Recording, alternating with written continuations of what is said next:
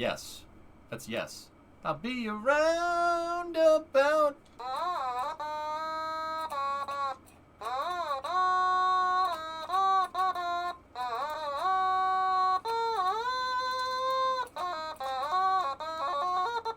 Nope.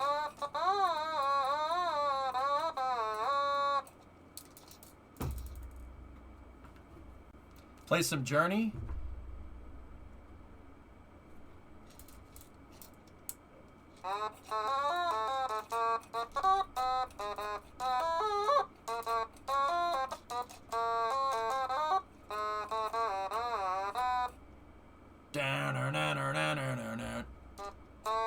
Discovery, go at throttle up. Wait, what happened to Jeb? Jeb's dead, baby. Jeb's dead. Any more space news? Yes. Yes, drummer. I have more space news here. It's just keyed up. It's just teed up right here. Ready? This is just for you. I have. There you go. Okie dokie.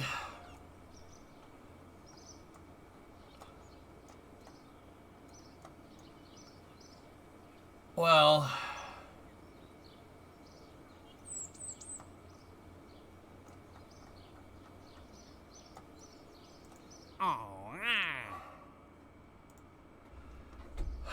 so I shorted a dart re-entry on the Lunar 6 mission, or no, Lunar 6 mission.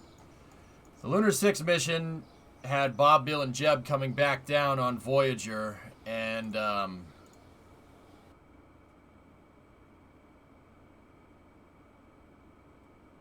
Chivo, I have a bad case of diarrhea. Yeah, exactly, man. See, Chiv, you get me. You understand. Well, let's just say it didn't end. It didn't end how we wanted it to. Bill and Bob survived, which is great, and they're just... That's weird. Okay.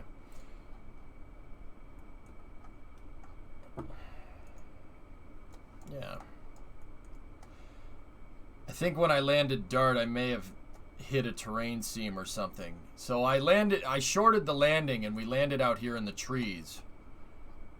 But the thing is, when I brought Dart down, I landed it. It was on the ground, and it was rolling, and then the front landing gear decided to... It didn't collapse, but it Kraken striked, and it shot Dart up into the air, and Dart basically stalled and went tail first down into the ground. And when it went tail first down into the ground, the crew tanks separated as they should. They're designed to do that, but the way that the front crew tank impacted the ground destroyed it. So, yeah, unfortunately, I lost Voyager and I lost Jeb. I docked the money, Jeb, because he was 250K plus 1 star that he had, so it cost me 350K. Killing a Kerbal in career mode gives you minus rep, and then I would call the lunar deadline completely failed, so I ended up with about a 70 rep hit, and I'm out 350 Gs and an orbiter. Not ideal. It pissed me off. I put this thing down on uneven terrain just fine, and then it was rolling out, and then it freaked.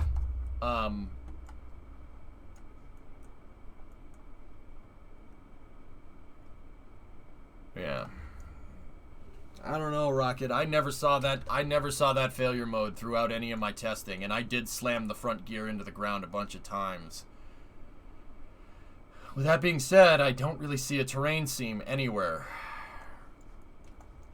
You could go look around if you want.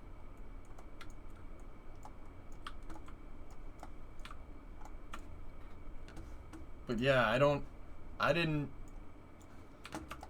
see any terrain seams out here, but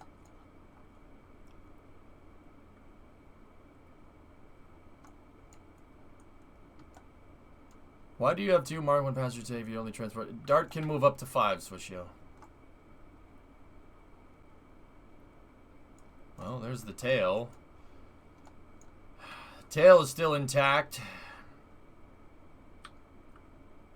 There's one of the landing gears. That survived. Ah.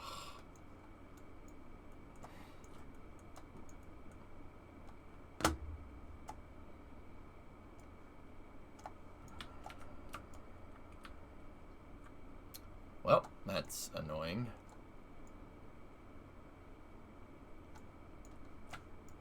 There's the other landing gear. So there's the two side landing gears. Where's the nose gear? It wouldn't have exploded because it Kraken struck. It wouldn't have...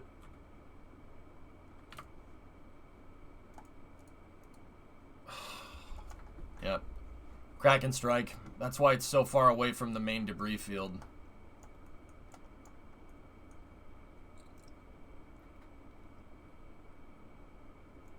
I don't know why, Wookie. Everything was fine on the re-entry. I think I opened the speed brake just a little bit too early. We really need to standardize my re-entry profiles with Dart, and that just comes from Dart being a little bit more controllable through the re-entry regime. Dart will not be able to make it through re-entry without its RCS online. If it doesn't have RCS, you can't make it through re-entry. And it really, really has a tendency to nose down, which sucks. Any more debris?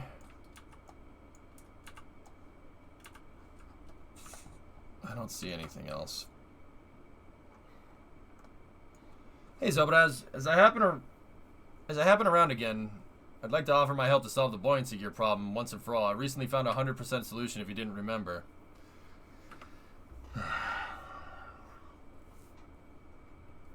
Okay, Davai. Cast it into the fire. So, yeah, we lost Jeb, and I'm really not happy about it.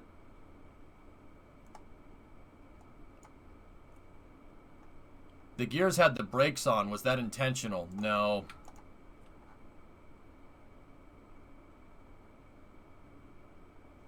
No, that's not his health bar. That's the accelerometer. Well, roundabout, I paid out. Every Kerbal has an insurance policy, dude. I paid out. I paid him $350K. No problem, Monica. I don't know, Sneaky. I don't know what I want to do. That's what makes this so difficult, dude. I don't know. Like...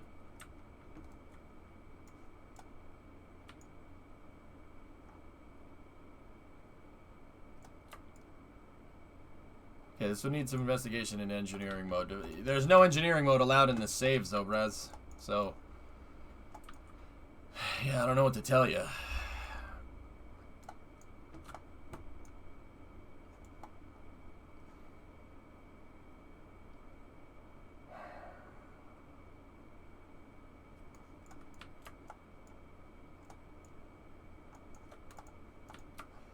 Well, I think the first thing we need to do is get the recovery trucks out here.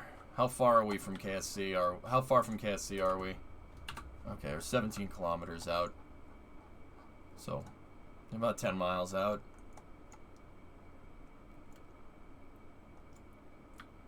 I vote a new career mode with no player-built pads. Well, I'm really happy you're not in charge of this, John, because that's not what I'm doing.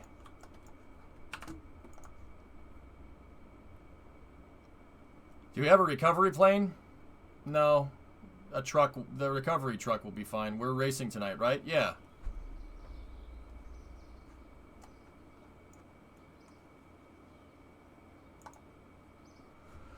What improvements could be made? I don't know, man. Let me regroup here and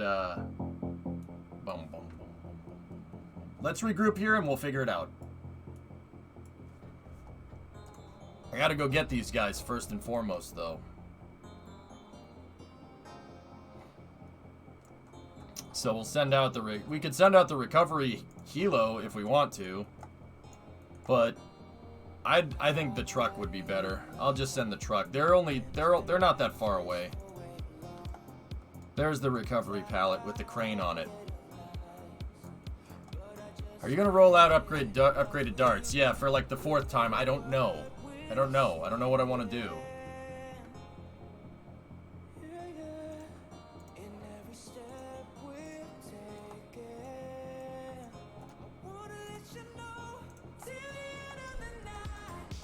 Alright. Let's go for a little ride.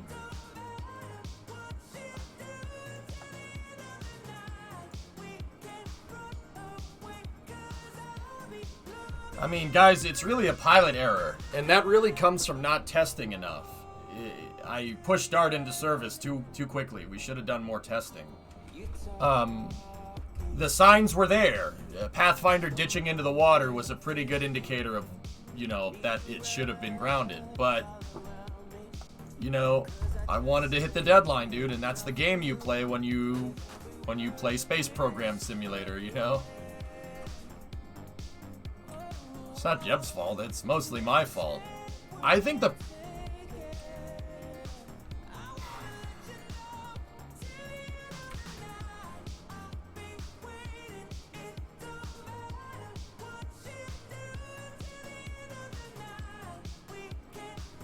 What are you gonna do with the remaining budget because you didn't pay for all 5 missions? I don't know. I gotta figure this out, man. I need some time to regroup.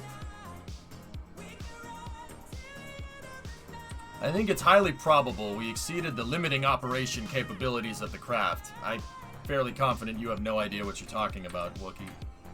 It's not that I exceeded the operations of the craft, it's that I just I didn't really understand Dart's... We don't understand Dart's re-entry enough. The previous shuttle that I built, Collins, named after Michael Collins and subsequently Eileen Collins, I had hours upon hours of re-entry data on that because I could just reload and keep trying the re-entry until I get it right. So, it's... I'm out. All right, Roundabout. Hey, see you later, buddy. Feel better? I'll be fine, dude. I just gotta figure out... We gotta figure out a good course of action here. Dart can be used. It can be made reliable. This was a pilot error problem. I've proven that it can get back to the pad. I just gotta understand the vehicle more, and that just comes from more testing. So... Now, Bouncy Gear is totally a game bug. Yeah, we know it's a game bug, though, Zobraz. That's the thing. I know it's a game bug, dude. Yeah. But my rules state that if you know about a glitch, and the glitch still happens, and you kill Kerbals from it, or you fail a mission because of a glitch that you already knew existed, well, I can't get mad, because that would be like if you build a re-entry vehicle in real life, and your re-entry vehicle fails during re-entry. Shocked Pikachu face. No. If I know a glitch exists, that's my fault for not taking that into account. That's not how engineering works. But you can fix it!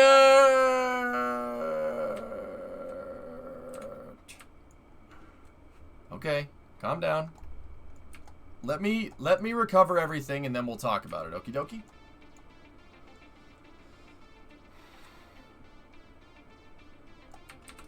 Wait, my craft burned up on re-entry because I didn't give it a heat shield?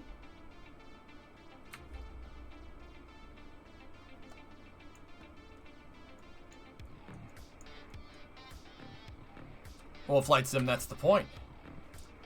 So, guys, let's propose a solution. Well, what's our solution? We put Dart back into the testing regime. Put Dart back into the testing regime, but with some caveats here. What we should do is upgrade Tidris. Now, why would we upgrade our tracking data and relay services in our ground stations? That's what we should do. Now, why? That might seem like out of left field. Why are we doing that now? Well, if you think about it, where did Dart's problems stem from? Well, I didn't test it enough because I needed to fly it with crews through re-entry. That was the big deal. Why? Because it went through communications blackout through re-entry and I couldn't communicate with it. If we upgrade our tracking data and relay system, right?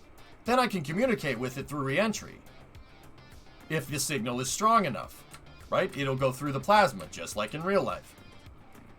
If we do that, and then simultaneously roll out some upgrades to the Dart program, then we can make Dart reliable. Now, Switchio asks, well, what are you going to do with that extra cash? Well, that. Does Kerbal actually take that into account? Yes. I don't, public.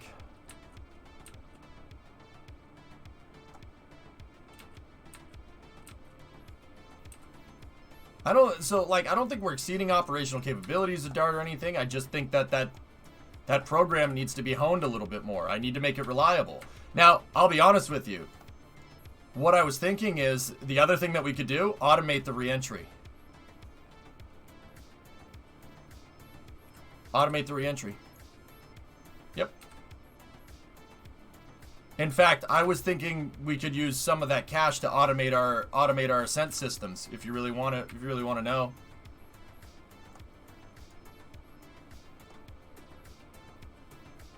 We could do ground stations, Pi Power, or we could do.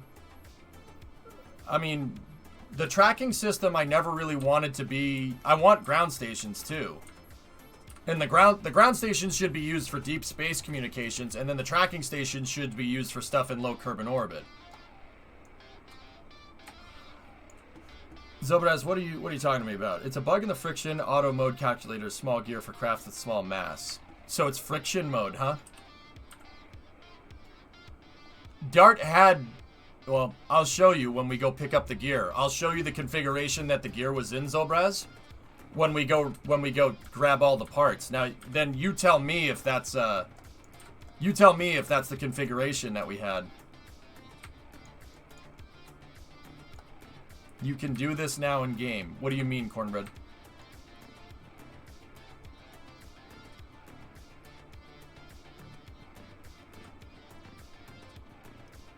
Just a question. Does Signal the KSC make it easier to control the craft? Not easier. Makes it control the craft, dude.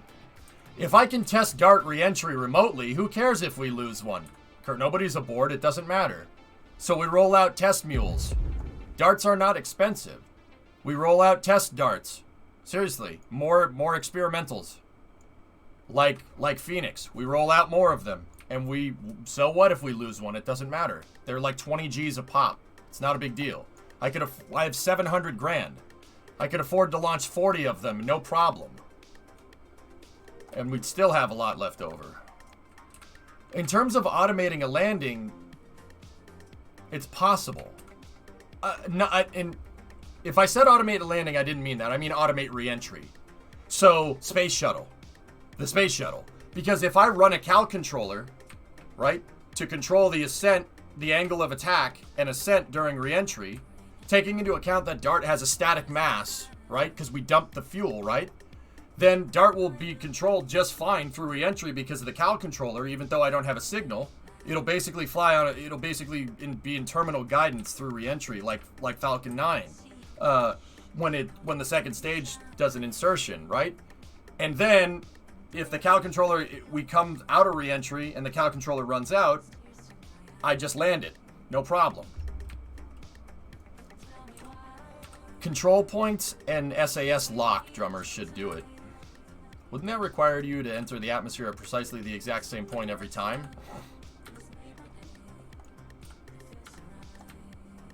We could set that, Blue. That's possible. We could get that done. It tells you your longitude of ascending node, your ejection angle. We could use ejection angle to calculate that if we really wanted to. The ejection angle right now is basically a degree angle of your craft around the planet. See how it's going up? That's basically your longitude indicator in degrees. That's longitude in degrees right there. That we could use that. As long as I get the AP, as long as we get the AP and PE right, so i.e. we're on the right semi-major axis every time, so 100 by 100 circular with 0 eccentricity, right? As long as we burn the engines at the exact right time, we could automate the entire thing. You can't use the variables with Cal, Drummer. No, but I can control angle of attack with robotics and control points. One hop, tomorrow.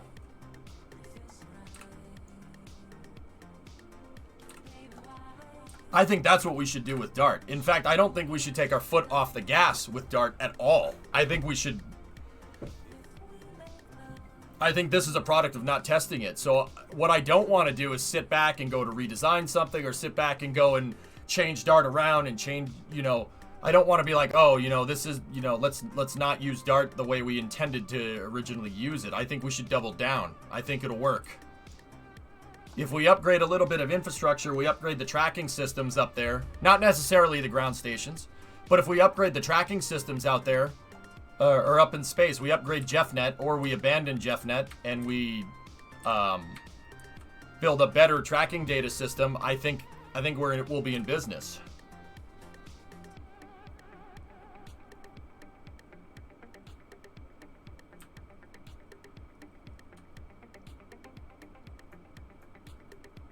Would it be a good idea to add an emergency protocol in case of off-nominal reentry? No. No, CQB, that's doing what I don't want to do. That's changing what I want Dart to do. That's accepting the fact that Dart might not make it back to the runway, and that's a stupid. Why would we accept that? Why would we accept the fact that Dart won't make it back to the runway every time? No. I don't think that's the right move, to be honest with you. I'm gonna put the memorial out at the crash site, guys. Don't worry. We'll plant a flag and yeah, we'll go from there. See what I'm talking about? Like, I don't want to do that. Should we wait until tonight?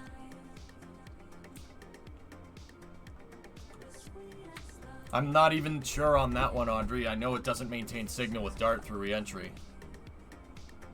We still have a barren hillside. Yeah. How are you today? Hater. I've had better days with Kerbal. Or I've had better weeks, I should say. We're going to... The rescue crews are going out and...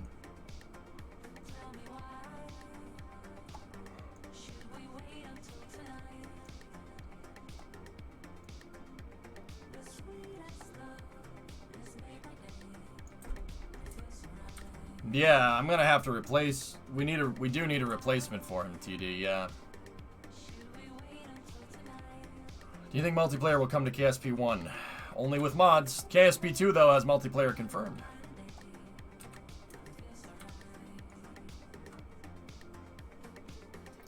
Three kilometers out.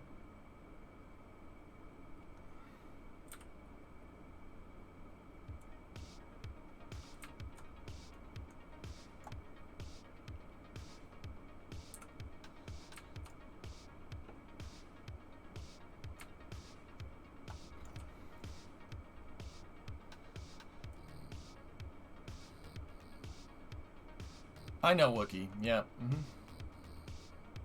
Roger, I didn't know that. Still new to KSP. You got me into it. Right on, dude. Yeah. There's multiplayer confirmed for 2, dude, but there's not... They haven't said much about it.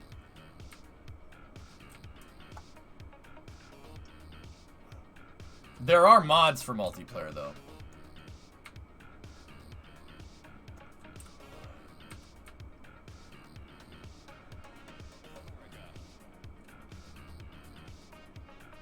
I don't know, and I don't know how the mechanics are going to work, Ryan. Don't even ask me. I don't think the developers know yet. That's why they can't answer questions about it.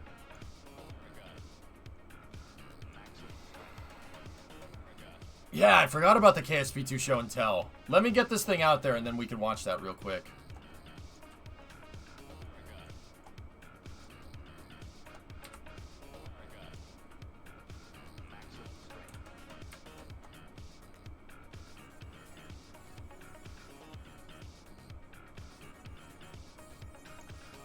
Yeah, Blue, there's one that came out today. Hey, Lego. Yeah, long time, buddy. Work has been good, learning lots. No broken toes yet. That's good, buddy.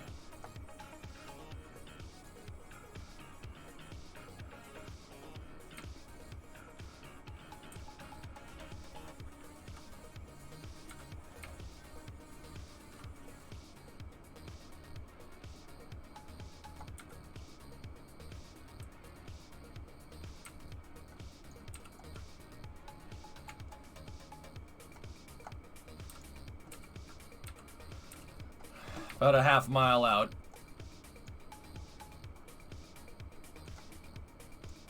I was about to say how worried I am about that game with so little news coming out. Cornbread, it's being developed.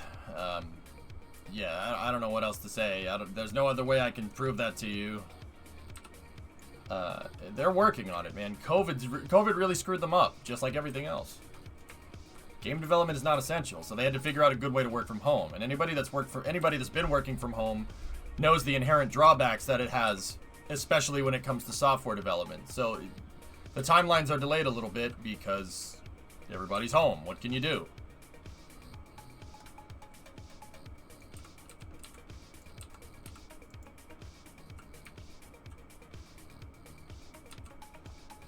There you go, Lego. Right on, man. It's good to see you, buddy. I have to go pick up the pieces because one of my shuttles crashed and killed Jeb. Again. Pain.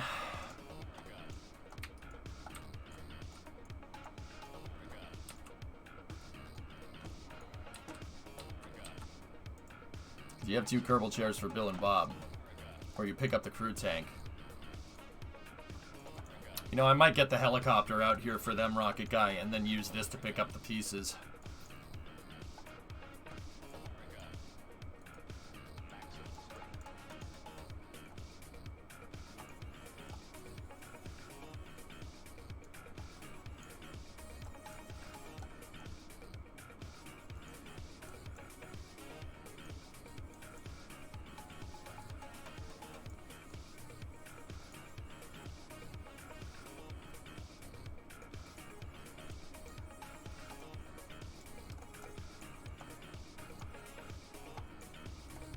Alright, decent. See you, buddy.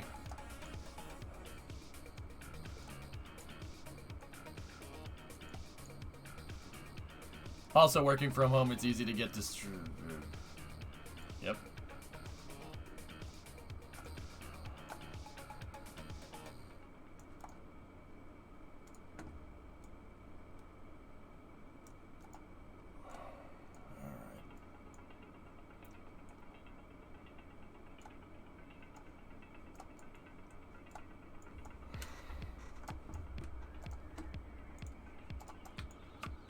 I mean, Rocket Guy, we could have him come home in the crew tank, but yeah, I might need to get the helo out here.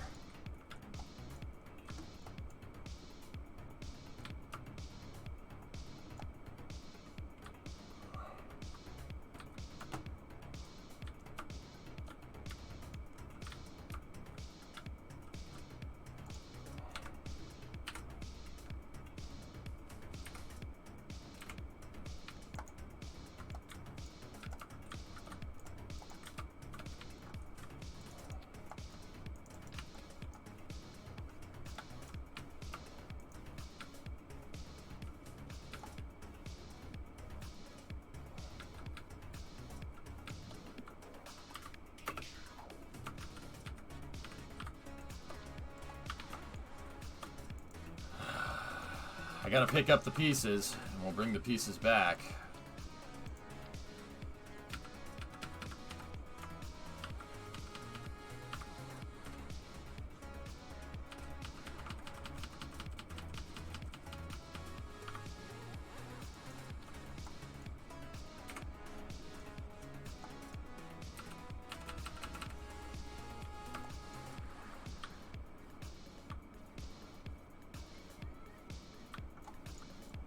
Couldn't you destroy them somehow out there? Why would I do that?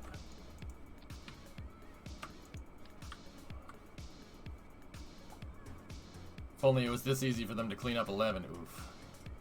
Hey, Vonker. How are you?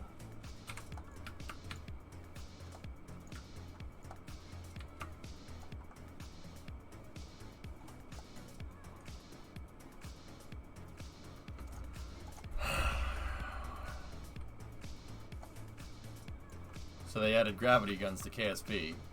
Construction.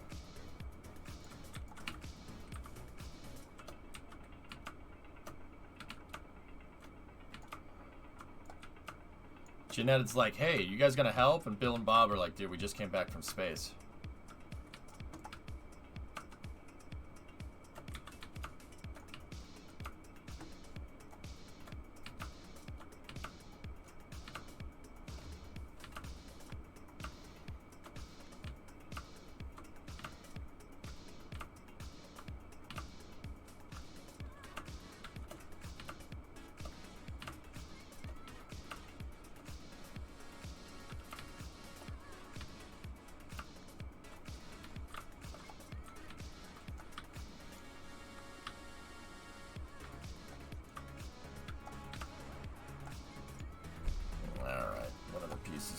up.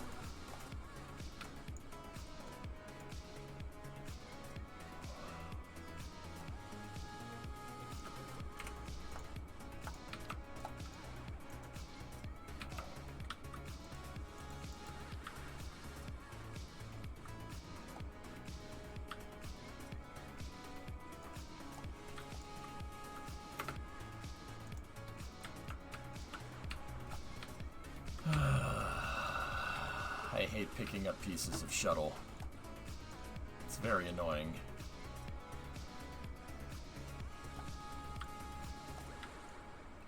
It's a shame because most of this thing looks like it's like there are still sub-assemblies. It's not just individual pieces, you know? Makes it so difficult. How about the pieces of Jeb? Vaporized, blown out to sea. What happened? No deaths, I hope? If only hope was good enough the way to prevent that. That would be really nice.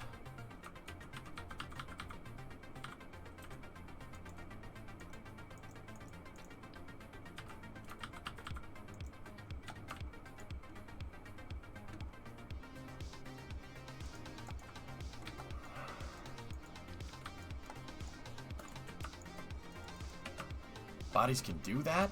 Yeah, vaporized, blown out to sea.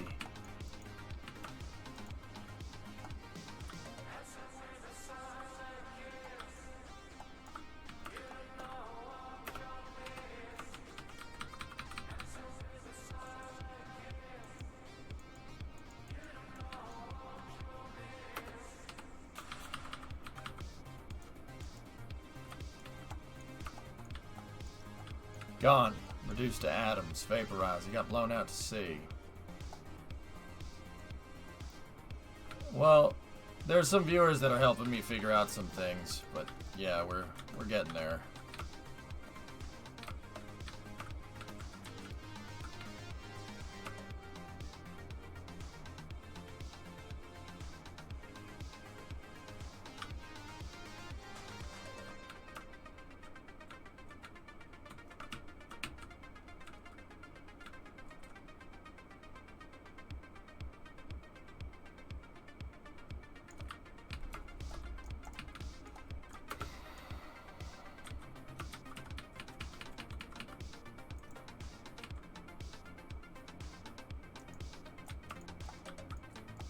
I don't know how we're gonna move the big sub-assemblies. We have to figure out something.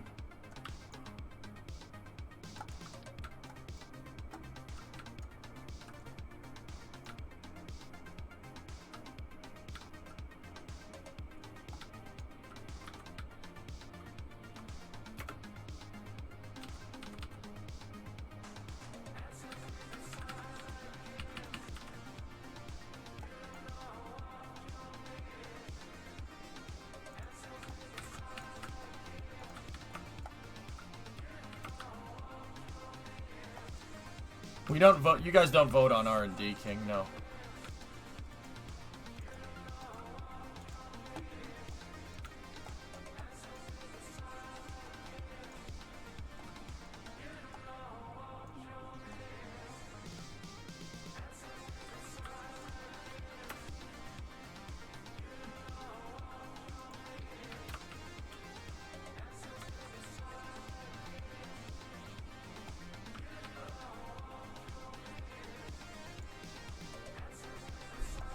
How can you automate stuff like that with cal controllers? I could go into more detail, but if I tried to describe it to you right now, Ryan, you would not retain any information because I need to. It's one of those things you need to show people.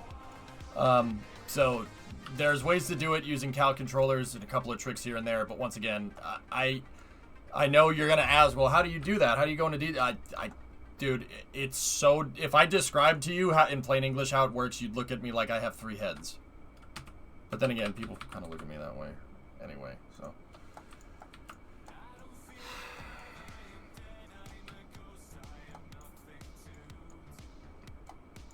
Yeah, it basically involves cal controllers, docking ports, and hinges, and a control from point. You have to control from a docking port and have that docking port basically on the end of a little robotic arm, and the robotic arm needs to move. And it needs to move be able to move with the direction that the docking port is looking, and then you lock the docking port to like prograde, and then the docking port stays locked to prograde, and the hinges turning will actually turn the craft. It's tough. It's tough to understand. It's hard to explain. I can automate ascent trajectories doing that too, which is another thing that I think we should get into.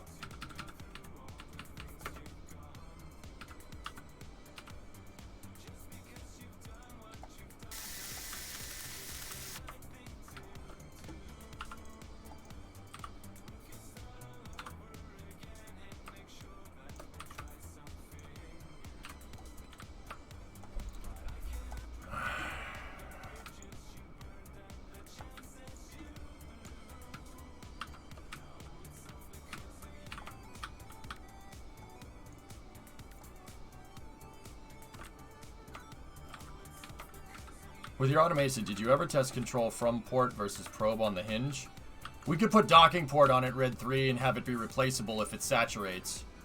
Yeah, we could do that, dude.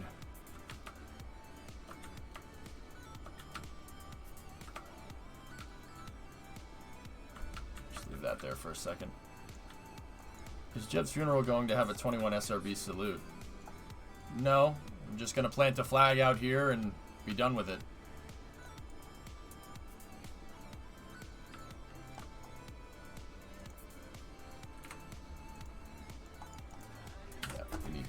To do that. Yeah.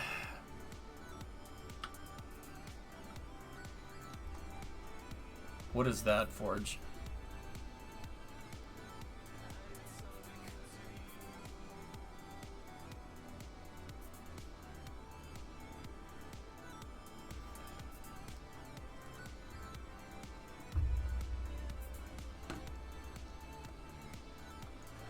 Condor 9 Lego. Condor 9 doesn't exist in this save. Lego, I started a new mission mode a long time ago. The rules are insanely difficult. Yeah, insanely difficult. For one, chat votes on the space program. Chat votes what I do with the space program. I get to choose. I choose the engineering.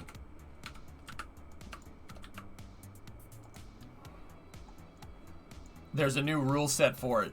Condor 9 doesn't exist in this program. Neither does the space shuttle. Neither does Neptune. None of it exists in this program. But it could. That's the thing. Part of my rules are that I can buy crafts from any other mission mode or engineering mode save if I really want to.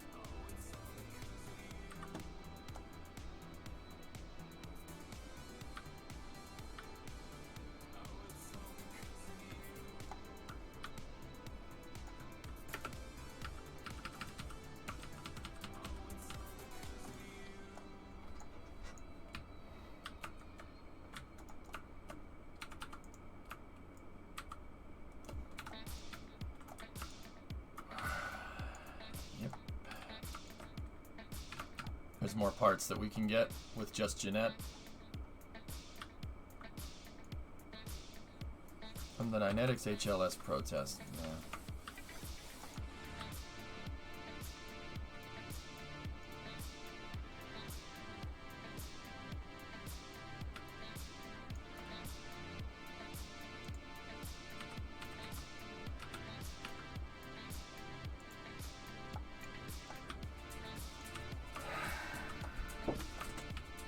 Okay.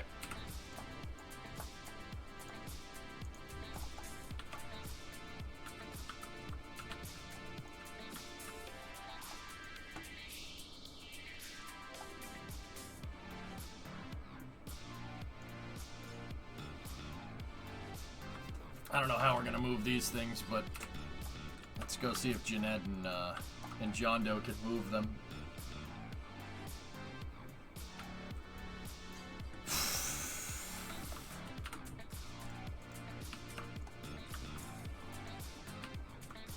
Nope.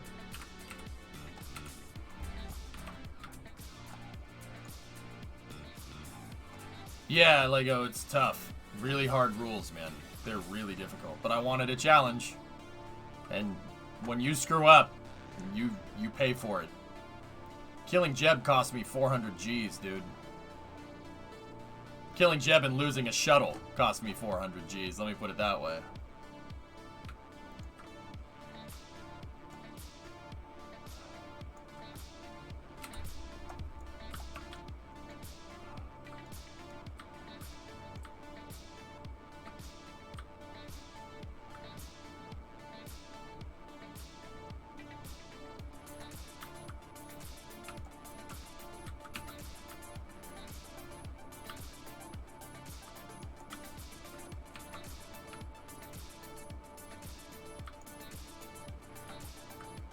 No, this shuttle is not Collins, no.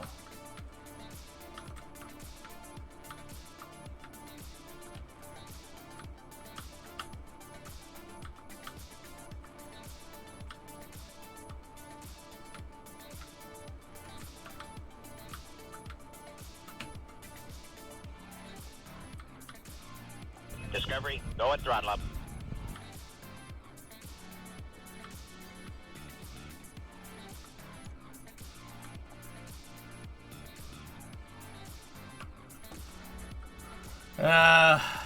Uber, it happens, dude.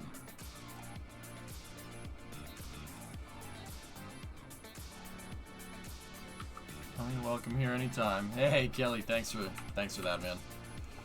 Thanks for gifting Kraken bot a sub. Discovery, go at throttle up.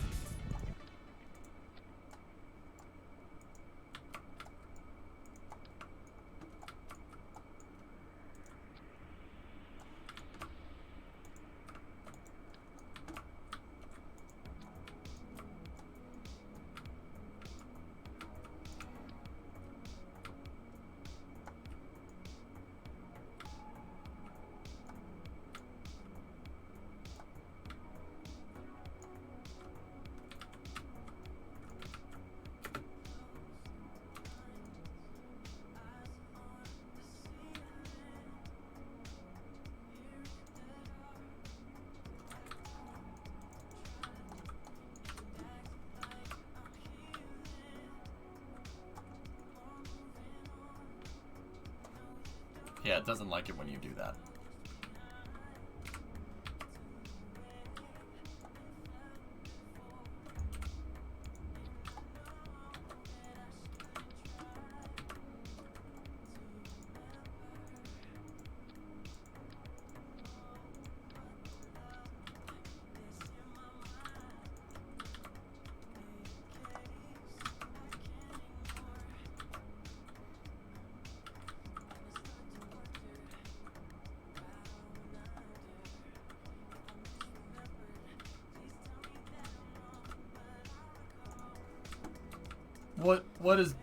What's going on? Hey, Kelly, gifted a sub to Lego. Do you have any plans for after the cleanup mission? Yeah, I told them to you when you asked me. What are we gonna do after the cleanup? Didn't you just ask me that, King? I gotta figure out what I want to do, and then you guys have to figure out whether we should continue the lunar program with upgrades, and then we vote on the deadlines. But I said we'd talk about that more after I'm done with it. What is all this linked? Oh my goodness. Swishio, what are you talking? What is this? In selecting SpaceX as the only option A contractor in the second. Oh, this is more HLS nonsense. Yeah, I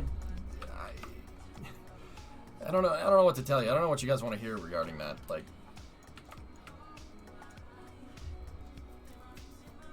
Dynetics is gonna find something that they think is a reason, and they're gonna like, guys, this is run-of-the-mill stuff.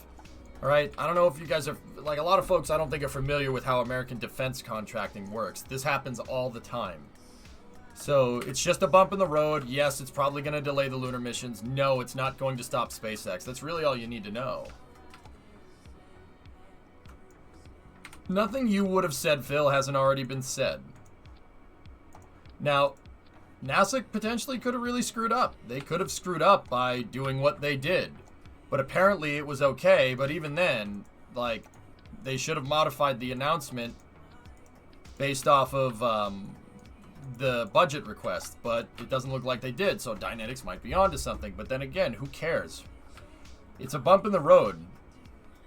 Like, here's what's gonna happen. NASA's gonna say, like, hey, all right, fine. You want us? Do you think your proposal could be amended with a new budget? And Dynetics is gonna say no because it can't. And then NASA's gonna be like, all right, fine, shut the hell up then. I mean, that's not really how that's gonna work, but it'll be close to something like that.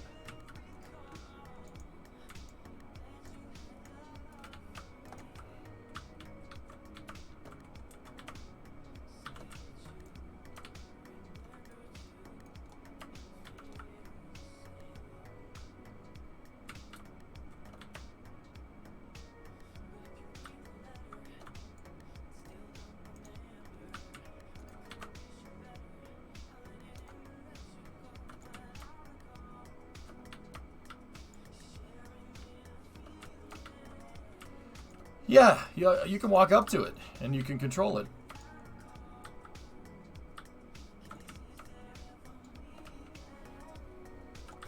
Pretty much, King. That doesn't matter. That has nothing to do with the contract criteria, man. Like, if you change the rules, a negative mass fraction doesn't really make that big of a difference, dude. But yeah, guys, I mean, I don't really want to talk about it. Like, there's nothing else that needs to be said. Nothing else. There's no new information. You guys keep picking out new information out of the same stuff that we've been rehashing, you know? Like, that's why I'm like, okay, what else do you want to know? Discovery, go at throttle up. What happened to the mission? I crashed Voyager jetpack. Crashed Voyager, and I'm not happy about it. Sucks, dude.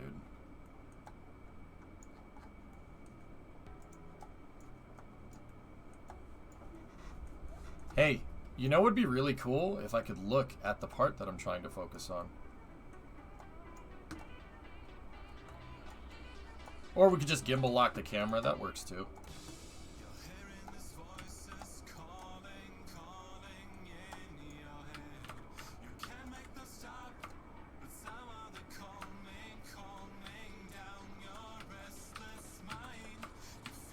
Saw this on the KSP Facebook group.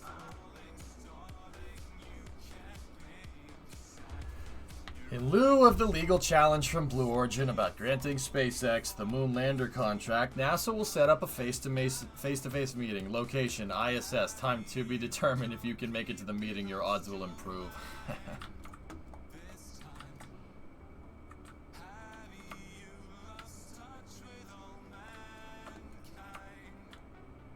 Nice.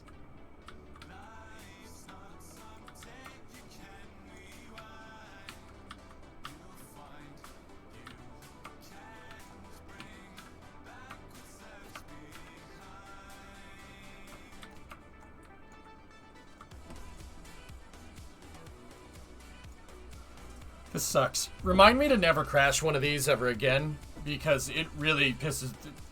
I don't like this. I don't like this at all. This is not preferable. I don't like this at all.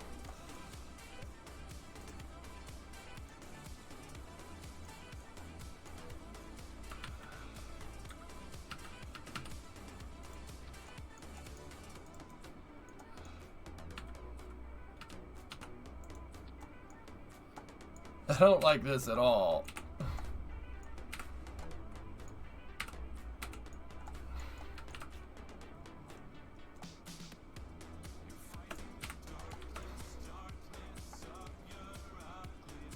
I'm loading up all the pieces, guys, and we'll bring them back to KSC for Kowalski analysis.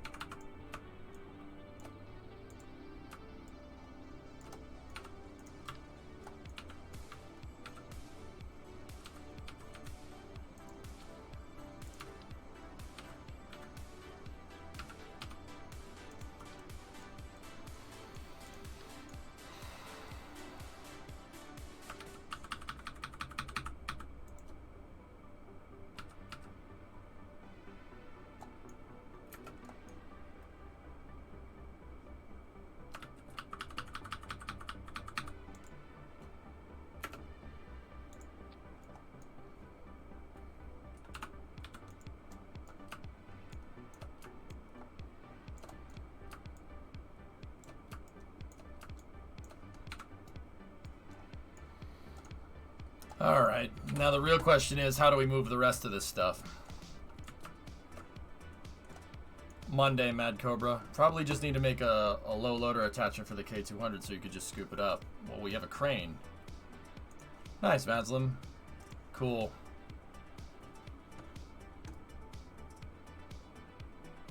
Jeb. I lost Jeb, jetpack. Because of course I lost Jeb. Why not? Like, why wouldn't that happen?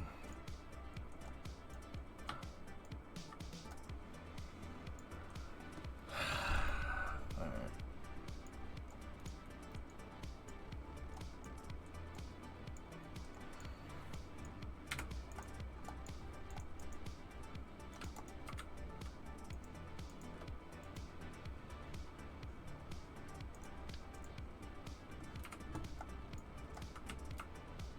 Yeah, Trojan, that's true. You're not wrong.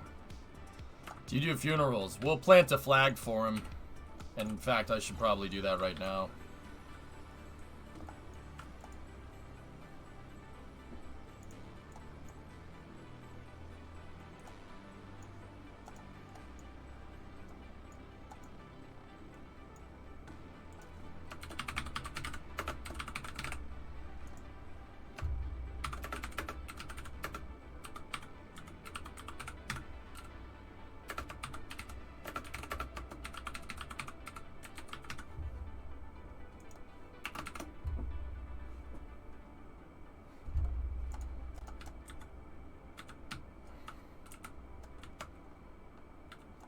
F to pay respects. Jebediah Kerbin, no regrets. Kerbals are about speed. Hot, nasty, badass speed. Jebediah Kerman, 1937. Hats off. As we begin to rebuild, this hillside will remain barren. A tribute to heroes fallen. They ennobled all of us, and they will not be forgotten. For us, the storm has passed. The war is over. But lest we never forget those who journeyed into the howling dark and did not return. For their duty required courage beyond measure, sacrifice, and unshakable conviction that their fight, our fight, was elsewhere. As we begin to rebuild, this hillside will remain barren. A tribute to heroes fallen. They ennobled all of us, and they will not be forgotten. Present snacks! Whoosh, whoosh, whoosh. I remember how this war started. What your kind did to mine. I can't forgive you, but you have my thanks for staying by him till the end. Hard to believe he's dead. Were it so easy. And had it not been for the Arbiter's Council, I would have glassed your entire planet! No, that's the ending from Halo 3. Is that Halo 3? Yeah. Yeah.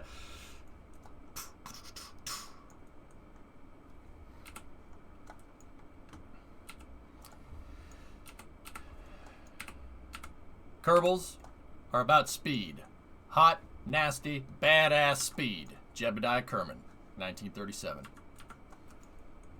Cue taps.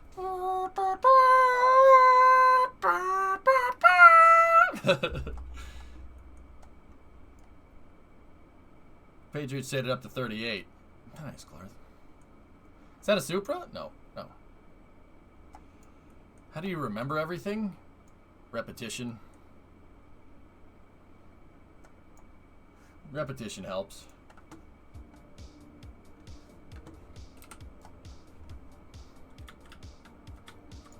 When you first saw Jeb Kerbin, were you blinded by his majesty? Blinded, awed, dumbstruck.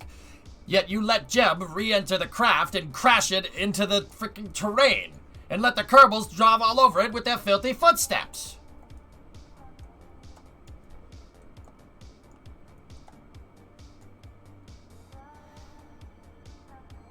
Why didn't you attach a claw? Claw? James. This is a salvage. This is a very delicate salvage operation, my man. Claw. No, no. No, no. We don't claw here. We're not heathens, all right? Jeb was a heathen, okay? Well, not really. I use docking ports, man. Way easier. Way easier. Bro. Way easier. Come on. Come on. Come on. We're civilized here, okay? Give me that damn flag. I'm mighty proud of that ragged old flag.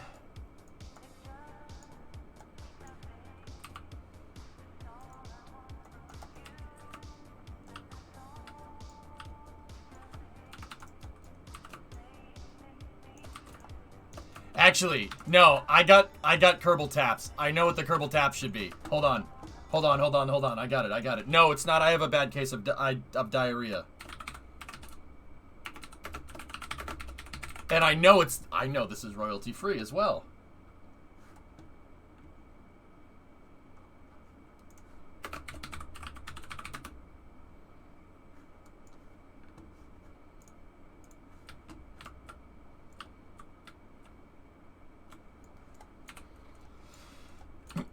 Present snacks.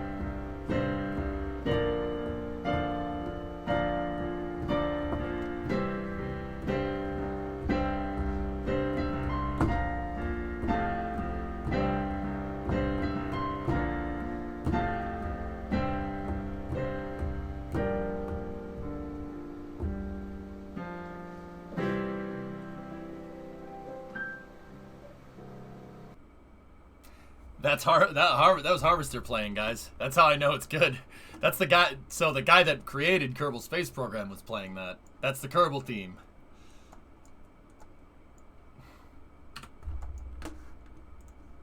In other news, we lost Jeb. Oh no. Anyway.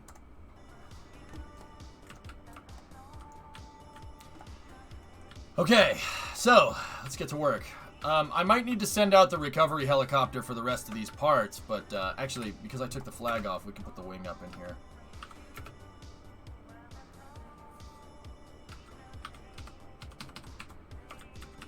Does that mean he's not coming on then?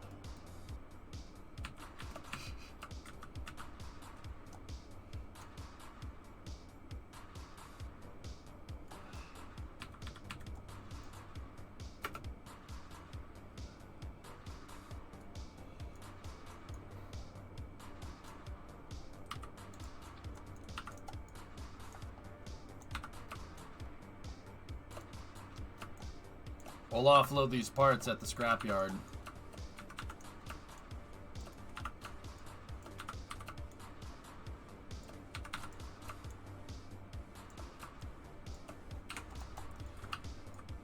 I'm not sure what we're gonna do about that. And I'm also not sure about what we're gonna do with the crew tanks.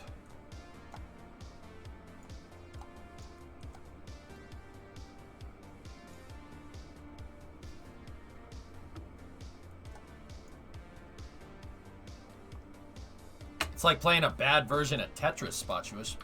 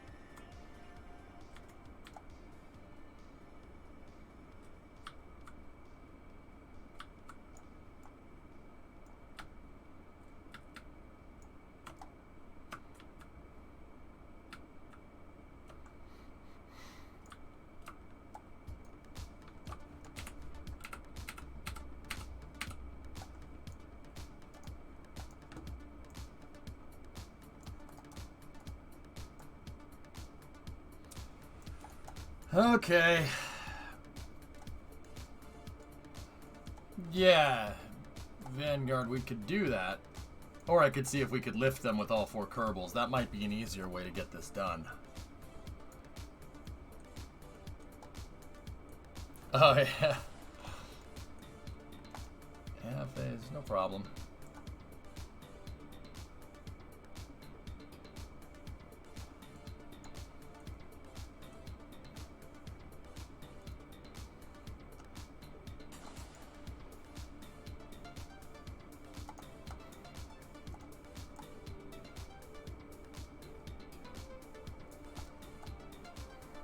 See? Much easier. Much easier than the claw. Never mind that it's clipping. Don't worry about that.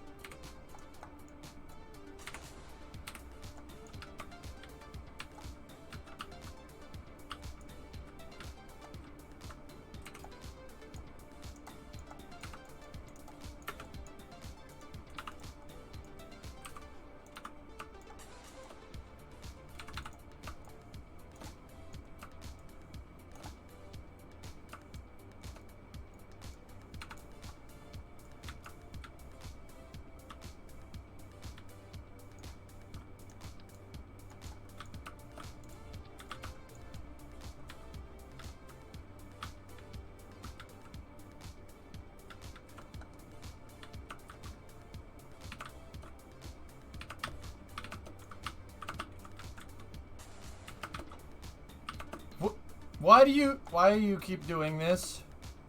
Stop it. Stop that. Stop this. Stop this immediately.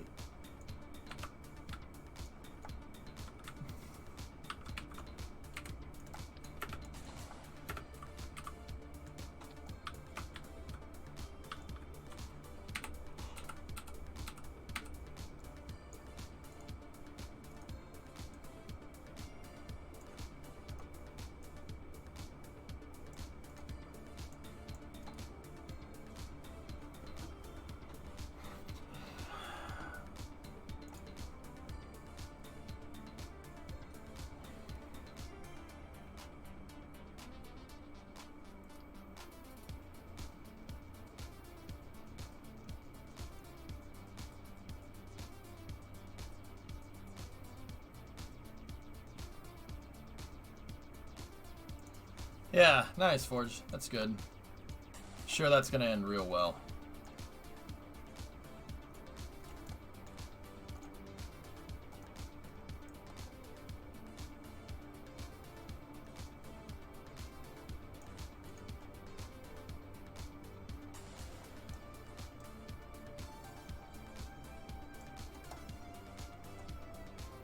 Thanks, Adderrock.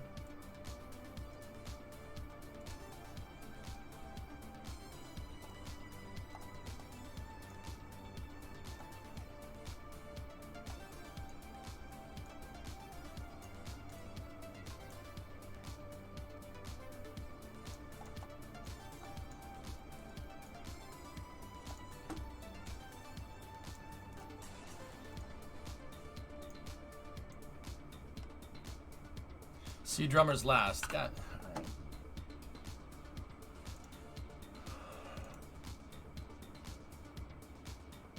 Context on location. What? What are we doing here? What is? So drummer and I have been figuring out where I could put Sterling Castle. I was going to do it 600 blocks from the shipyard in a swamp field, so we could eventually build around it. And drummer and I think it should be best. A castle?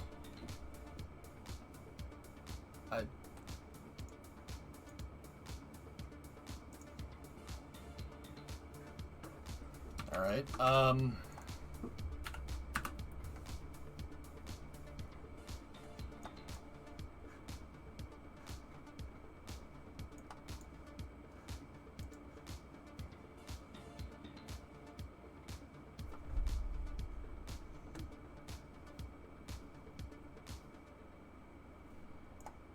Discovery, go at throttle up.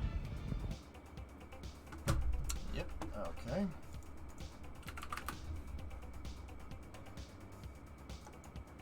Yep, that's broken. No, nothing right now. We'll figure this out later.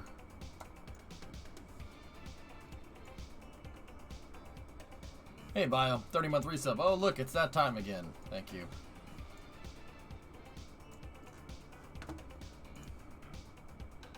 Oh, the map loaded that time. Alright, I got it to load on my other computer. Well, okay, that area, dude, is next to the drilling sites. I told Canadian you could build a bunch of mining equipment out there in those mountains.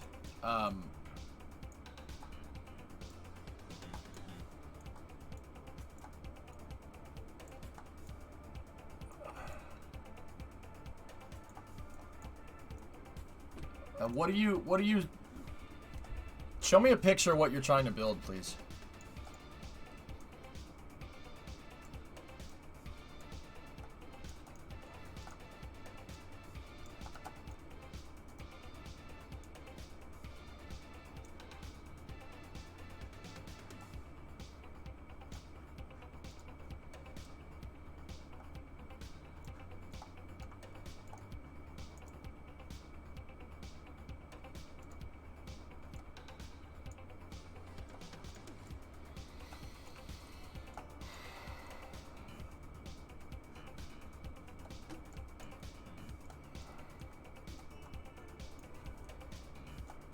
I'm not sure what we should do with the rest of this stuff, though.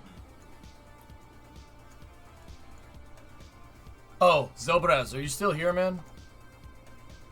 So, let's check the suspension settings. I put this gear up here because I know that was Dart's front.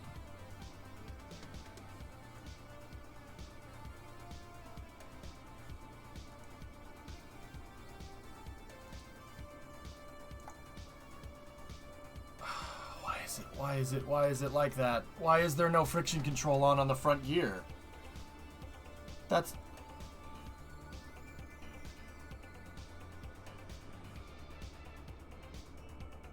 Oh, okay, Storm. Yeah, 9.5 hours of work has me tired out, but it's still good to go for the Cool Beans 154.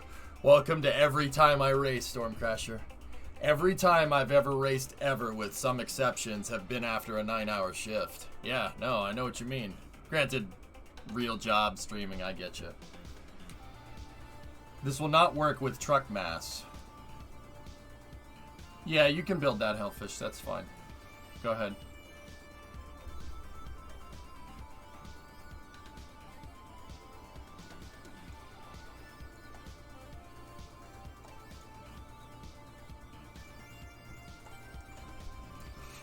That, Zobraz, but that should have friction control on. The friction control should be auto overridden, and it's not. And I'm interested to go see if it is on anything else. Is it overridden? Yep, it is. It's overridden over there.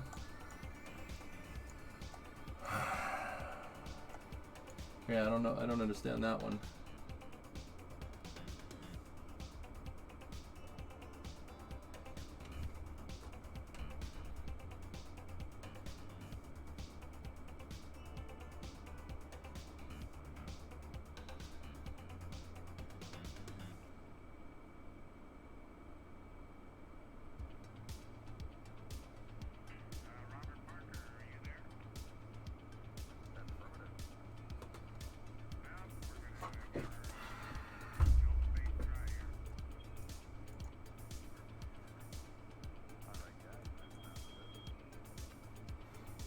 That's very interesting that it's not toggled. Sorry, I just needed to talk to my buddy. Turn friction to manual and look at the numbers.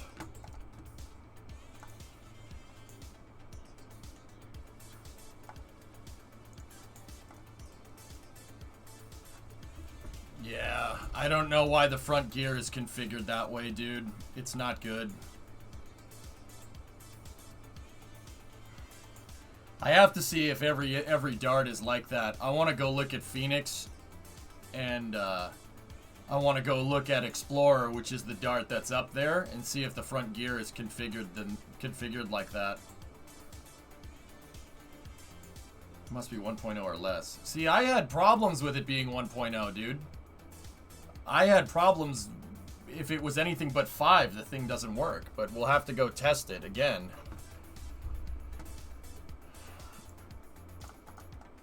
Interesting.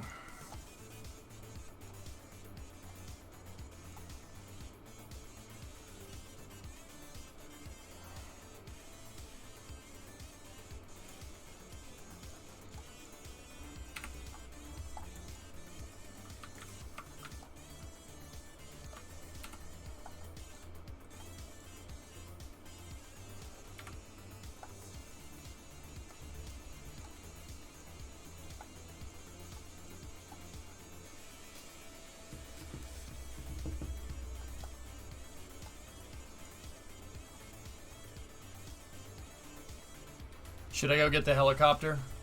For the crew tanks. Yeah, we probably should. Yeah, okay. I'll have to test that, dude.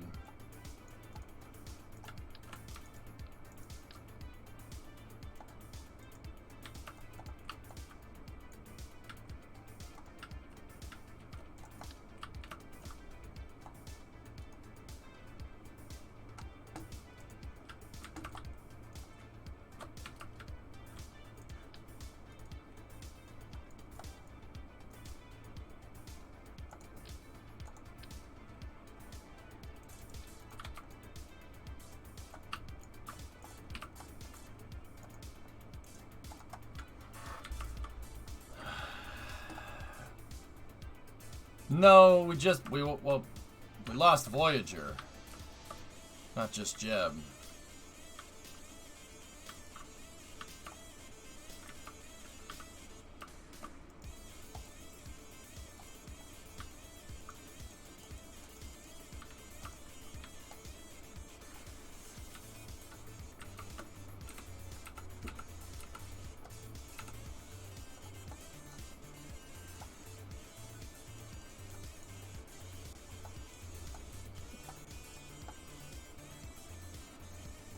Should make a small trailer for it. Yeah.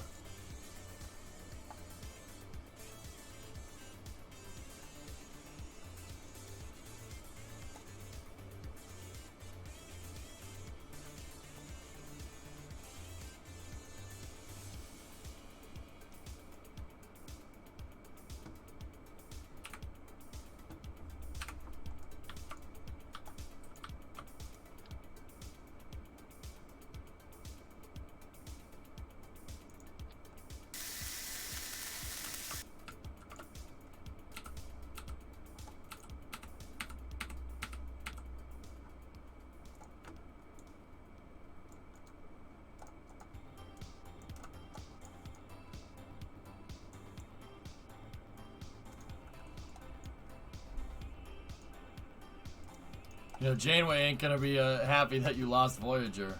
Oops.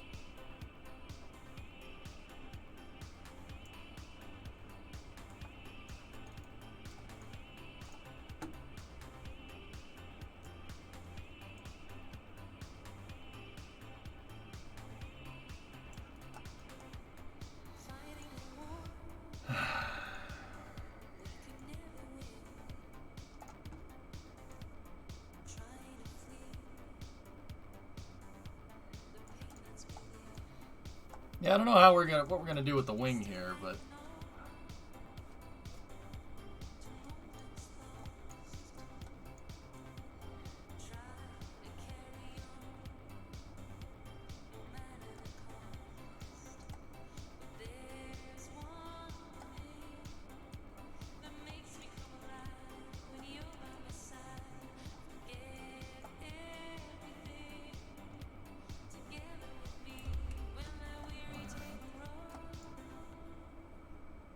seeing you that down actually hurt. Oh, I appreciate that.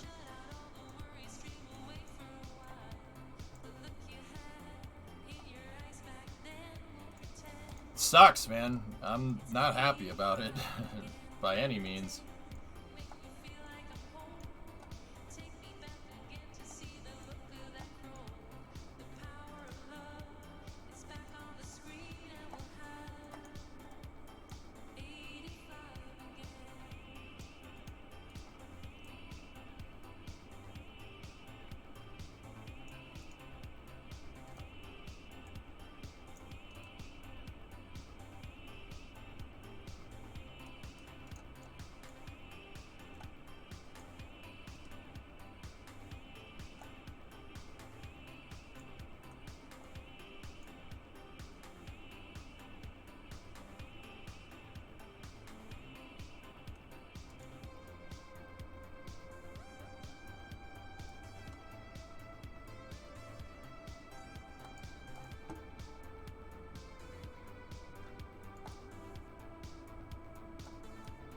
What kind of lifting capacity does the crane support? Not much.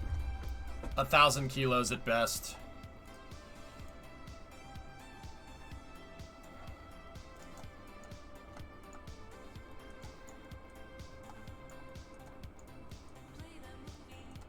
Pretty much, Flight Sim, yeah. I bring this on myself, dude.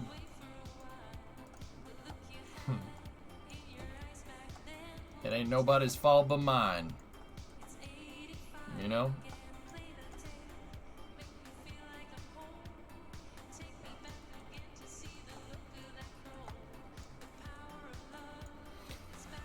Okay, well, we're gonna need the crew tanks and stuff, so what I will do is we'll get the truck ready to go.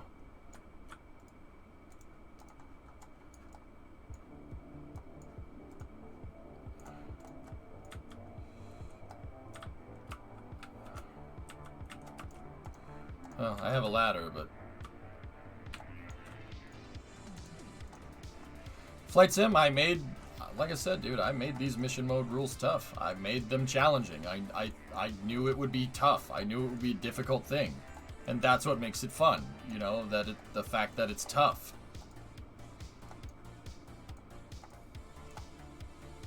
This wouldn't be any fun if it wasn't. It would suck. It would be easy. It would just be me breezing through stuff all day.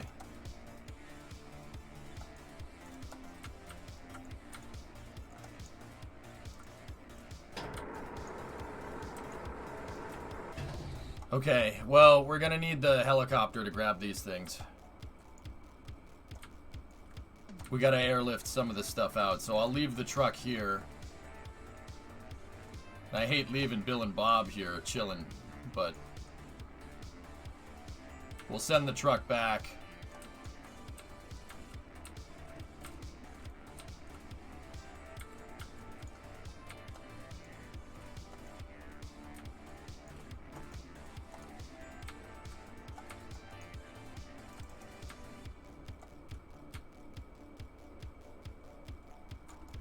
Bill and Bob, you can just have a picnic.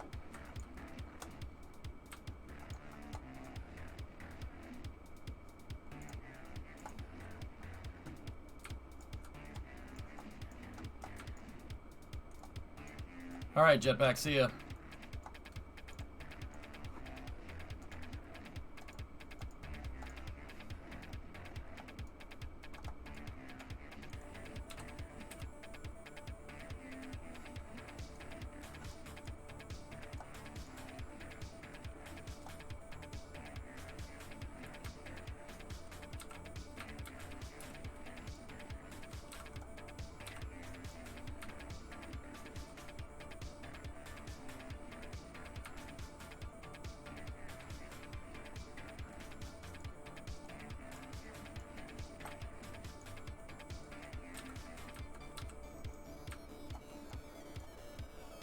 We went and brought the hardware back before we brought the crew. I probably should have sent the helicopter out here first.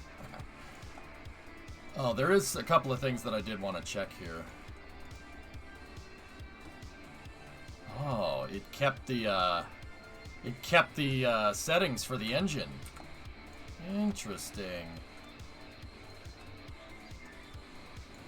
That's a CAL-controlled engine. See how the thrust limiter's at 134? It's a CAL-controller engine. And I took it off of that and I put it on another vehicle, and now it's, yeah, it still has the CAL controllers on it. Huh, even though the CAL controller for it is destroyed. I'm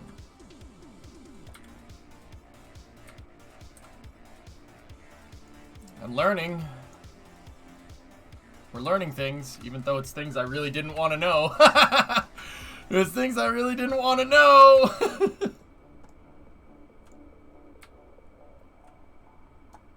I'm happy that I got Voyager's wing in one piece, though.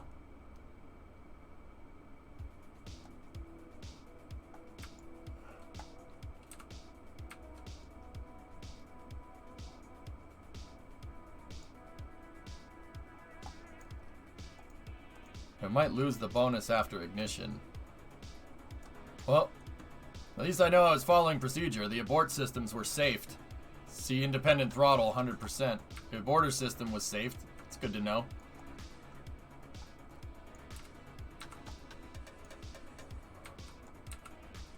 Is it a bad time to ask what happened? Nah, it's fine, Mixshot. I crashed Voyager. I crashed it. Jeb was on it. And I landed it on uneven terrain, and it was rolling like this is. And then that front gear right there, because it had a friction control unoverridden on it, Kraken struck the ground, and it popped the vehicle up in the air, and it stalled and went tail first into the ground. Ironically, the first thing to hit the ground, the tail, was the thing that survived, which is weird. That's the tail right there. That's the the vertical stabilizer. And this is the port side wing. Are we going to get any more darts in the fleet? We're going to have to... Yeah, T-Man. I want to continue dart. I think it would be a mistake to get rid of it. I want to push through, and I want to make dart reliable.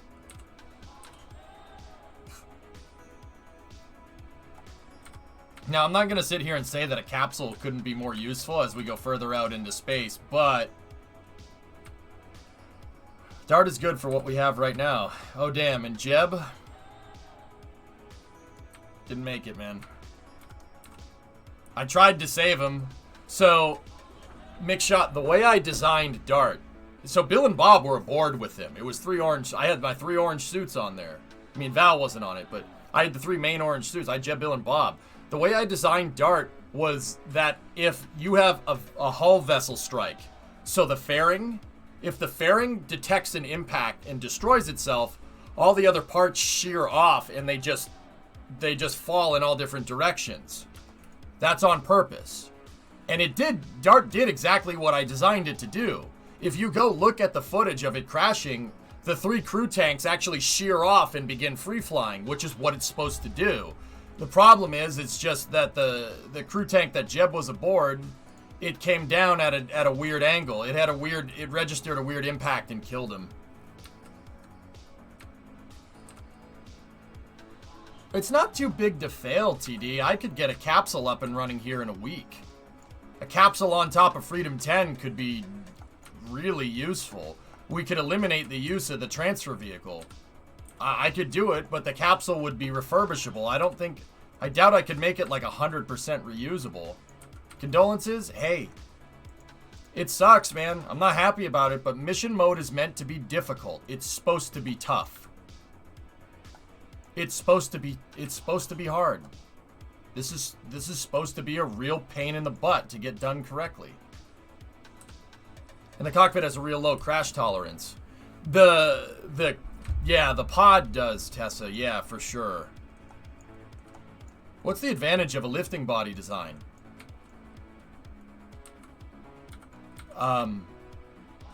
What? A lifting body? You land on the runway. Yeah, here. I mean, like, I could show you. I'm over it, guys. We gave our condolences to Jeb, and that's it. I'm fine. I can watch the footage again. It sucks, and I really should have done better. But here, I'll show you. So, I shorted it. I shorted our re-entry, and for whatever reason, I think I pulled the speed brake too early and we slowed down too much. So, I'm bringing it in here. We'll watch it in full motion first, right? So, Jeb's aboard. He's right behind me, right? Everything is fine. I knew what I needed to do, and I executed Dart's failure protocols pretty well of flaring and getting everything right. Like, watch this landing. This landing is about as good as you can get for an uneven surface, which that's the part that bummed me out. Watch.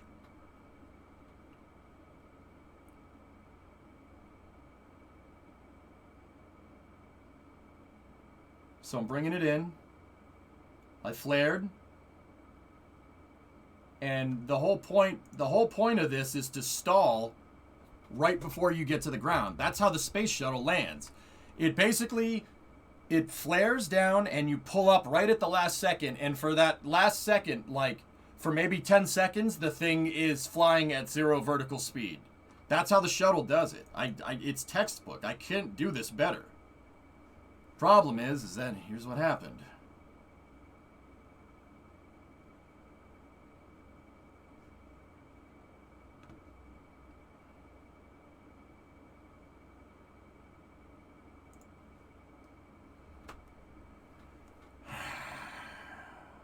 I really don't like the unpowered landing design, but that's how NASA did it. Why? Unpowered landing design is great. Powered landing design is a waste of mass. That tells me that you don't know how to engineer a landing vehicle. TD, you got to look at it like this. The vehicle is coming back coming back down to land, coming through re-entry, going in real life, going Mach 25. You're telling me going Mach 25 and having all that speed, you can't get the thing back to the runway? Why the hell do you need jet engines? Jet engines would be slowing down then speeding up again. Why not just slow down and land at the runway? See what I'm talking about? That's inefficient. And before you say, oh, well, you have a cross-range capability, can the shuttle not steer through re-entry? It absolutely can. That's Dart's problem. I can't compensate for if I short a landing. Collins was better in that regard. I could very much compensate for a landing. See what I'm talking about? Now, I know what people are going to say. People are going to say, oh, EJ, the Russians wanted to put jet engines on Buran. Yeah, because you can afford to put jet engines on Buran. You know why? Because it doesn't have upper stage engines built into the back. In fact, putting jet engines on the back of that thing would make it fly better because that airframe, the shuttle's airframe, is designed to fly with 3 Mack trucks worth of mass hanging off the back. The shuttle engines, right? So, yeah, it sucks. Like, but yeah, I don't want to power this thing. Powering it is a waste of mass. And that's why I really didn't like Freedom 10 with its jet engines either. That's really annoying.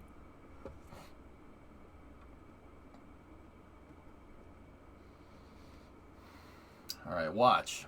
So, you can watch the footage here. If we go in slow motion, I maybe touched down just a tiny bit too hard. My vertical speed is right there. See, I'm trying to get it to 1. And that's when I should have touched down. I flared maybe just a tiny bit too early. And we hit the ground with 3.8. 3.8 is fine. I tested it up to 5. So we bottomed the front gear out and they worked just fine. But right when the front gear touches the ground, this is why I think it hit a terrain seam or something. The front gear works the rear gear worked exactly how I wanted them to. And then the front gear just, look at that. This is why I think it hit a terrain seam. Look at it. It gets caught. It separates from the vehicle. Do you see that?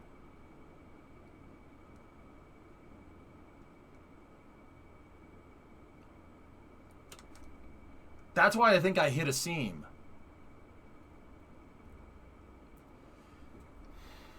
Which really sucks. It sucks, but watch what that does. It snaps back too, right? And it snaps back into place, and that just puts way too much flare on the vehicle, and I try to nose it down to compensate, but I don't have enough time. So I lose all my control surfaces instantly, and then the fairing registers an impact. Fairing registers an impact, so the vehicle breaks up. That's what it's supposed to do. I designed it that way on purpose. And if you see 1, 2, and 3, right there, the 3 crew tanks separated completely. That's what it's supposed to do. I designed it like that. 1, 2, and 3. It did exactly what I wanted, but for whatever reason, hitting it like this caused the impact to turn down into the left, so the crew tank went nose first into the ground.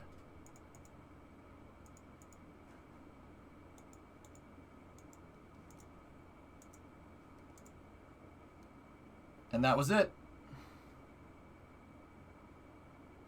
Is that front wheel upside down? It's not upside down, it's backwards. Why did Voyager land short? I screwed up the re-entry blinga. I pulled the speed brake too early, I think. Either that or that's the only thing I did different. It's got to be that. I mean, yeah, look, it's tough to watch, but the vehicle did exactly what I wanted it to. See? Right there. Perfect. Perfect. But once again, wait a minute.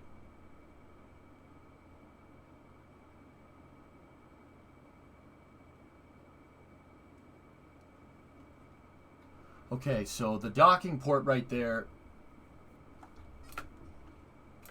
Can I go back? I thought I saw something.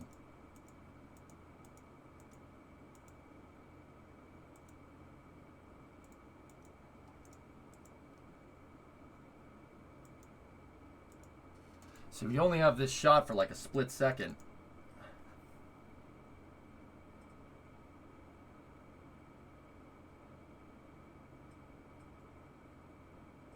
I'm trying to tell what the orientation of this is. Oh, the nav ball. The nav ball can tell me. So, are we looking, is the capsule like this? Or is it like this?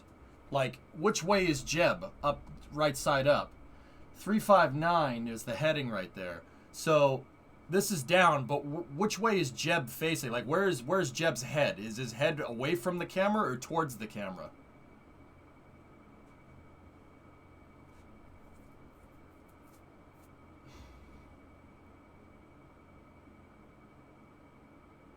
Yeah, King, that probably... Notice me, Senpai, the wheels are in a braking state also. Yeah, I know. I understand that, Zobras. Yeah, we've concluded that already. Is the window on the far side, or is it facing towards us? I can't see because there's a wing leading edge in the way. Back into the left. Back into the left. I think... Well, is the top docking port facing towards us, or is it facing away from us? The reason why I ask is because if it's facing towards us, Tessa, that means the landing gear is on the other side. But that means there should be a window right here because the RC... Where's the landing gear? Where's the landing gear then? That means the landing gear should be clipping out right here, should it not?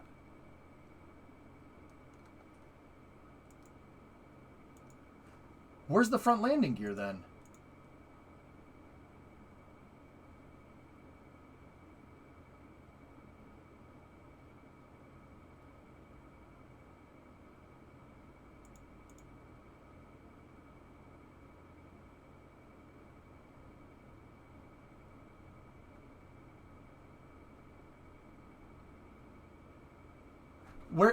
Where is it? What the hell happened here? If I remember right, I found the front landing gear over there. It was like 100 meters that way. What the hell happened here? It didn't explode, Jonathan. No, the landing gear didn't explode. You know how I know? It's right there. That's the front landing gear. You know how I know it's the front landing gear? It has different settings than these two landing gears in the back.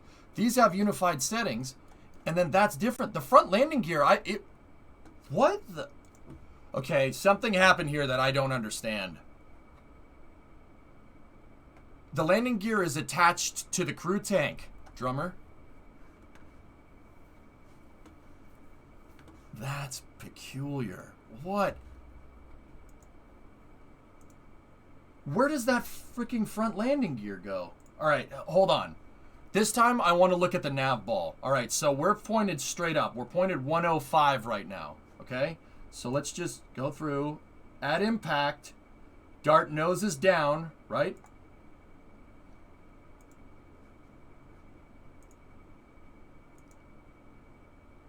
And then the secondary impact is right there at 25 meters a second. And then that's it.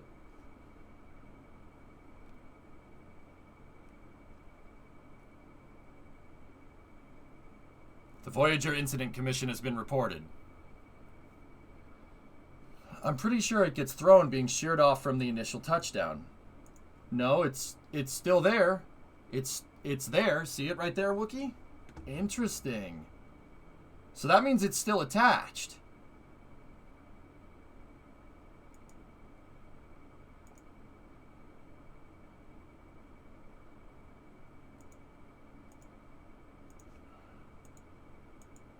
back it up a little bit.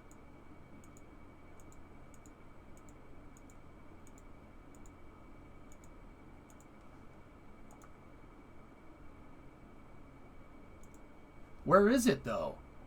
It's not there. The docking port is there. The RCS is there. The nose cone's gone because we impacted the ground.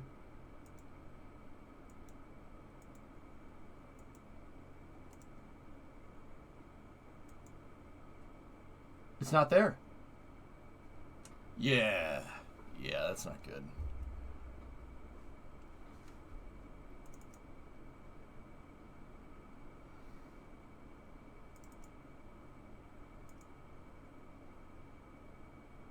Huh.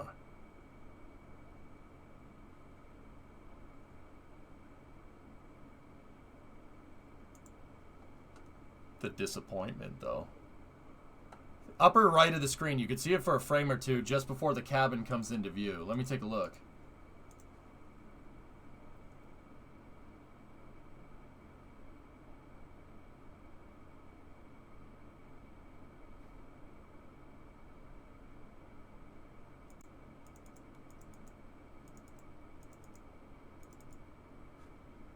That's a rear landing gear, I think.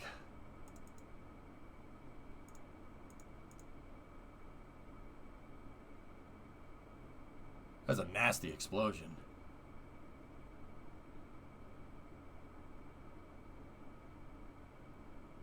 I want to know how it ends up over here, because it landed over here. That's where I found it. Discovery, go at Yeah, throttle up. Sephorian, still intact. So, we, there's something that's very peculiar.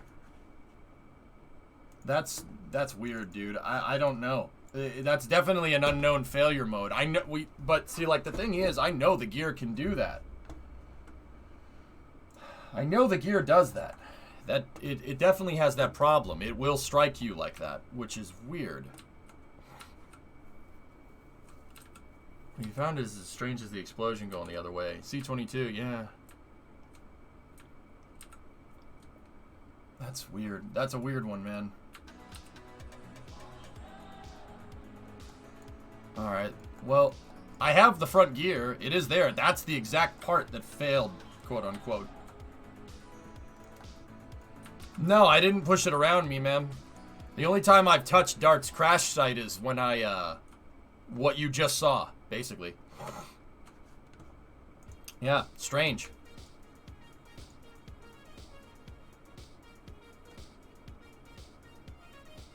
Yeah, ground feed to the camera. And Tessa, that's why it's weird. Because if Jeb is like this and we're looking at the belly of that capsule and not the top, right? Where's the gear? What happened? What happened during the breakup? Because hierarchically, that gear is attached to that crew tank. And you can't tell me that slamming into the ground like that is going to get that gear to separate like that. It doesn't, because if it did, that would mean the initial impact would have separated the gear, right?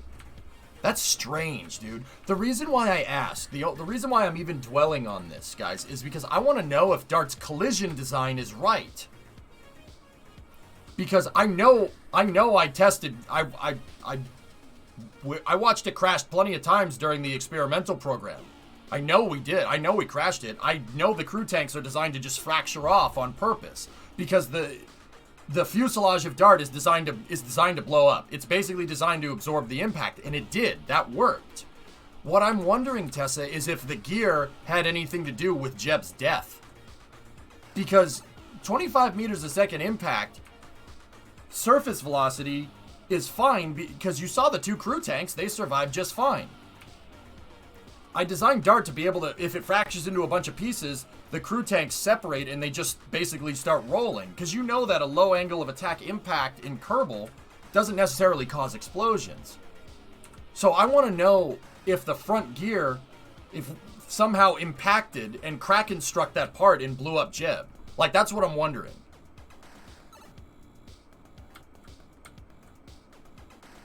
The pod still came down at 7 meters a second vertical. Yeah, but I think that thing has an 8 meter a second impact tolerance, doesn't it? It's either 8 or 6. I'd have to go look. Front gear's attached to the crew tank, Toma. Interesting, right?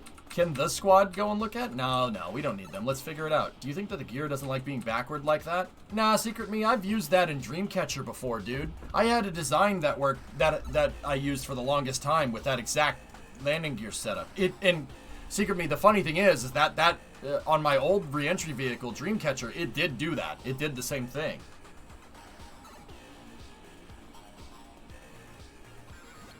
Yeah, Rocket Guy. See, these are the questions that we should be answering before we go and when we go and test the new version of Dart.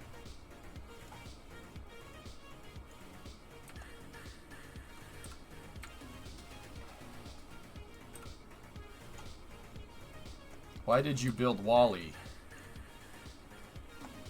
What?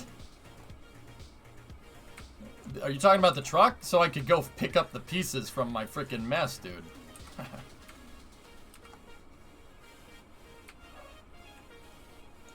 You have names for the new darts lined up? No.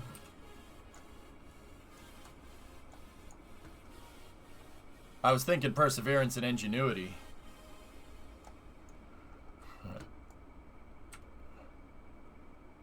Or Valiant. Valiant would be a good name too.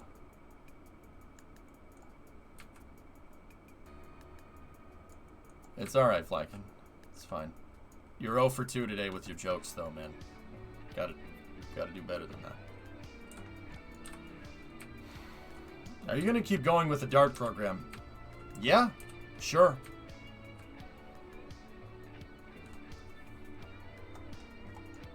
I think that getting rid of it now would be a bad thing. I think we should keep going. Yeah, Draco.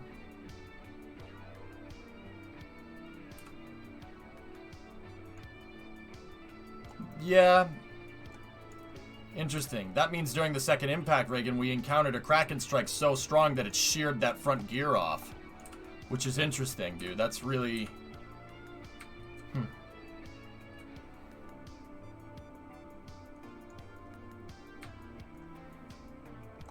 I have so much to learn about KSP. You have basically crumple zones built into your ships. Well, Riv, dude, I have 15,000 hours in KSP, man. My ship should be way more advanced than this, dude. But yeah, no, that's the kind of stuff I want to teach you guys. Hierarchy is the final thing to understand as a good KSP builder, and that's the stuff I want to do video tutorials on, hierarchical parts.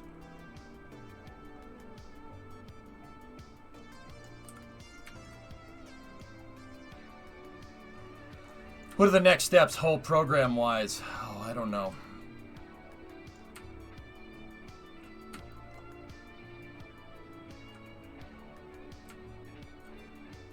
I'm not naming a Dart Jeb. That's just weird.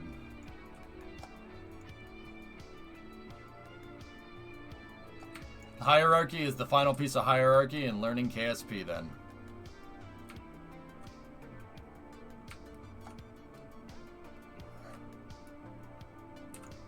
Yeah, Tim, I do. Kraken strikes can break parts like that, dude. It happens.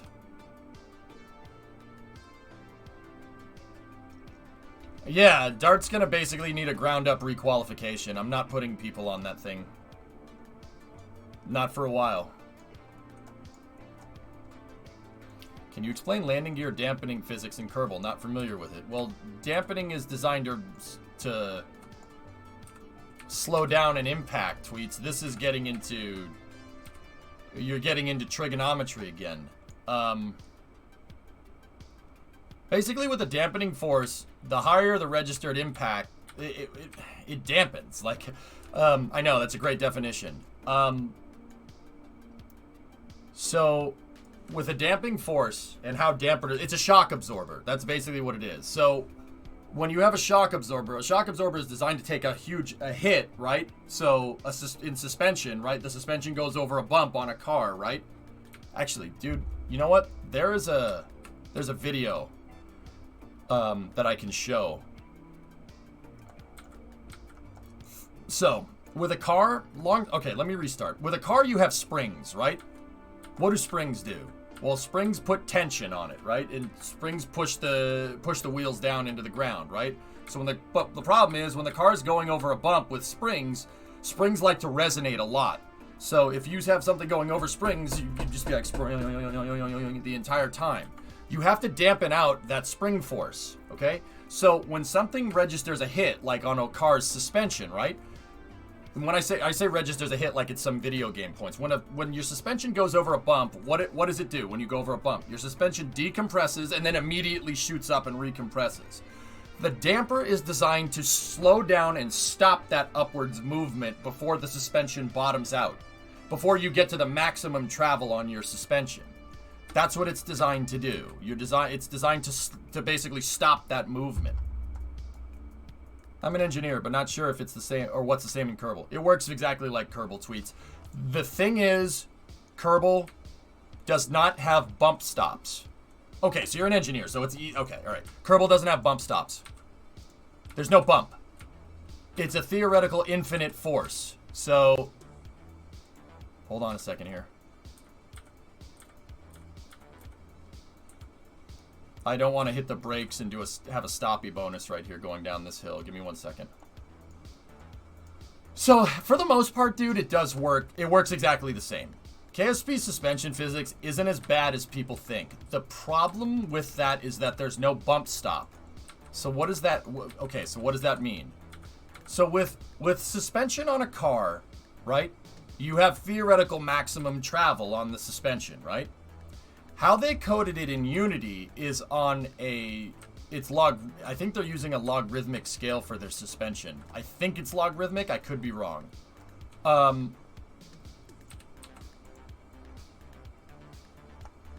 So, all right.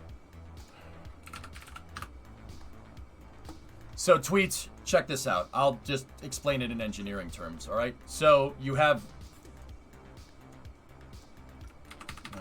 delta D here, I guess, which would be distance, right? And then delta F, change in force, right? So it really wouldn't be deltas here, actually. It's just distance and force, right? So you have your distance traveled, and then you have your force here, right? And then, so as your distance gets further, your force gets greater, right? Like that. Right? Pretty straightforward. On real suspension, there's a stopping point here. All right? There's a stopping point. Okay? Right? Tweets, you still with me?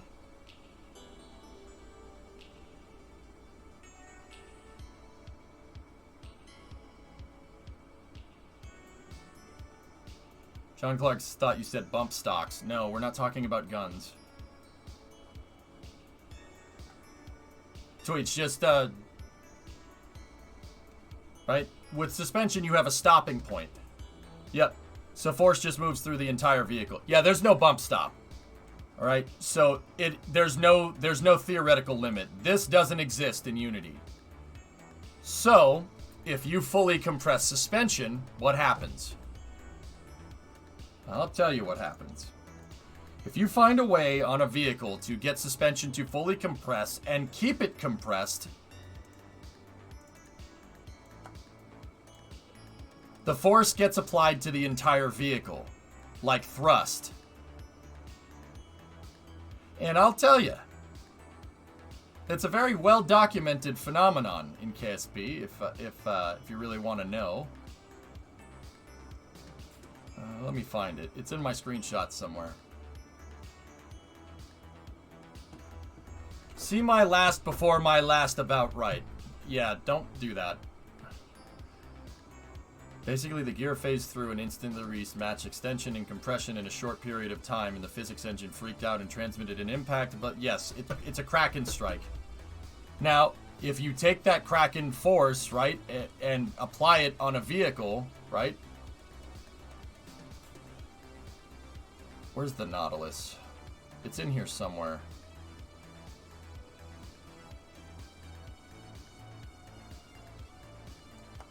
It's got to be down here a little bit more. Hold on. You can apply force to the entire vehicle, like thrust gets applied to a rocket. Ah, here we go. Tweets, case in point. That's what happened. It Kraken struck because there's no bump stop. And if you bottom out the gear fully, the damper no longer works and it applies force to the vehicle. Sorry, I didn't mean to get you off topic. No, not at all. This helps. No, it's fine. Yeah, Tweets, this is very well documented stuff. We can create force from landing gear from nothing because there's no bump stop limit to the suspension. Yeah, no, that's not meters a second. That says kilometers a second. 122,000 meters a second. Yeah, I can accelerate vehicles to insanely high speeds. Basically the expanse in KSP. Video showing it. Kraken drive. Yeah, there's a video. Tesla linked a video. There's a video showing it. You can just go on and on forever. Yes, builder. Yeah, see the speeds? Yeah, the Nautilus has a Kraken drive in it. And then, yeah, that's what we mess with. So, yeah, that's what happened. It seems like we bottomed out the gear, and then if it, like Creation was saying, we bottomed out the gear, and then if we hit a terrain seam, it went spring and applied force to the vehicle. Which sucks, but that's just kind of how it rolls, man.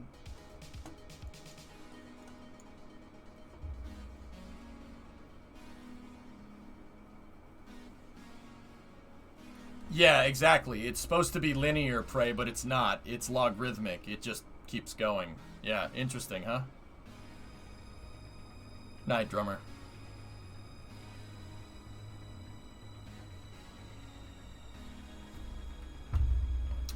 Yeah. Good times.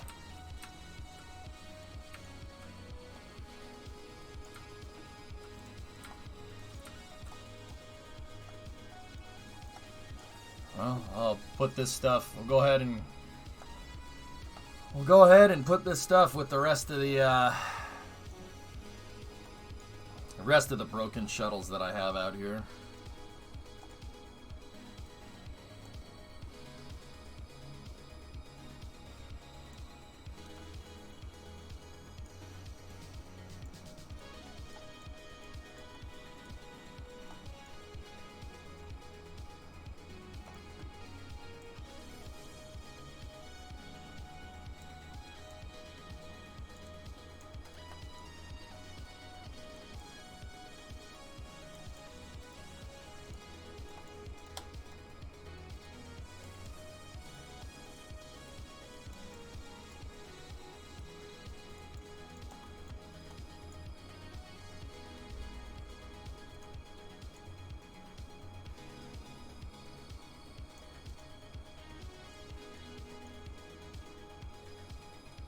That's what's left of one of my experimental shuttles.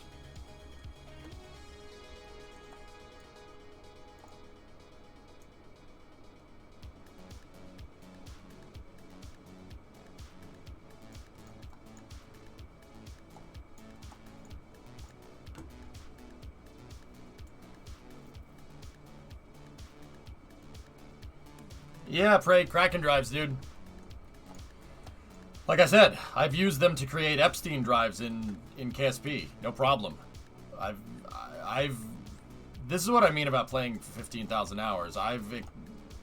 Guys, if I was just playing Kerbal with like the meta that I know for KSP, guys, we could be on Duna right now. Like transfer windows don't exist if we have Kraken drives. They don't exist.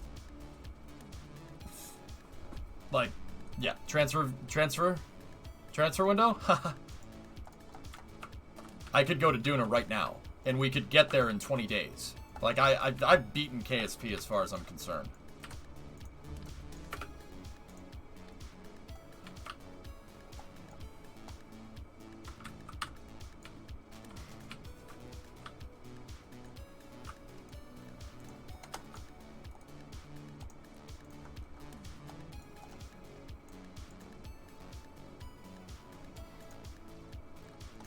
get to Elu in 20 minutes.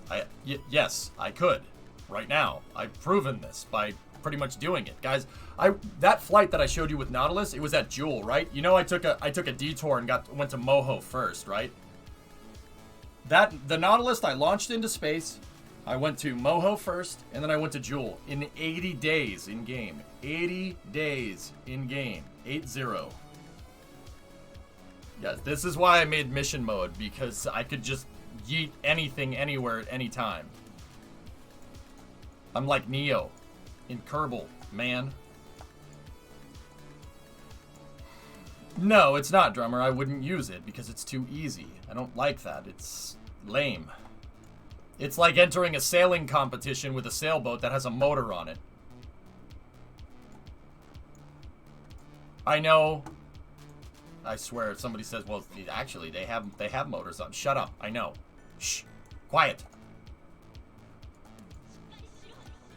I know Kung Fu. Show me.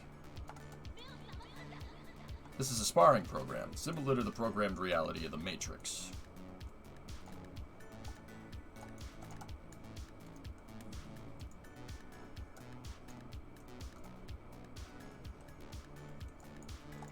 Come on, stop trying to hit me and hit me! God, the fourth movie is gonna suck so bad. Don't sit here and be like, no, it's gonna be good. It's not. It's not going to be good. Don't lie. Stop lying to these people. You ain't got no pancake mix. You're deceiving these people.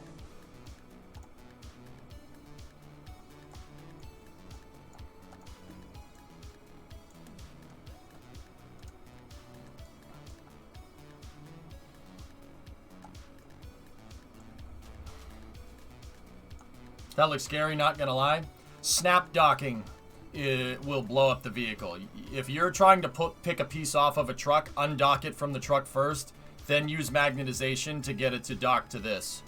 If I snap this docking port, if I had attached this docking port and then undocked this, the vehicle would immediately, the wing would immediately undock and redock in like 2 seconds, and you get a double fizz reload.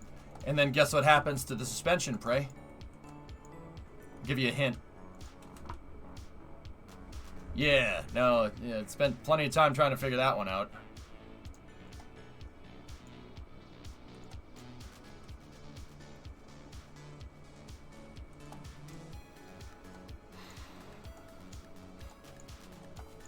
The crews up there with Dart are there for an extended stay.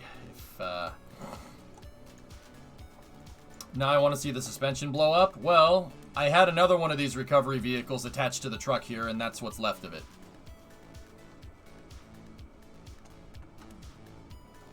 And then there was another one over here. Same thing. Vellum.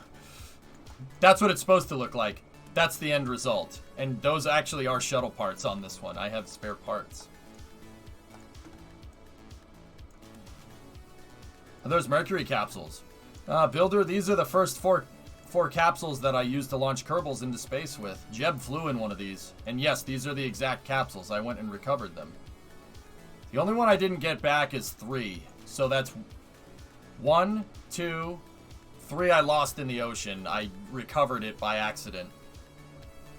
And then 4 and 5. Yep. Jeb flew in 2. This one right here. So Jeb, Bill, Bob, and Val.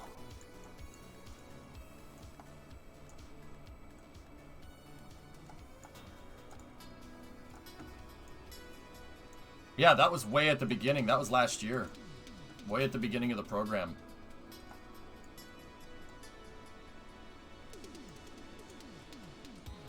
Was the first capsule unmanned. This capsule never flew into space. It was used for a drop test. I actually launched it right here on a suborbital trajectory. This is a launch complex. Complex 2. I've launched vehicles here. Only suborbital, though. There was no launch pad out here. I launched it off of a truck.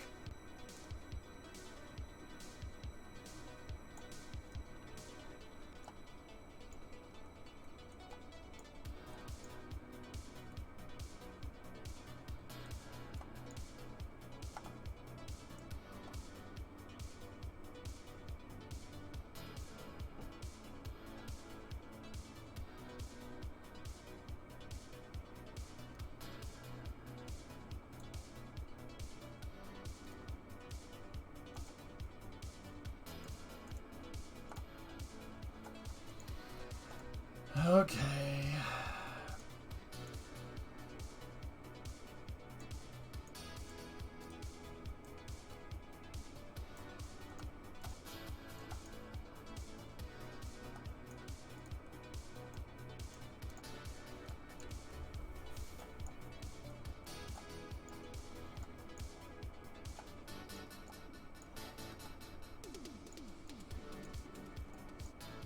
I have enough. The good thing is that I basically have enough parts here to rebuild the shuttle.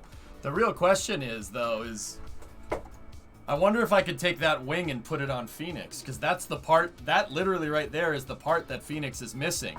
The thing is, though, that's not a construction part, and that delta wing is the root part of the assembly, and I can't use construction, so I'd have to attach it with a docking port.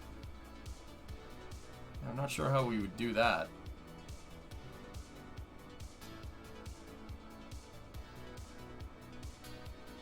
Hey, Wiser.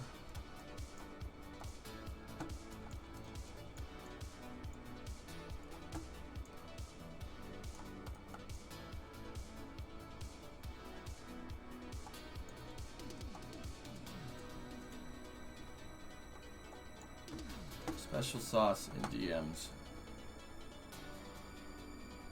Nice.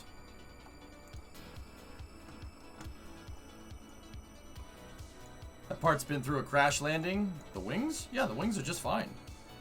Still works, dude. Look.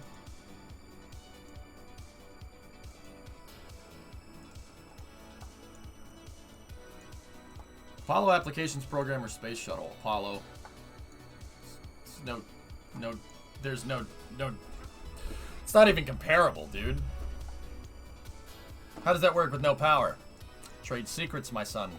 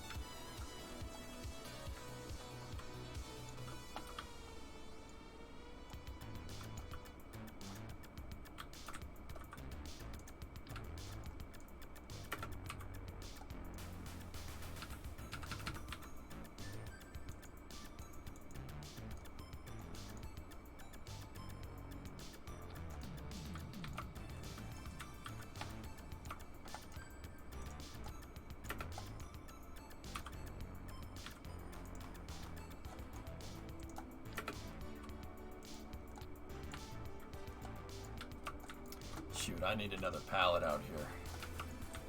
I'm running out of pallets for spare friggin' parts, man.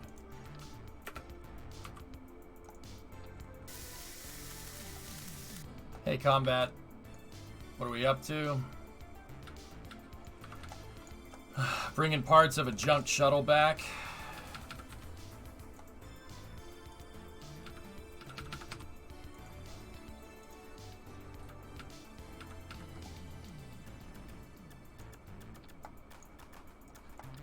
These are all the wing leading edge parts.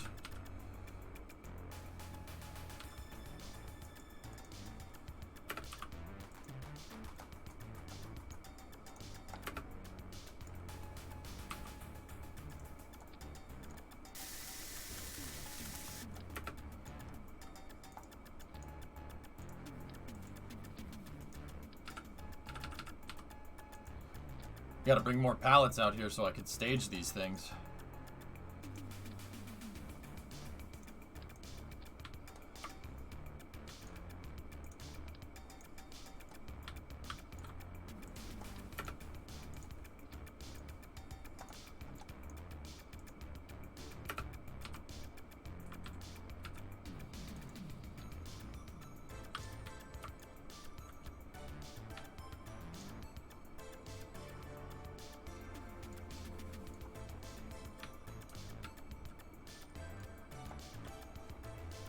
What is the key to toggle the Kerbal helmet lights? O? O turns the helmet on, and then L is the helmet light.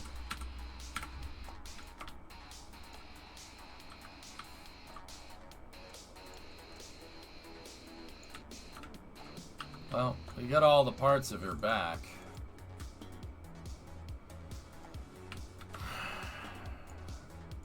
Except for the engines and stuff. You know what? What happened to the lunar program? Well, you're seeing the remains of it here. I had a little bit of an accident, chap. Is this the scrapyard? Spare parts depot? I would prefer if we called it the spare parts depot. What do you think? Nice. Oh, that's the Lego one, Kelly. That's cool. I got my car updated for the race. Oh, looks great. I liked it. I like that. That's cool, Kerbal King. What happened here? Lost Voyager, man.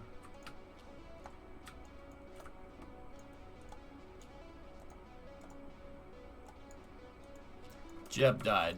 Yeah. Sucks.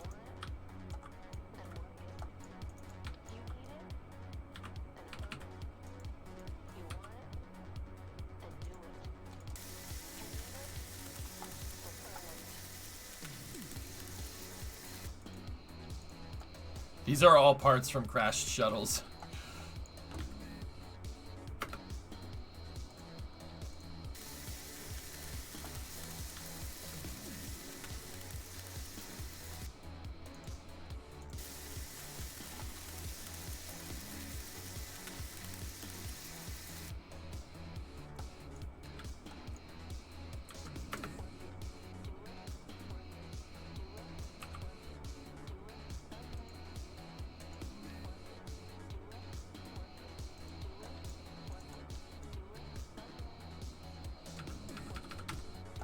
Well, at least we know we got a spare set of landing gear.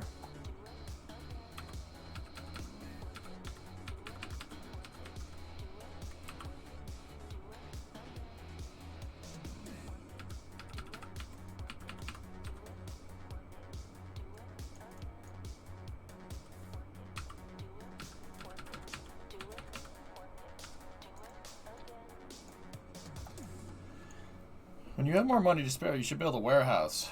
Yeah, I agree. Yeah, I mean, I could put the warehouse out here right now if we want. But yeah, these are all crashed darts. The only dart parts from crashed darts that I didn't recover is Pathfinder because I don't have a boat to go and get them. Maybe we should go do that now.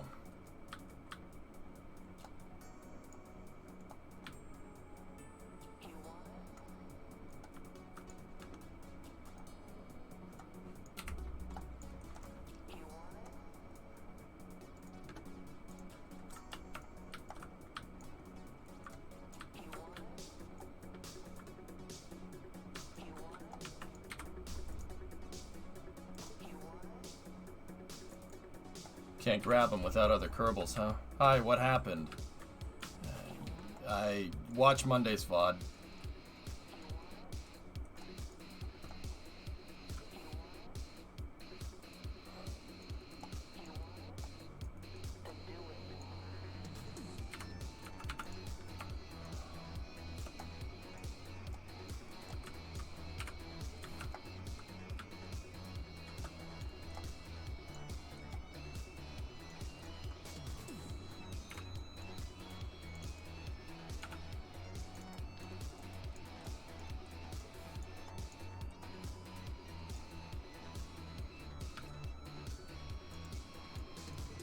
Yeah, just watch Monday's VOD. You're in for a real humdinger. Real humdinger of a VOD.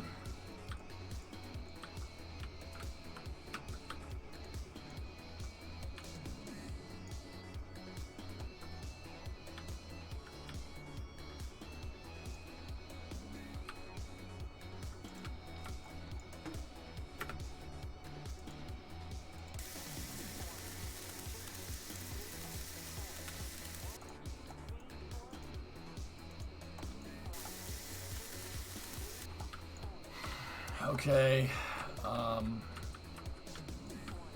Let me see if I can... So I robbed the seat out of there. And I think we can... I might be able to have Bill and have them come back on the truck. Is Jeb really dead? Yeah. Yeah. Yeah, he is.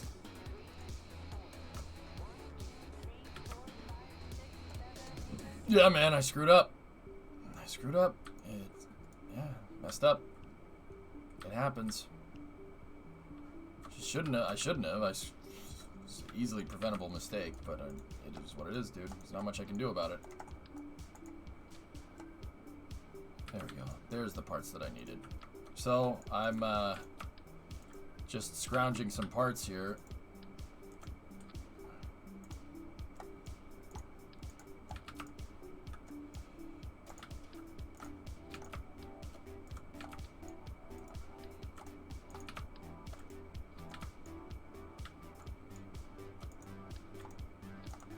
This is my scrapyard, guys. Yeah, scrapyard.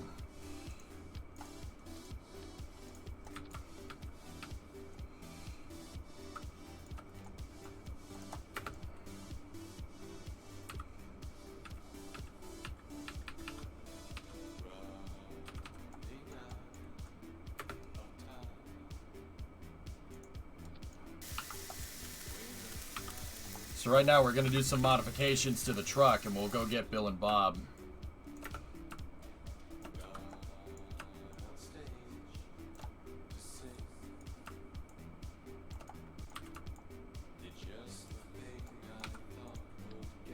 Ah.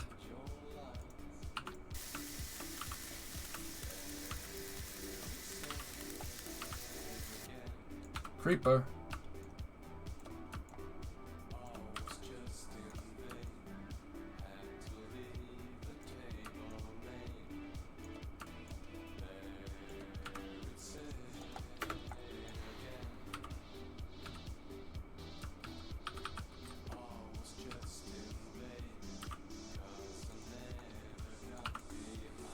So what I'm doing here is I'm gonna put a third seat in here so they can ride back.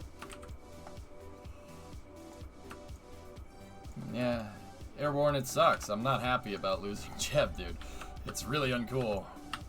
But yeah, this is the cool part. The reason why I'm even bothering entertaining, like doing stuff like this, is because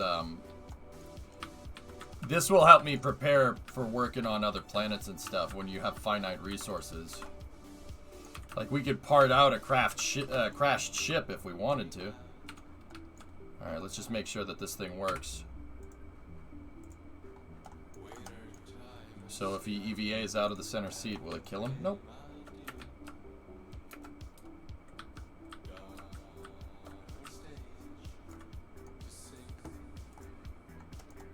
Yeah, okay, so he has to slide, they have to slide over one seat. Cool.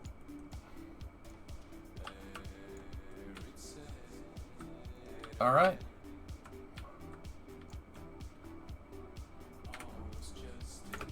And then last guy can sit in the crane operator's position. I always make sure that if I'm moving Kerbals around on the ground, I always have them in something that's encased in panels, like that, because if the vehicle flips over, panels don't care.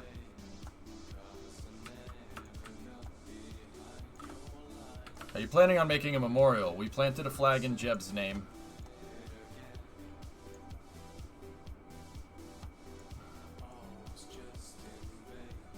Panels make great roll cages, to be honest with you.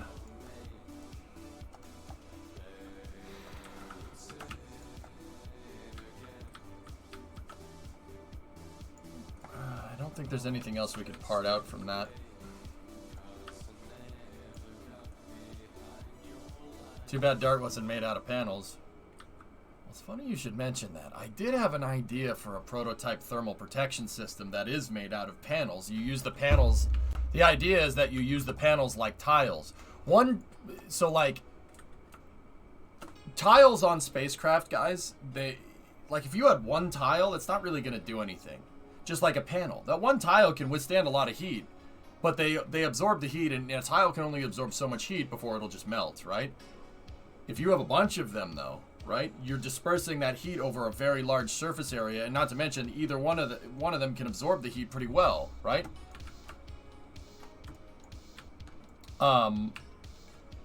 So building spacecrafts out of panels and using panels as your tiles is actually not a bad idea. It'll work. It'll spread the heat around really, really nicely. I did that before on Collins, exactly.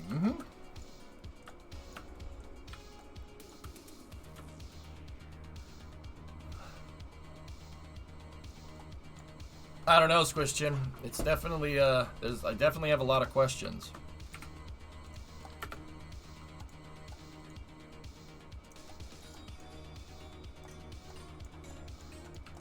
Alright. Any other parts I can use?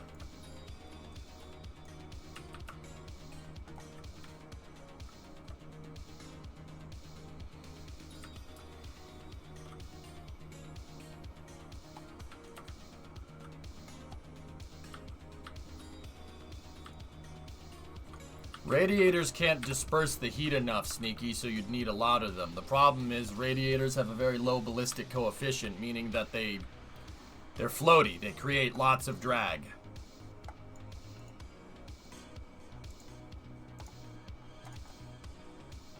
Alright, so pluck this, pluck the crew tank, place the crew tank here, attach that docking port, right? This can be attached to crew tank, that goes there, right? Then we attach a bottom docking port on the crew tank. Take the top one off, right? On the crew tank.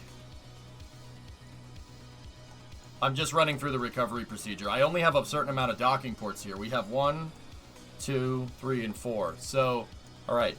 Attach that docking port to the crew tank. Pick the crew tank up. Attach that docking port to the bottom. It magnetizes and docks there.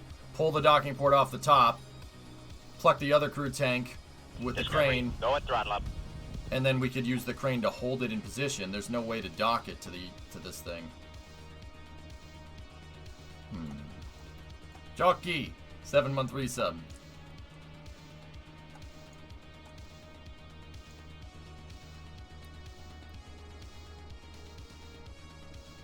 We could do that, Prey. I mean, that would work.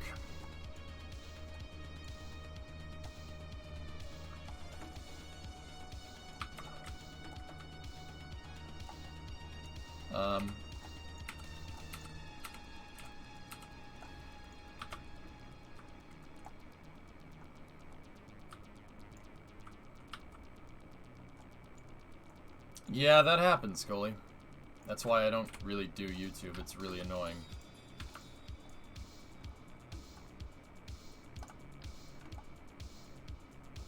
I could buy the other design, Tim, but I would need to build a launch pad for it.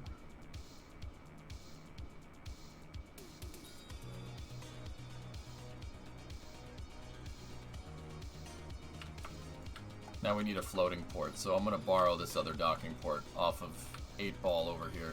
This is the remnants of one of the last experimental shuttle that I built. This is X08. That's the remains of it.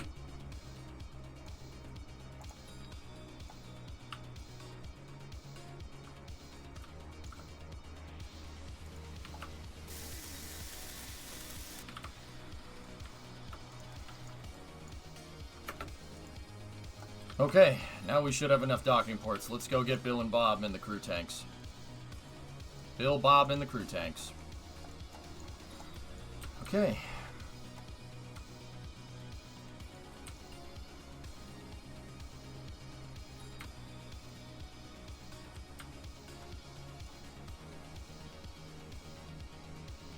Hear me out. Dart Mark II, so we just do a Buran shuttle. If you are short or long, you can go around with a Juno engine or something, I don't know.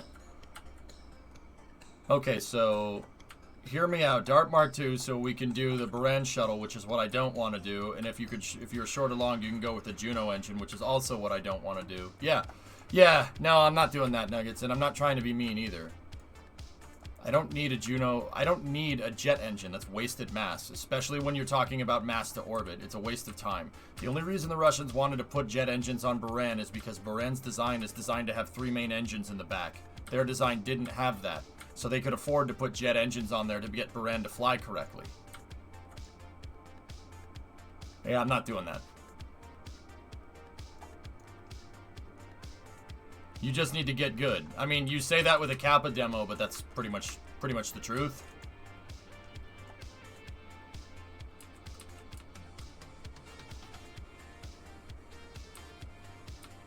Yeah, I don't want to, Nuggets.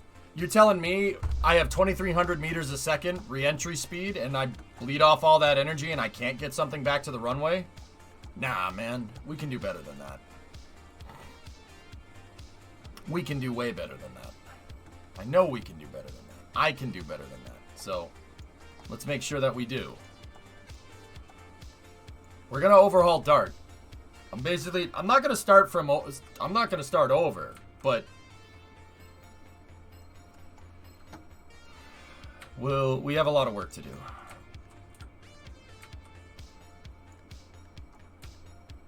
Now, I guess the real question is, I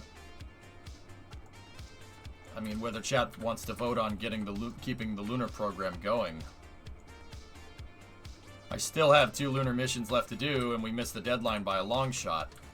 Well, it was close. If I just learned how to fly this stupid thing correctly, we would have been fine.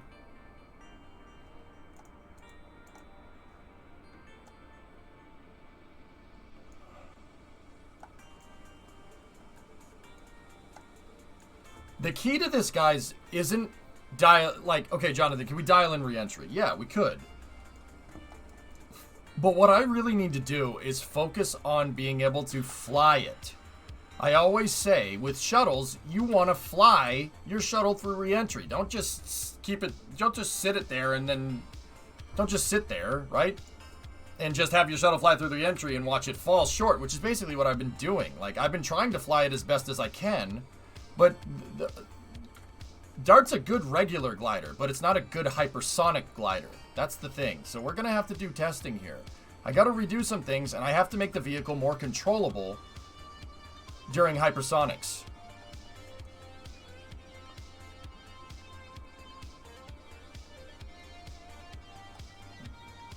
No, Reagan, no, I don't want to do that, because that's robotic. Robotic parts drift. I don't want to do that.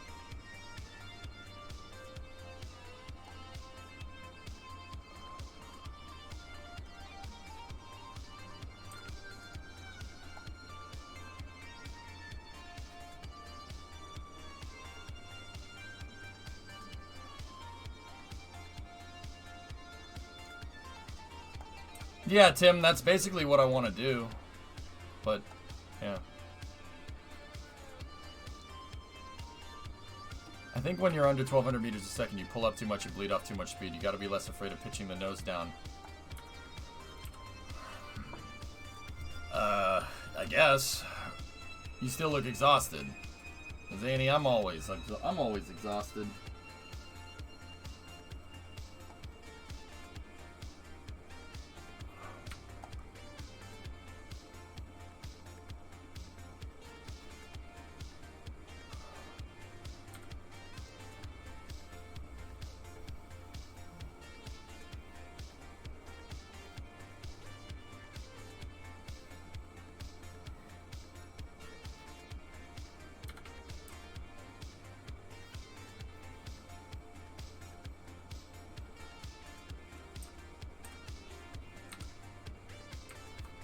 Yeah, Jake.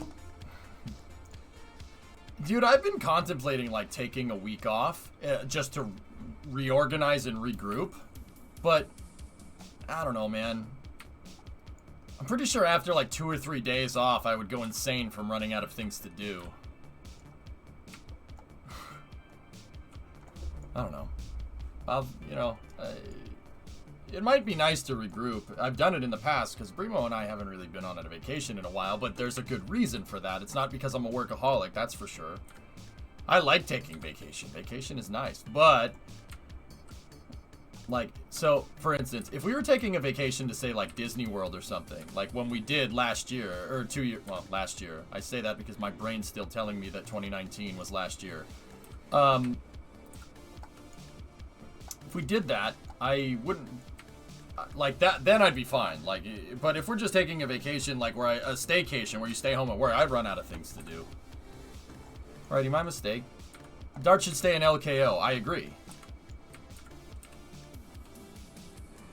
Nah, Zany, I'll be alright. I'll with some of the projects that I have going on might require some time off in the future.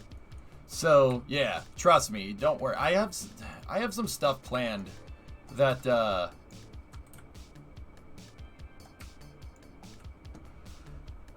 man, if I can pull that project off, I think you guys would like it. The project that I have planned has to do with a lot of IRL streaming. So there might be a week where I don't necessarily take a week off, but we do a lot of IRL streaming. Do radiators work inside of a fairing? I'm not sure, Shady. Man, I'm just worried about you. Zany, I've been doing this for like a year. I've been doing quarantine streams, streaming 10, 12, 13, 14, 10 to 14 hours a day for like the past year and a half. I'm fine. You want to know how fine I am? I literally go to the doctor every month. I go to the doctor every month and I have my blood work checked and like just general checkup because like I told my doctor that I'm sitting down for vast periods of time. So like they take my blood pressure and check the cholesterol and everything. Like I basically get a tune-up, so to speak, every well, not a tune-up, a checkup every month, dude. So trust me, I'm good. I'm fine. I'm okay.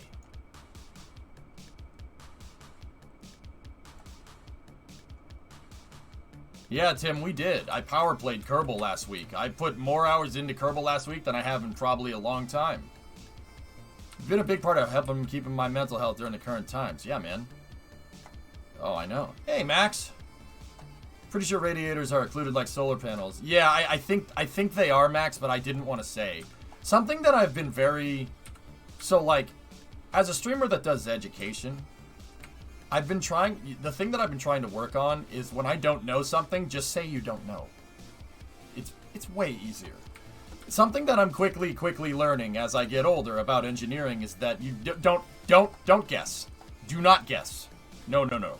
Because one, I'm on the internet. You guys will let me know if I get it wrong. Trust me on that one. Someone will let you know. And two, feeding into a more of a principle thing here. There's a certain threshold that you get to when you start to understand something. And a complicated concept like aerospace engineering, mechanical, blah blah blah blah blah blah. You get to the point where you realize that you know a lot about it, but you also know dick.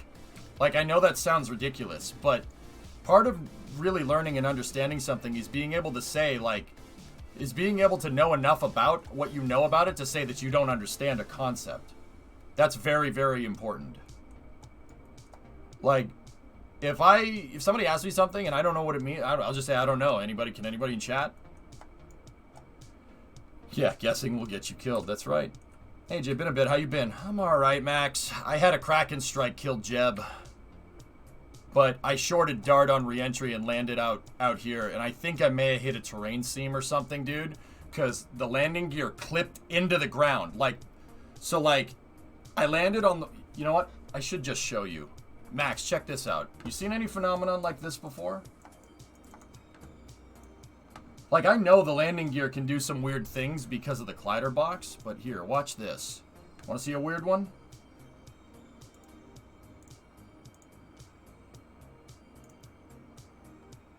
So, I shorted Dart's re-entry, and I was coming down in for a landing here. Take a look. So, Jeb, Bill, and Bob are here. Jeb's commanding the vehicle. He's in the front of Dart. Bill and Bob are riding left and right seat.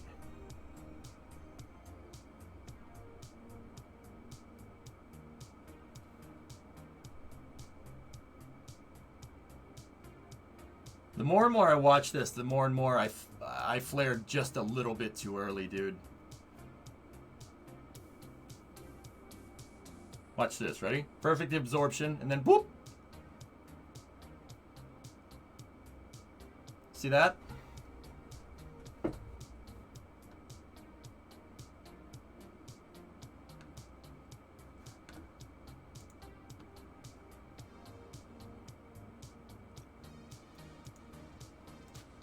So here, I'll bring it into slow-mo. Watch this. It's a strange one for sure. Watch the front landing gear.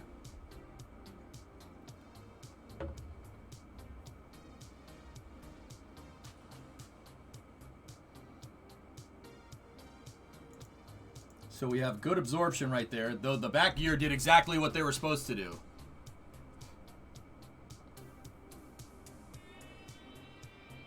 The Bainover, yeah, used an external package. Yeah, Max, it is what it is. And, like, here's the thing, Max. Like, look, the way I look at it is, dude, I know that these problems can happen. I know the gear can screw up. And I don't hold that against the devs at all. Like, if I know it can happen and I still allow it to happen, I deserve what happens, right? Like, you don't build a vehicle with no thermal protection system, have it come through re-entry, and then be like, why didn't my vehicle survive? Oh my god! Like, you knew that re-entry heat happened, so you should design around it, just like any other form of engineering, right? But this one throws me for a little bit of a curveball. So look, we bottom out the front gear, right? And watch what the gear does. Did you see it? It was really fast.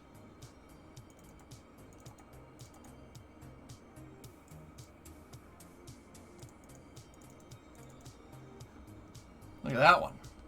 That's a strange one. Your side slip jumps when the rear gear touch. I think sideways friction grabbed the front gear. I don't know, man. Something weird happened. And that's the culprit right there. So, Max, you want to hear a crazy one? So, Dart wreckage went forward about 100 meters ahead of this, and it all kind of settled in one spot, right? The front gear, and we went out and we did like an accident investigation, right? Like, you know, I kind of figured out where all the gear is, and most of the gear fell in a place that's consistent with a RUD. The front gear found its way 100 meters behind the main gear wreckage, or the main wreckage, and it was back and behind by about 100 meters, like really, like right there. But it was about here, but about 50 to 100 meters that way. So it was 100 meters behind the wreckage. And that way, strange phenomenon happened there. I'm not sure what that is. I think it might have to do with the collider on the gear, but I don't know for sure. Something definitely went wrong here. And I taught people about how the gear works and how it's an external package, etc., etc. Like, I know if you guys could fix it, you would. I know I'm not saying you're being mean about it. It's okay. I'm okay listening to people complain about legit issues. I don't complain. I make suggestions. But yeah, no, we're good, man. We're good. And that said, there's something squirrely stuff happened there in wheel suspension. Bottoming out the suspension will cause the spring to push back too hard. It shouldn't have compressed that hard in the first place. Yeah. How do you go frame by frame on Twitch? I've been just clicking the button really fast. And once again, I knew about this, dude. It is what it is. Like, I'm not, like, trying to be like, oh, here, fix the problem or anything, dude. I'll figure it out, man. I'm a big boy. But actually, Max, it gave me some pretty dope content. I'm like, on one hand, like, I'm like, damn it, I killed Jeb. But on the other hand, we did like an accident investigation, and right now I'm driving the truck out here, dude. You know, it sucks that I killed Jeb, but mission mode, I always say mission mode is about telling a story. And man, we're telling a story here, you know? So, like, I mean, how upset could I be, you know?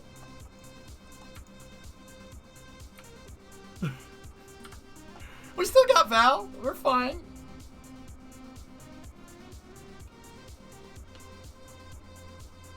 I don't know, Gaw.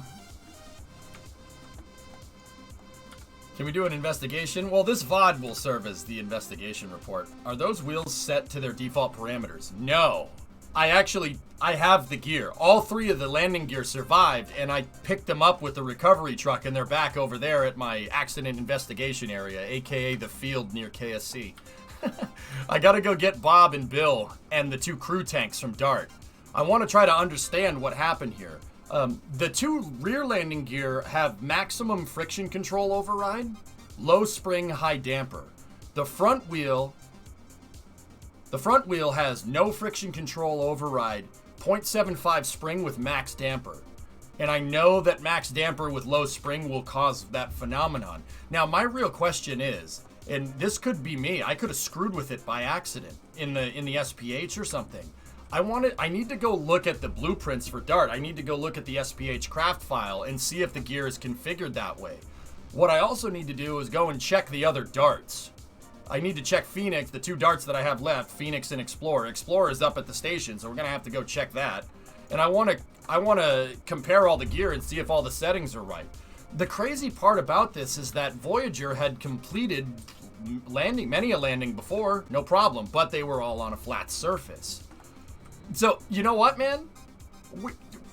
Weird thing in the game, weird phenomenon coming from the gear, but this is a great lesson on engineering. Like, I'm pissed that I killed Jeb, but also at the same time, this is a really, really good way to explain how failure modes work in real life. It really is.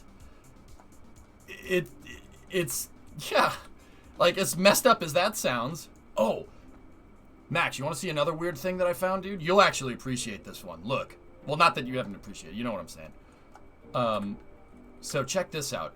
So, you know how my launch escape system engines on Dart, they're overclocked, right? I use the Cal controller to mess with the thrust, right? So check this out. You want to see something bizarre? Yeah, I was watching a video about the Russians training to land specific planes and fields. Not as simple as just picking a cornfield to land in. Damn right. So check this out, dude. My launch escape system's ROC'd a little bit. Look, that thing fractured off of Dart. I picked it up out of the field, I put it in the truck, and I checked the parameters, and it remembered the parameters. The Cal controller for this thing is gone. It's interesting that taking the part and replacing it multiple times on different vehicles kept the parameters for the Cal controller. The launch escape system is even safed with independent throttle control set to 0, so I don't accidentally trigger it when we're up in space. Yeah, Jackery, Max is my boy, dude. Toa, what do you got? Wasn't Voyager the one we repaired and retrofitted with air brakes? No, that's Phoenix, Sneaky. I think the present Dart feed should be retrofitted with emergency parachutes. Parachutes will just drop us on the gear in a worse way, Toa. I might be able to go up there and do it for now to bring the crew back down, but I'd prefer to leave the crew up at the station right now so I have science production happening. Jackery, give it a sub to Max. Cal writes the value it needs to be at each frame it's playing. I'm not surprised it kept the parameters. Just something to, like, that's not a bug or anything. That's just a cool thing. Cool byproduct, I guess. I'm actually learning a lot about KSP construction with this too, dude. So, like, talk about making the best of a bad situation for me. Like, this is actually really fun. I actually really, really enjoy this. It's a great opportunity to learn. That's messed up. It's so messed up, dude. But yeah, man, how have you been, dude? How's things? Does your LES use Cal controllers? Yes, it does. Yeah, interesting, Anth, huh? Isn't that cool? I'm learning a lot about KSP. You learn a lot from failures, man. Like, failures hurt. It sucks. Like, I'm not happy that I failed, but if I'm gonna fail, I want to fail this way where we take a lot out of it. The worst thing about failing is if you don't take anything from it. And man, am I learning a lot today. A weird thing that I think is still possible is that you could break off a part from a craft and still mess with it with a Cal. Dude, that's so cool. Max, I freaking love this game, dude. I love Kerbal. It's so cool, man. Oh my gosh, it's like having your own CAD system that you could just manipulate. It's so funny, dude. I love this game. 10 years out, I still love this game. This game is the best, man. Jeb died for it, but it'll make it safer. It'll make Dart safer. It'll make it so future Kerbals can travel on Dart, and we won't have to worry about these problems. Oh, that was weird. Isn't that cool? That's so cool to me.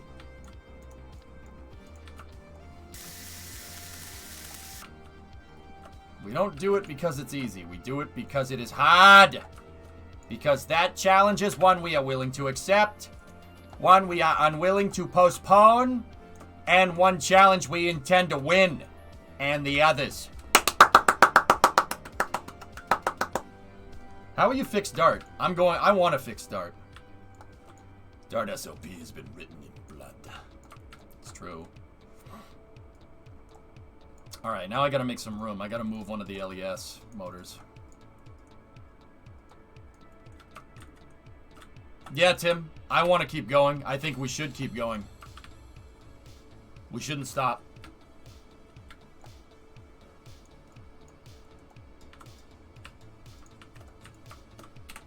Anyway, everything good with you, Max?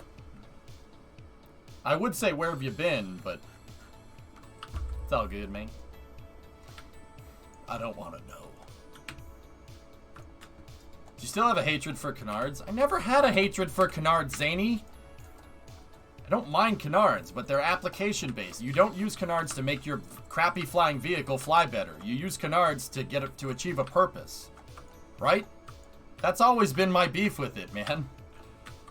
Canards are purpose-driven. So, like the Eurofighter, for instance. It has canards on it for a very good reason. Because it's designed to be an air superiority fighter. Right?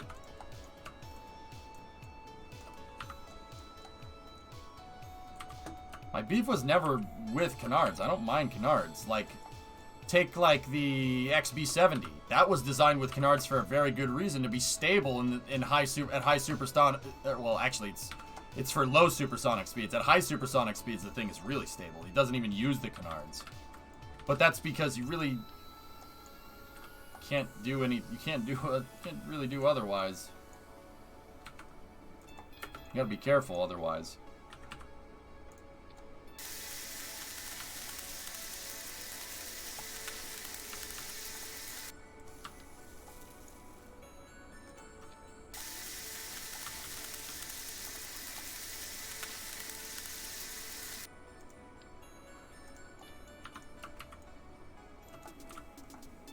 Fellas, I love this. This is fun. Like, even in a failure, we can turn it into an accident investigation and we can have some fun with it. And once again, that feeds back into what I want. I want mission mode to tell a story. Jeb dying is part of the story now. Jeb getting killed is part of the lore, whether we like it or not. Alright.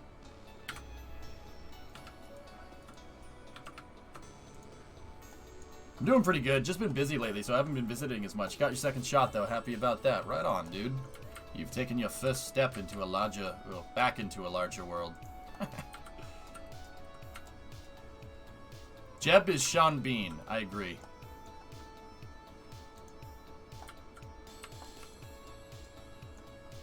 We need to launch a Seb Memorial into orbit? Well, maybe for his hair. Too soon? Too soon? Green Mercedes?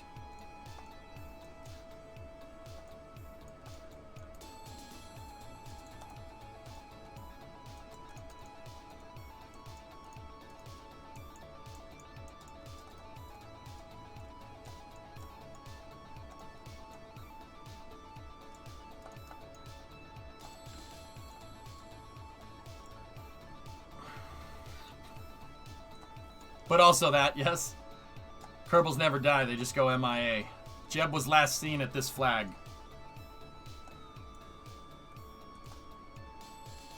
Not at all Space or Kerbal related, but UTC may have found the USS Chattanooga in the Tennessee River. USS Chattanooga, refresh my memory here.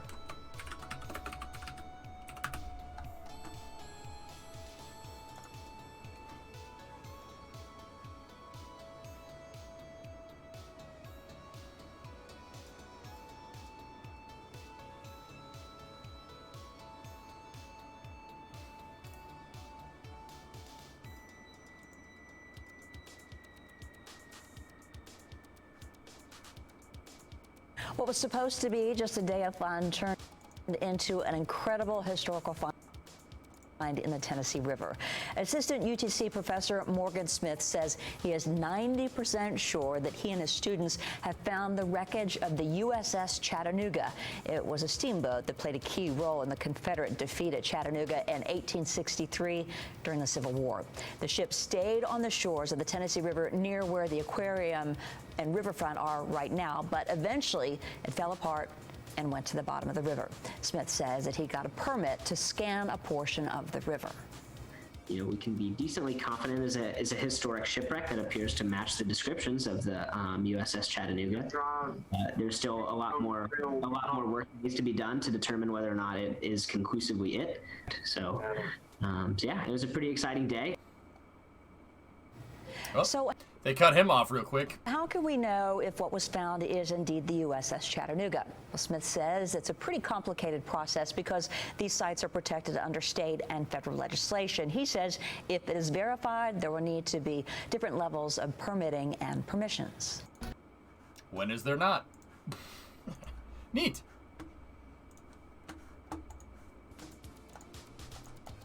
That's cool, man.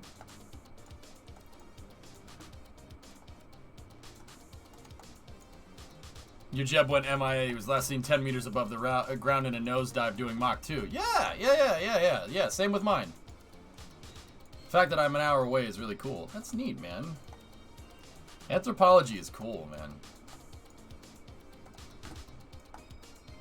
That's cool stuff. It's just hard to make a living off doing that.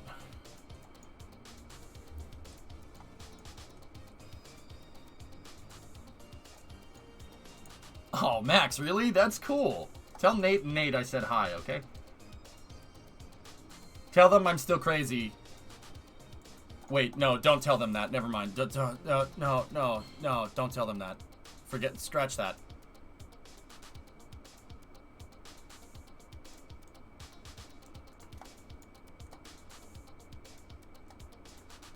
You know what they'd probably do? They'd be like, yep, we know, man. So just tell them hi. yeah, just hi. Hi. Actually, no. Here's what you need to tell Nate. Actually,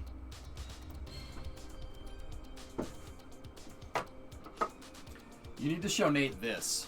I found a skateboard with this on it, and I bought it immediately.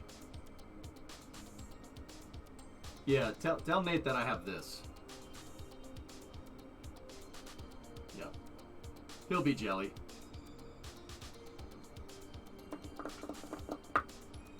Yeah, it's pretty awesome. Okay, screenshot taken and message sent. Oh god, that was quick. That was, oh jeez. Well, I didn't expect that to go that fast, but alright, sweet. Wait, you took a screenshot with me looking like Kilroy? Whatever, let it fly. Just send it. Just send it, bro. No, yeah, that's cool. I wish them all the best. I hope everything's going well.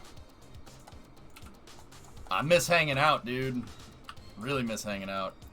When someone asks you if you're a god, you say yes!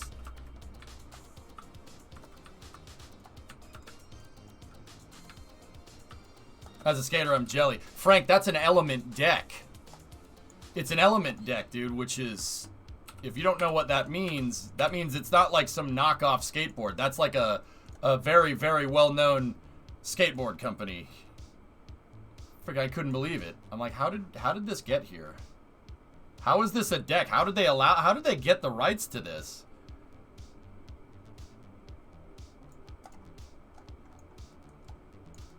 Do you look like Kilroy except your hands are in the wrong spot? Well, we gotta fix that, man.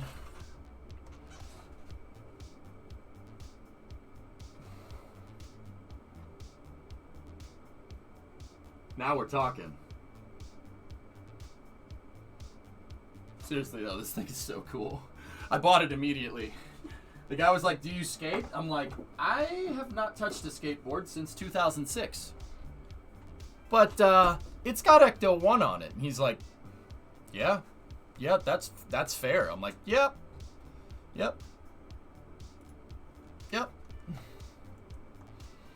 Yep. Yep. No, we're good. All right, let's get the last piece of Voyager. Last pieces of Voyager back. I was like, dude, straight up, the thing's got Ecto 1 on it. Like, I'm gonna buy that. I'd buy that for $1.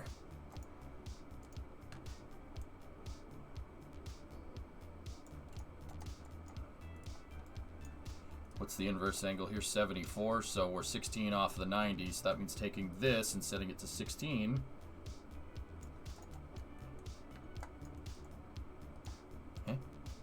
74 off. Meh, whatever. Pick it up.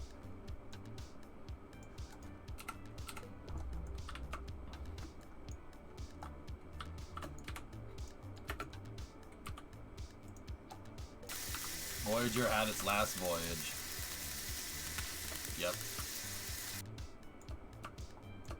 But we will bring it home.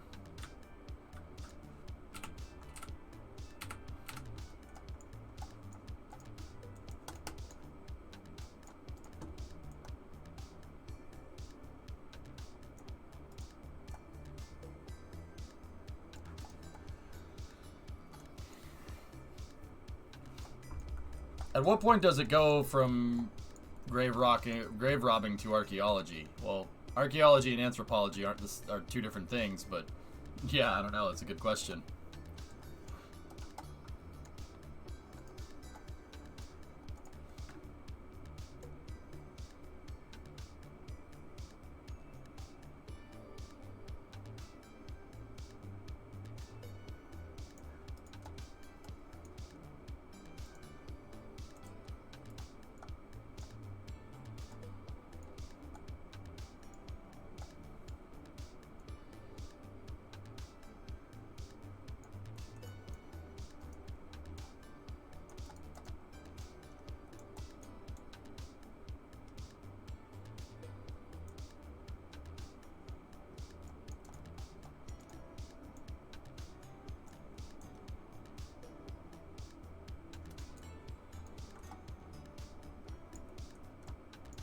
We've figured out levitation.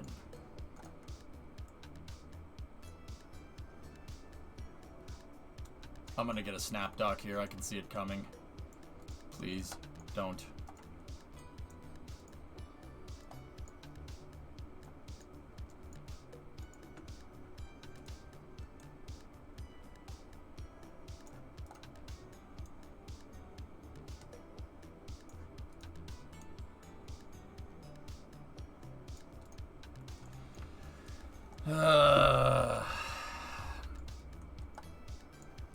It looks like it snapped through the docking port there because I placed the docking ports with the editor so they're not collidable. I'd have to reload the scene for this to work correctly, but...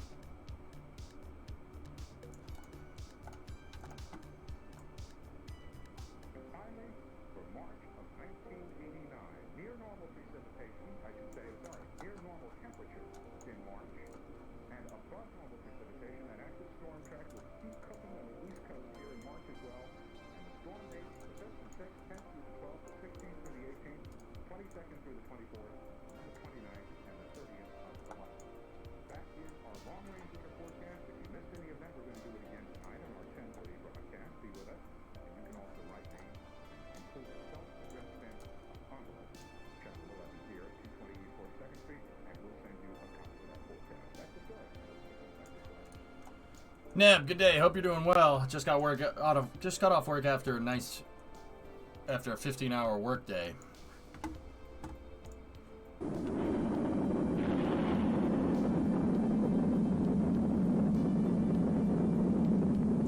Man, where did you find that footage, dude? Are you serious? Where the hell did you find this?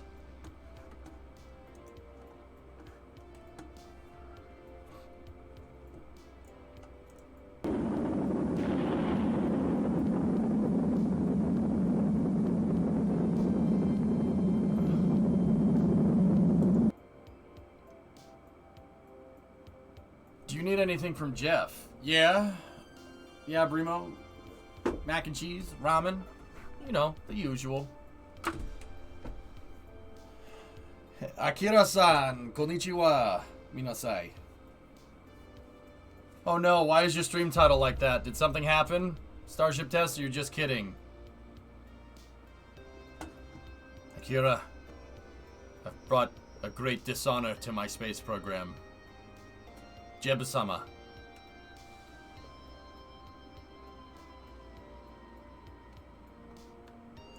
Senpai would not be happy. Discovery, go at throttle up. Yep, I crashed Dart, man.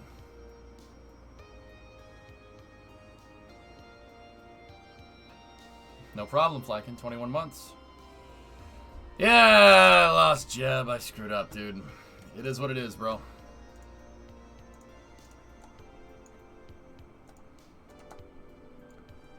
See last, okay.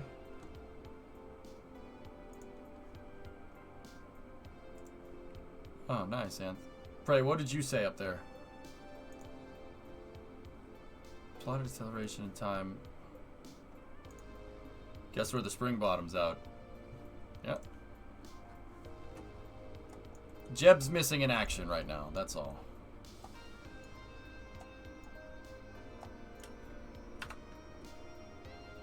Yeah, that's Forge, that's just barely working. But yeah. That's crazy. I can't believe the guidance system compensated for it. Alright, we gotta reload the physics. It's happening. NASCAR. What's that, Bandit?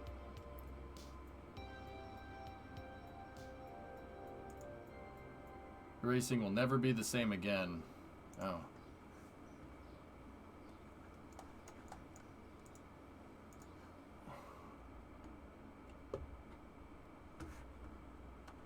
So, yeah, I had a little bit of some issues here.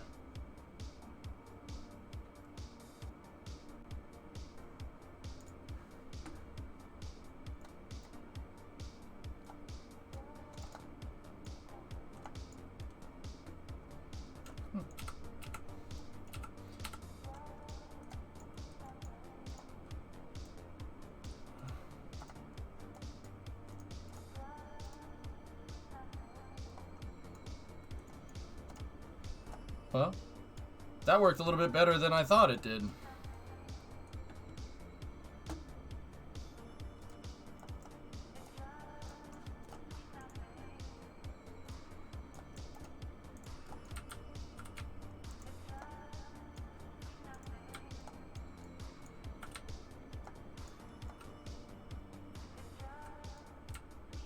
Yeah, just break it. It's fine.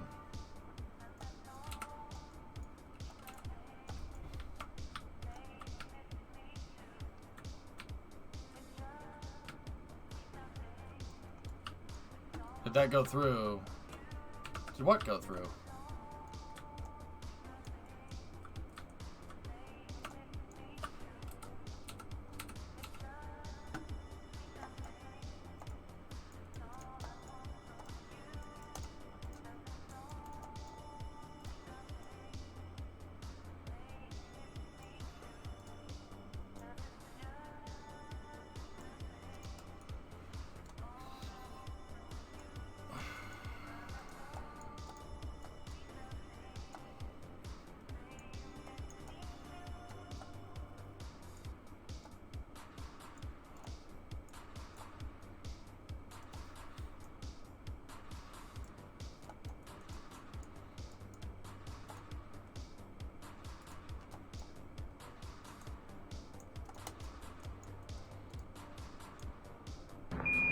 Listen, Tranquility Base here. Stop the it. Eagle has landed.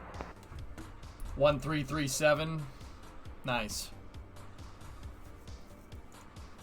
Oh no, rip Jeb. It happens.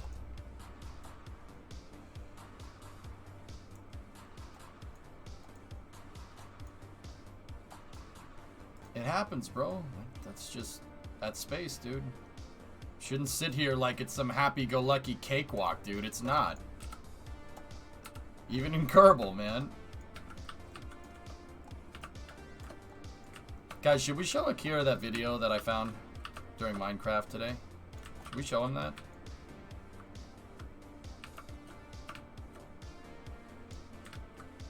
They took our jib! Favorite astronaut, John Young. Easily John Young.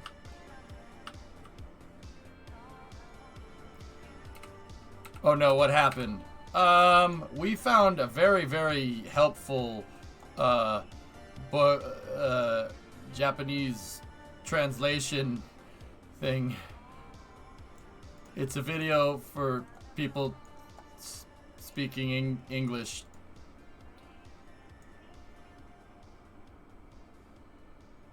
No, what it is, dude, is a dear God, no. It's a video on how to teach English, and they're talking about how to teach people in English how to say, please call an ambulance. My stomach hurts. I have a bad case of diarrhea. And Japan, being Japan, which is one of the most endearing things, they found a way to make it fun. So it's like three girls like in a workout routine going, I have a bad case of diarrhea. I have a bad case of diarrhea.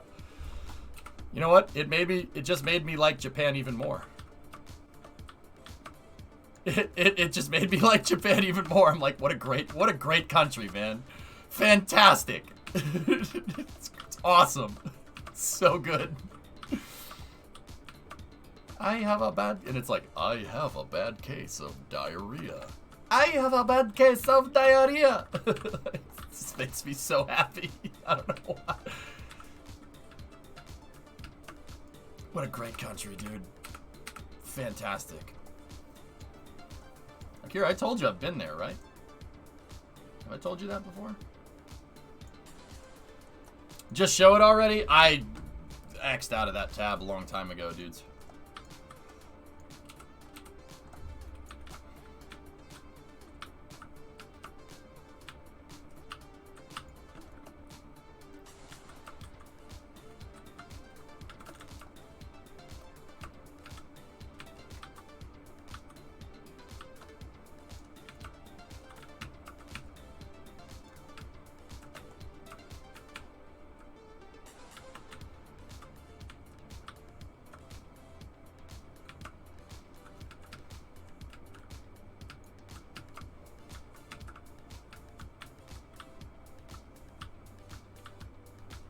There we go. Just got to turn it a little bit.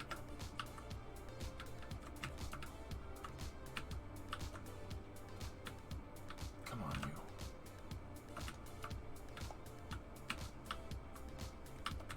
I thought it was a South Park scene? No.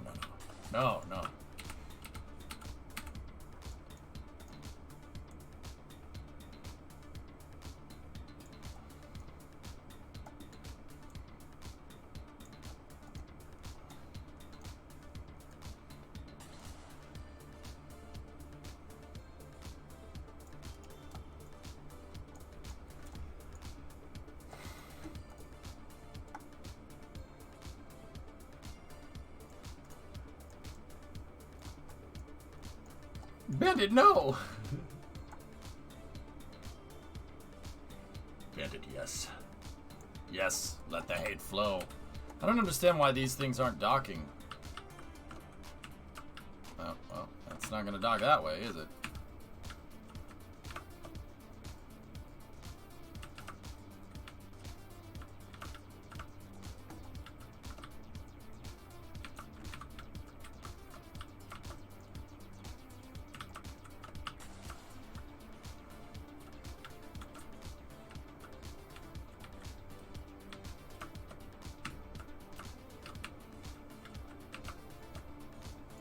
I have a bad case of diarrhea. That video is gonna mess up my YouTube algorithm. Uh-oh.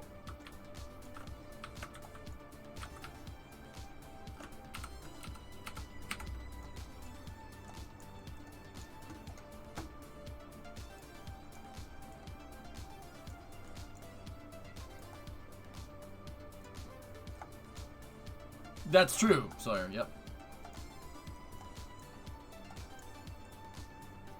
Please don't finish the milk. I would like cereal tomorrow, okay?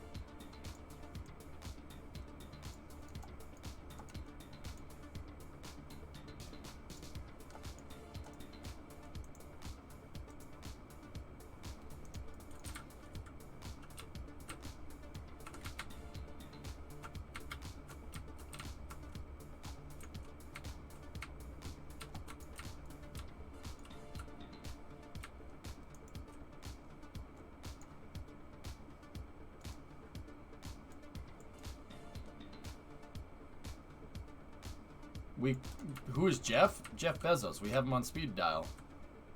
We call him and he brings us food. This is getting annoying. I'm a little bit over this right now.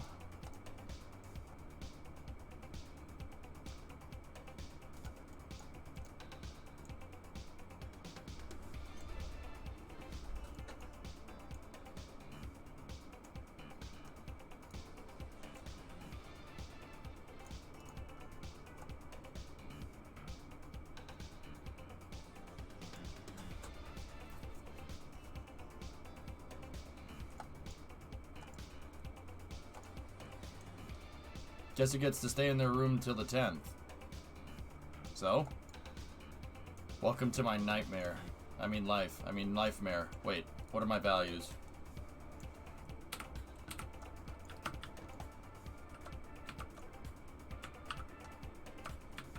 No. Oh my god, why was this so easy the first time?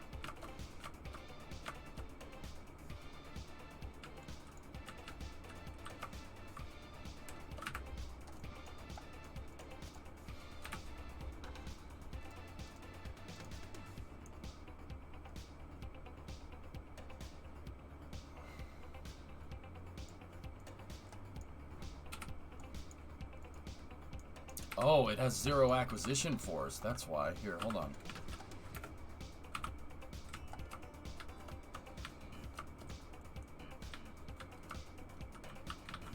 Alright, let's do this correct. If I get in there, I can adjust the acquisition force, but before I do that...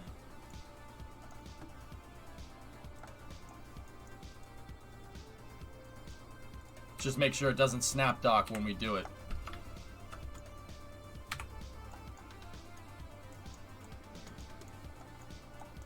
I'm sorry, can we...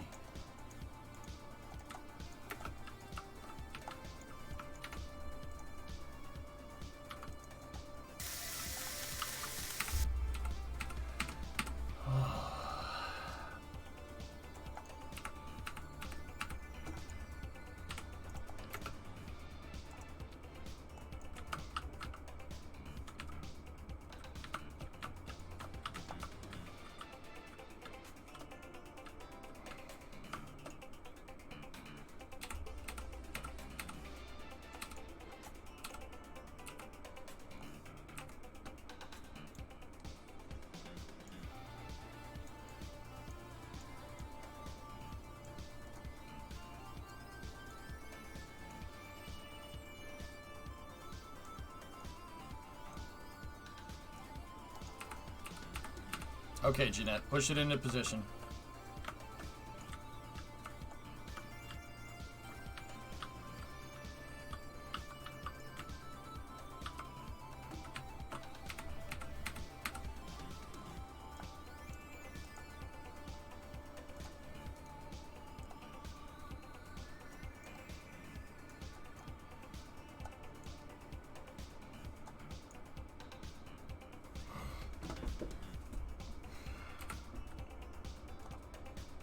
Oh, it went back to 0 act force. How is that even...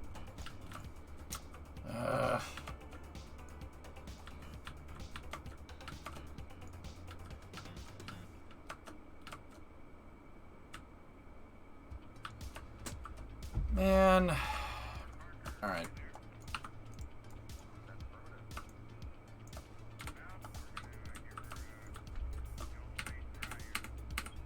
Sorry, guys. I don't understand why this thing is taking so dang long.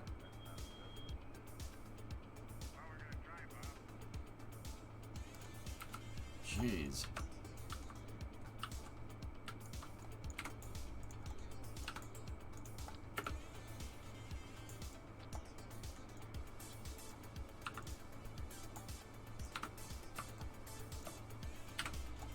There we go.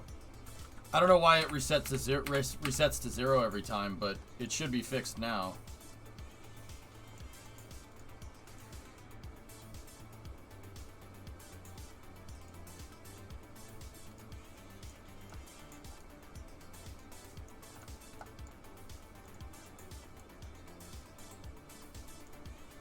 Capture confirmed.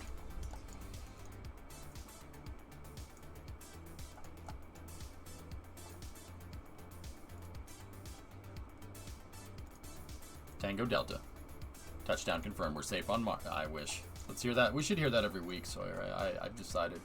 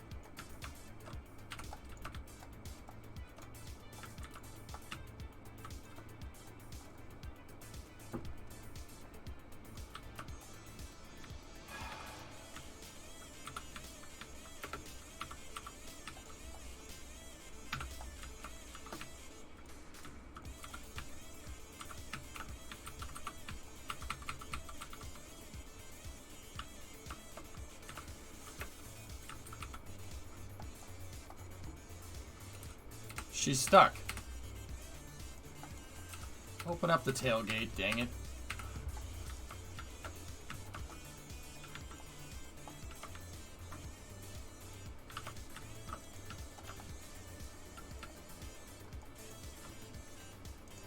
Okay, all aboard, we're out of here.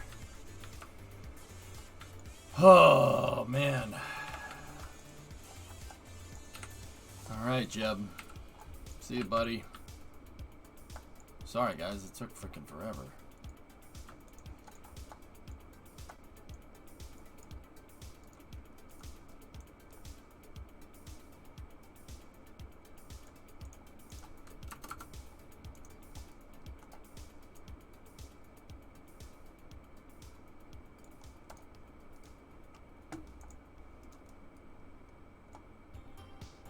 Good.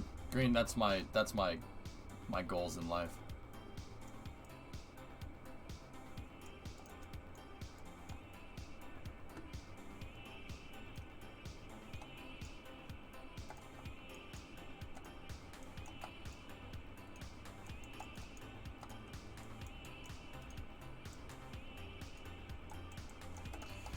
All right, we cleaned up our mess. Let's get out of here. Fighting a war you can never win. Trying to feel the pain that's within. Still hanging on to moments lost. Oh, Wookie. Yeah. That sucks. There's one thing that makes me come alive when you're by my side. All right, guys. So, what are we gonna do with Dart? Together with me when that weary day will roll. What should we do here? I want you to smile. Shut out all the worries, streak away for a while. The look you No, that's it. No. your eyes back then and pretend it's 85 again. Dart 2.0 because of Freedom 10. Rebuild it and send it to the station. This one? It's nothing to rebuild, Jim. We're just picking up the pieces. I could attach the pieces to another Dart later. But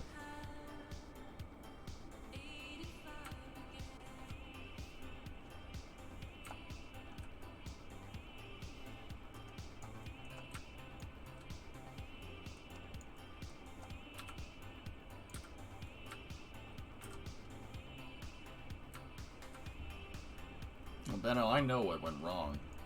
And I know why it went wrong.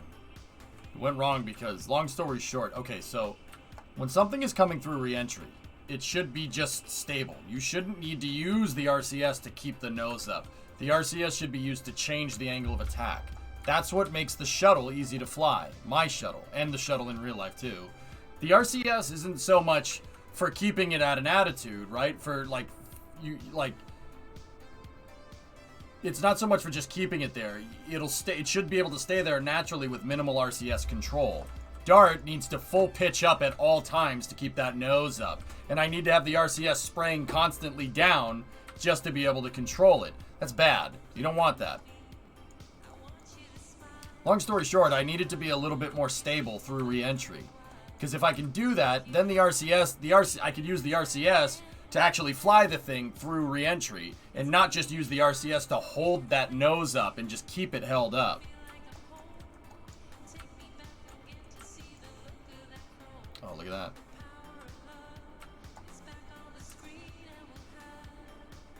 We figured out what the plan forward is. I mean, more or less.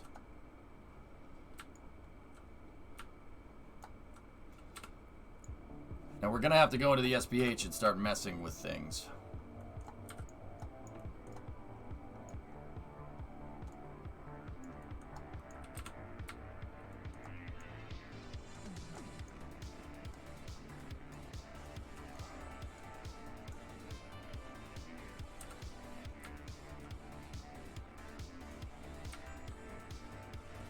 By what I just said, Plate. Yeah, I gotta work on stabilizing out Dart.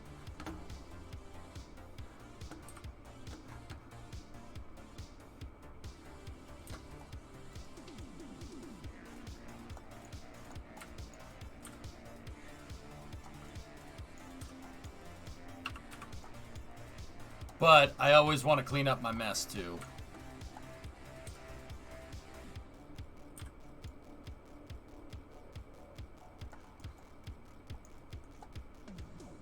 Bill and Bob are like, do we really have to drive fast?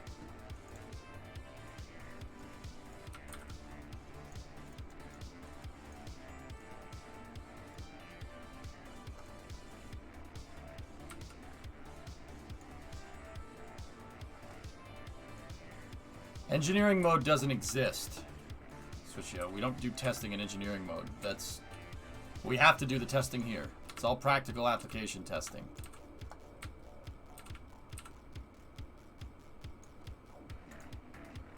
I know, right? No, it's pretty fast, huh?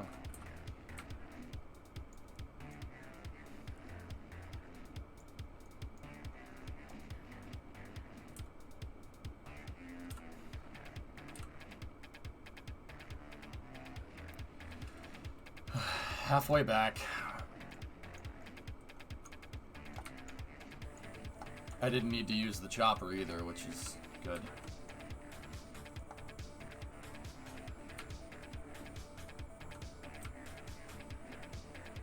Yeah, this thing moves, Ambroso. The K200 goes fast. It's a good truck.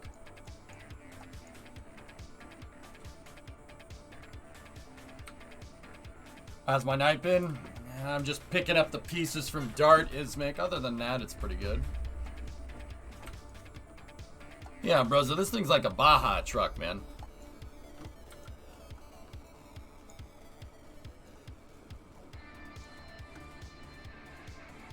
Halfway there. God dang it. Sorry, I don't want to get the MCH.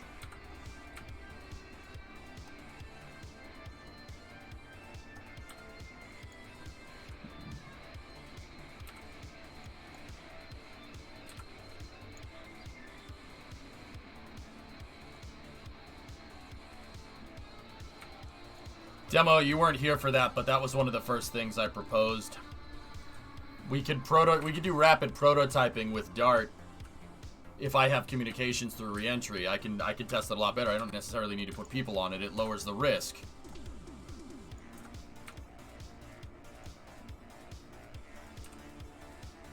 Whoa, say your DMCA prayers, take my hand, I'm taking you to court. Wait, what?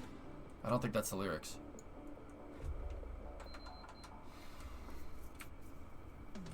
Hey, Zelnerd, what's up?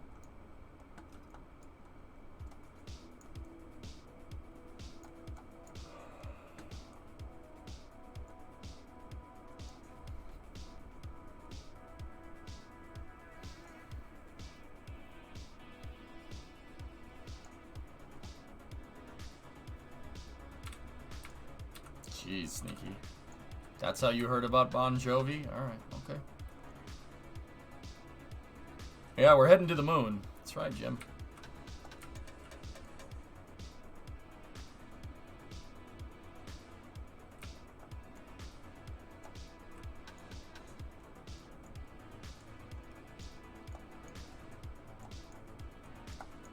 But doesn't that still allow for some failure as it hinges on your ability to eyeball and when to re-enter? I guess what I'm getting at is if there was the ability to glide. Plate, if what I'm saying doesn't make any sense, let me explain it to you like this. I'm getting it to glide better through re-entry. So I can use, during re-entry, I can glide back to the runway. Dart flies fine at subsonic speeds, i.e. not in the fiery stuff. It flies just fine. It's just when you're flying going really, really freaking fast, that's when it doesn't fly fine. That's when you need to use the RCS just to keep it stable.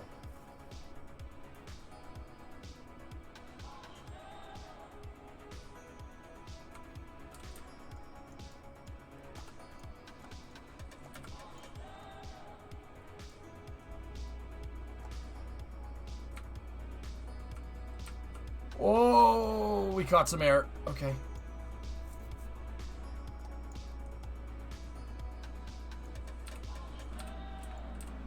Seriously, in Italy, streamers play DMC content all the time and no one has been caught yet. So it's not that big of a problem, seriously. Switchio, you told me your dad knows the law and you just told me that. Okay. Yeah. Yeah, no. No. So you're saying the basically the solution is to don't go orbital velocity. Do I look like Jeff Bezos to you, NASA man? Swishio, that doesn't matter. And in some in some places in the world, smoking marijuana is illegal. Well, a bunch of people smoke marijuana and they've never been caught, so it should be fine, right? Yeah, see how dumb that sounds? Yeah, let's not do that.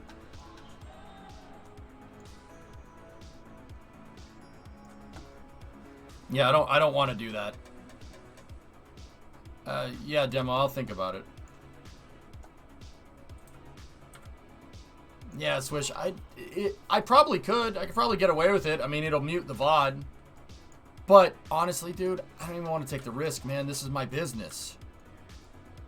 I don't think that's a good idea. I don't want to roll the dice like that if I'm going to roll the dice. It's risk mitigation, just like spaceflight. You know? I don't want to do that, man. I don't want to put my business in jeopardy, even if nothing will happen. I don't think the risk is worth it, so I won't. So we got Robert Parker. That's fine. It's fine if you don't get caught. Yeah, the problem is that everything I do here at work is recorded and gets put on video. And if there's copywritten content on there, it could be used against me in the court of law.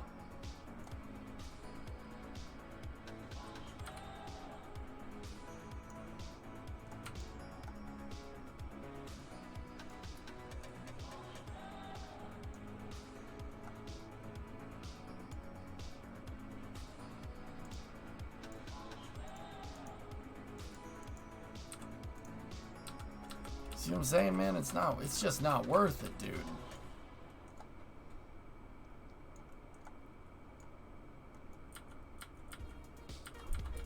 It's just not worth it, man.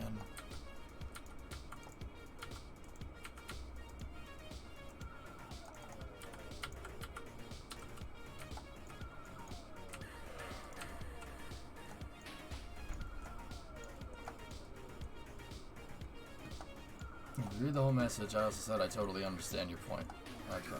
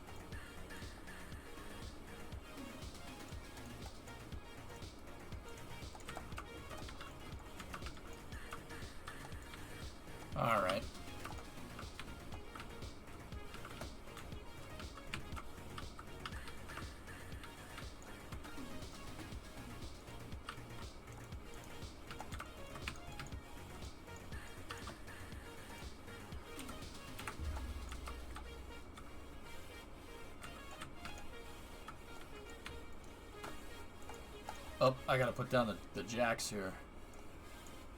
There we go.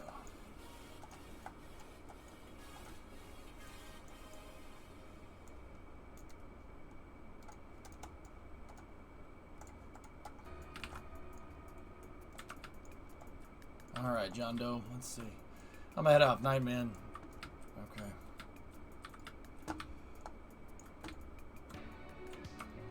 Much easier. It's much easier doing it this way.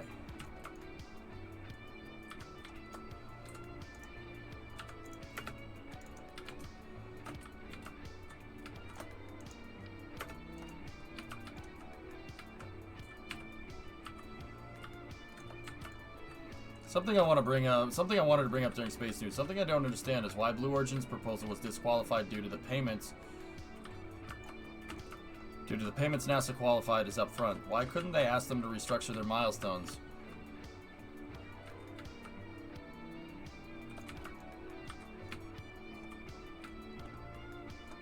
I don't know, Novus. I think you missed me saying this before, but as I recall, the truck is based off of the Hemet, which goes 62 miles an hour. So the truck's really close. Oh, well, that's pretty cool.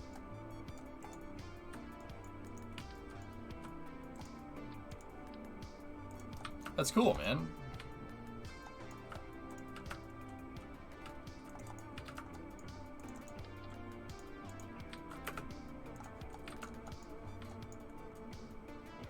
It's probably a really noob question. Noob questions are fine, Riv. No problem with that. Is it better to try and plow through the atmosphere as fast as possible? You want to slow down to an extent, but the idea is to get out of the atmosphere as quick as you can. But also you don't want to go too fast. If you go too fast, then you're gonna get heating. You're gonna get heating problems, which is not what you want. And you can get aero. Basically, there's only a certain speed that your rocket can have before it can't move the air out of the way faster.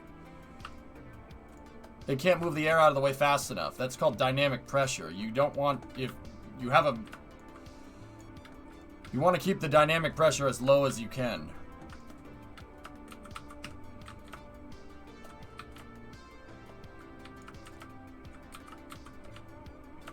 Thank you.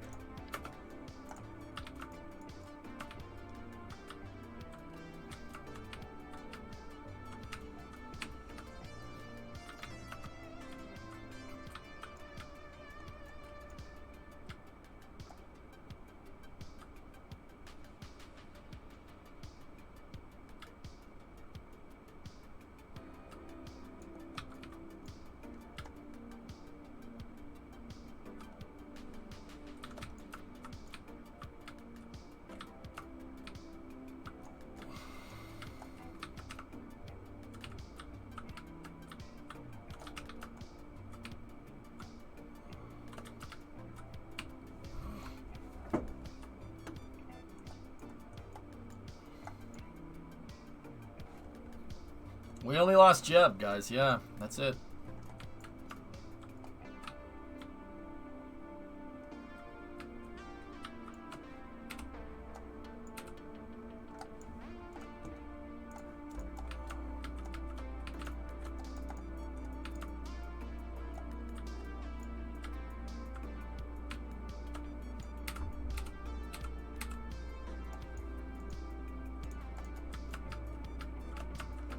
Alright, I'm just getting everything buttoned up here. I'm going to drop all the parts off here on pallets, and then we're going to...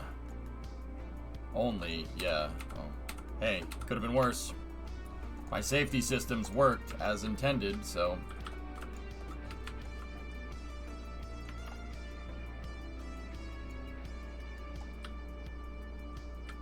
Yeah, Max, I have another viewer named Max that handles all the racing stuff for us, dude.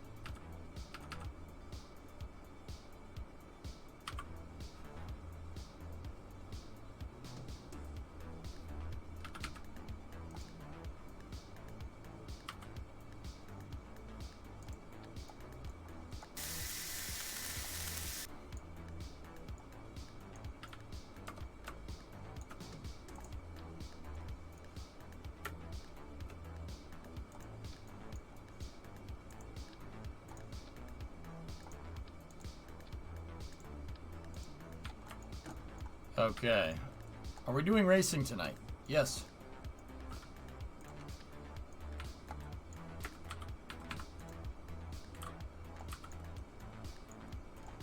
+1 rep for lasering a crew member in the face.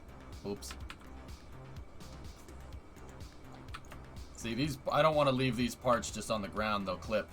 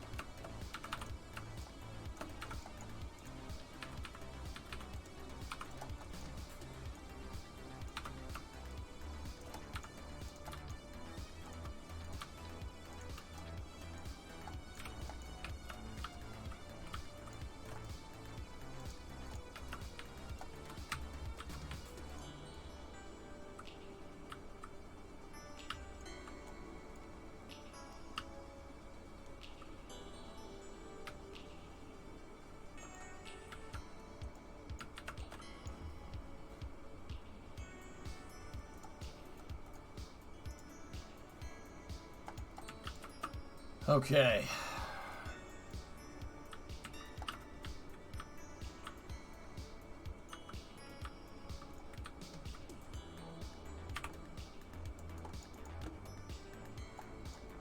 Well, I guess the lights don't want to go off.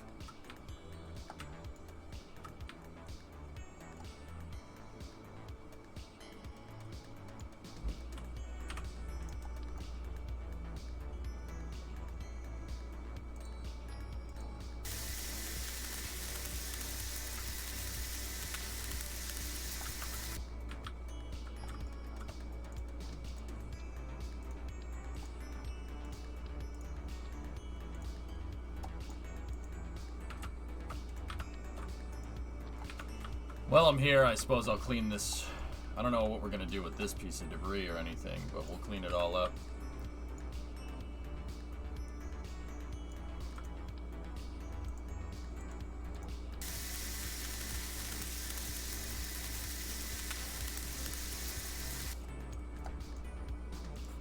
Just leave the docking ports there.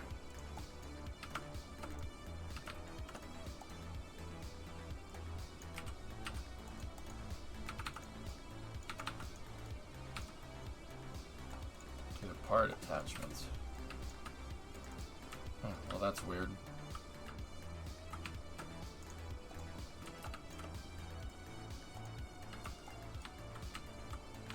I'm not sure what a drogue chute is for. Drogue chutes can generally take a little bit more of an impact. Like, you can deploy a drogue chute at a higher speed, and it's less likely to break off. It's basically, Reagan, think of a regular parachute for going slower than the sound barrier. Drogue chutes are the type of chutes that you need for going faster than the sound barrier. That's generally what they're used for. Well, not faster than the sound barrier. Like, it really depends. It depends on the chute. Some drogue chutes are designed to be deployed at supersonic speeds. Some.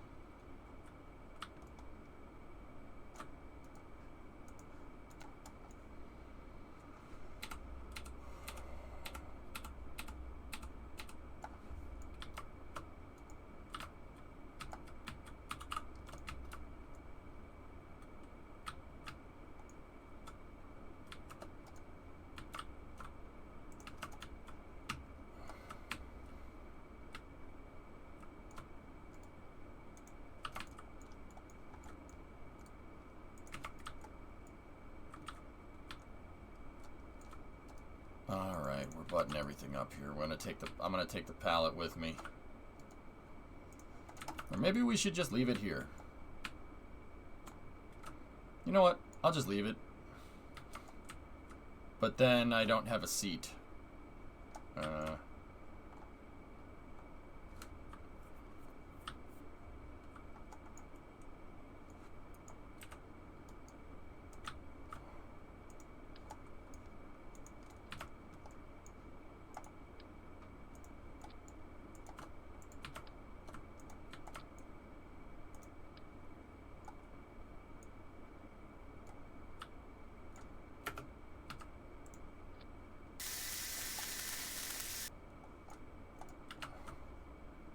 he has the, he has that as a piece there, so... Alright, let's just be careful. Don't flip the vehicle.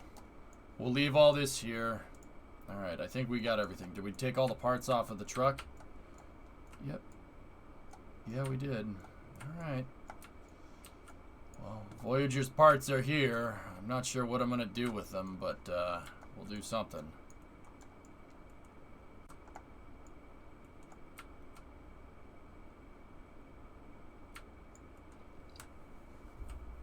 I just recreated your failure, and it's a doozy. You didn't get screwed by springs or friction. I could have told you that. You hit the wheel collider hard when it's perpendicular to the ground. It pushes inside the terrain and gets shot out.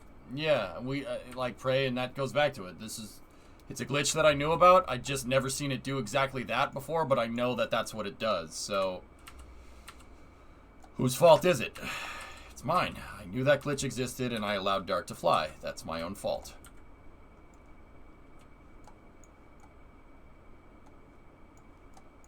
Thank you for confirming I suck. I appreciate it. I'm just kidding, man. Yes, Defense Minister. Thank you for bringing it to my attention. Hey, Chop Chop, what's up? Alright, well, let's bring him back to the pad.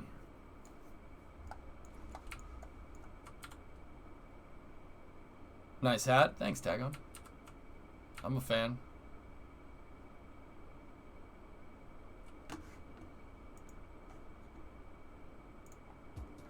Well, Kerbal, you live and die by the sword, man. We made it back to the moon.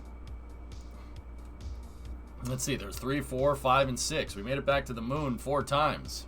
Pretty reliably, I might add. What was the pilot chute used for in the Apollo missions? Pilot chute.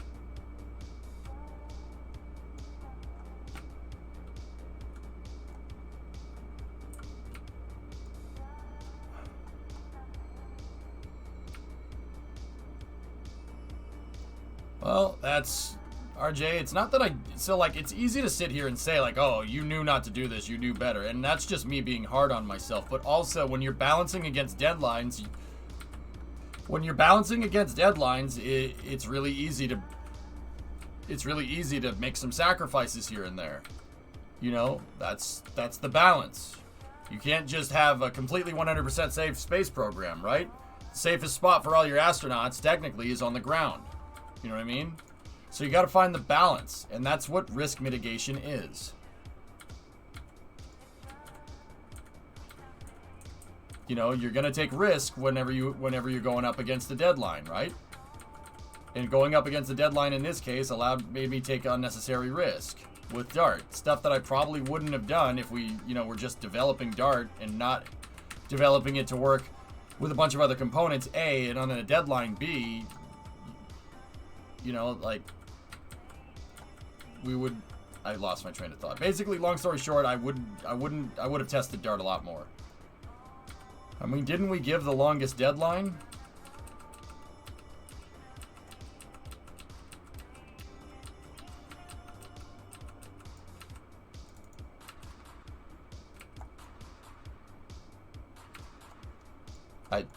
What?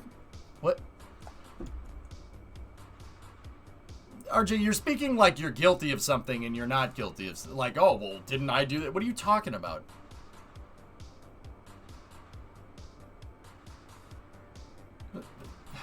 Never mind. That's a stupid thing to say. You should know better than that. Is this a new channel or did Twitch unfollow you? It's new.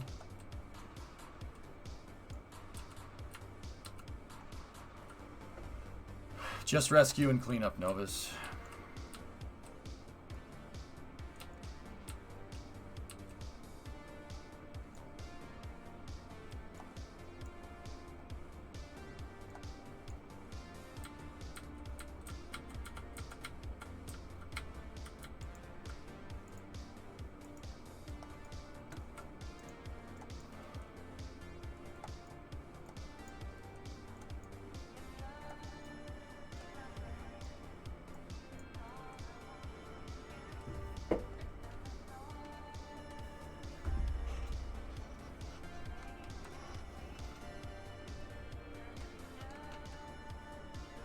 That's the fun, failure. Yeah, no, you take risks. You take risks when you have contracts. That's why saying, like, oh, we give you a long deadline that doesn't matter. Like, it's still pushing the envelope.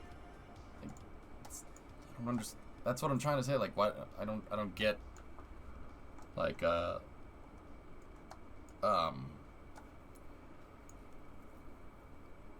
mean, given the longest deadline, that's irrelevant, dude. That doesn't matter. It's still, we were still rolling the dice every time we did dart. So I mean, but then again, if we go back to when the dart development succeeded, I said basically the only thing to learn from dart now is to learn the opportune reentry trajectory, and we'll figure it out through more launches. That's the only thing left to do because we don't have any simulations. I mean, yeah, it is what it is. All right, anyway, let's recover the crew. Bill and Bob are finally back. And Dart Voyager's pedestal will just stay empty, I guess. That sucks. I don't know if Dart's on Kerbal X, Josh. I forget. I should probably put it on there.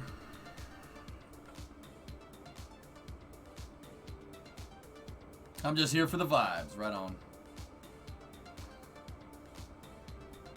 We didn't dial it in enough, and we yeah, I mean, that's what I mean about risk mitigation. You know, at what point is it good enough? And it's very clear that it wasn't good enough, and that's not a deadline thing. That's just a thing, you know? It's just a thing.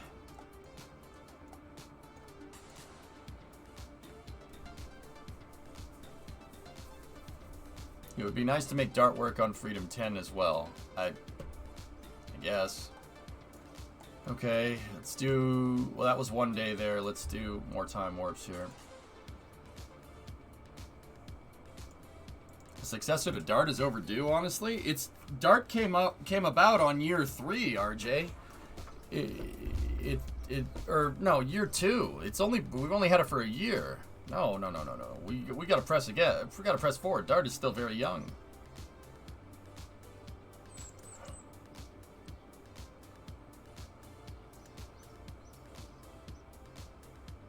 There we go. Science data from the surface of the moon. Science data from the surface of Minmus.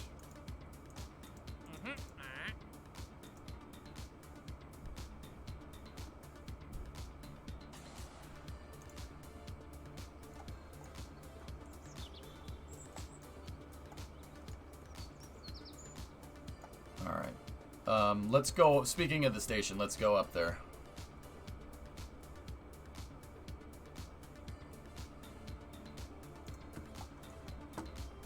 But I mean, Novus asked about architecture. In terms of architecture, I think our architecture is pretty damn solid. The only thing I would really like to do is be able to scale up the tankers. If I could scale up and make bigger transfer stages, then this architecture becomes really good. Because that means I don't need to refuel the stupid thing every time, you know? Oh yeah, tag on. The game's a lot crazier. Like, see, Transfer Stage 9 is good, and then I had TS-12 ready to go. Like, if I could just get Kerbals up here, we could get them back, but yeah.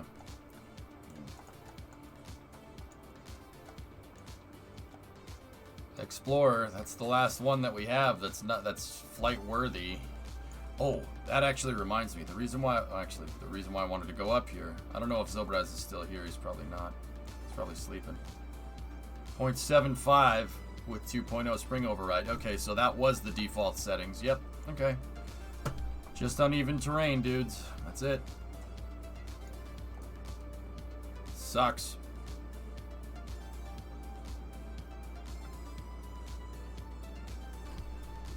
It's just how it is.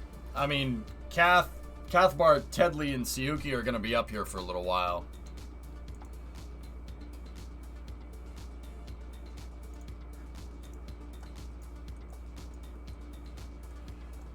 Yeah, they're going to be up here for a little bit.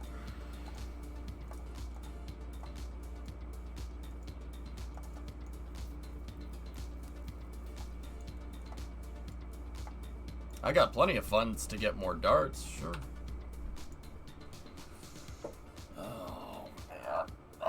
That sucks. That sucks so much.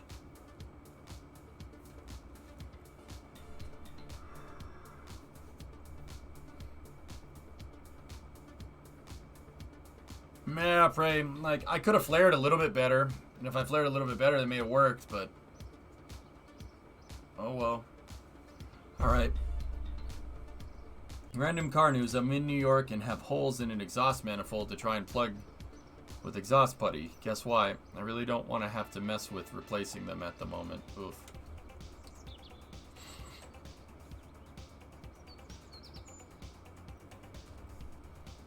Why don't you build a pod to have that redundant dissimilar architecture? What's the longest time a Kerbal's been up there so far in this save? 200 and something days, Tars, and change. We have 578 science. Maybe...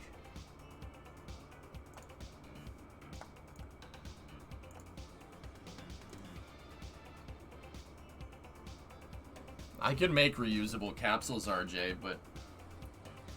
I don't know, dude. I don't know if redundant dissimilar would be a good idea. Like, maybe. Discovery, go at throttle up. Switch yo! 1 year, man.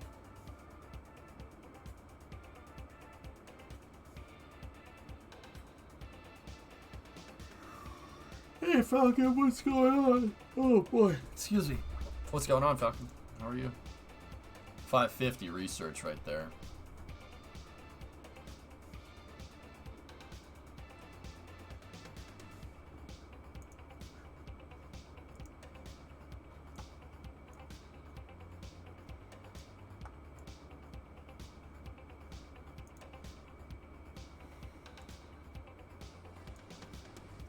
What is the red badge? What red badge?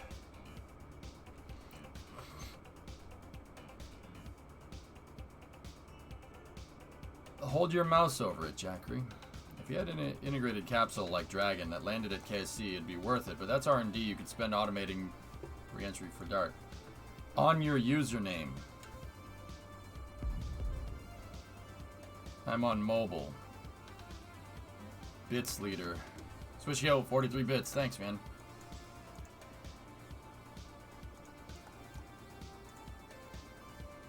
We can just bite the bullet and unlock the advanced propulsion right now, guys.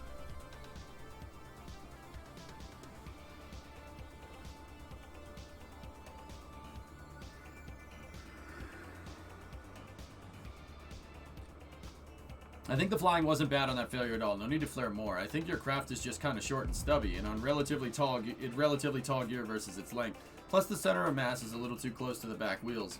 So it's easy to have tilt over with a bad bounce, but that's hindsight. Yeah. Get the prop! What? Prop? What are you talking about?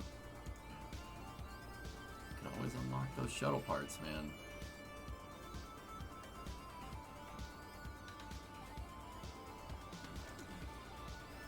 Get the propulsion. I'm lobbying hard for those shuttle engines.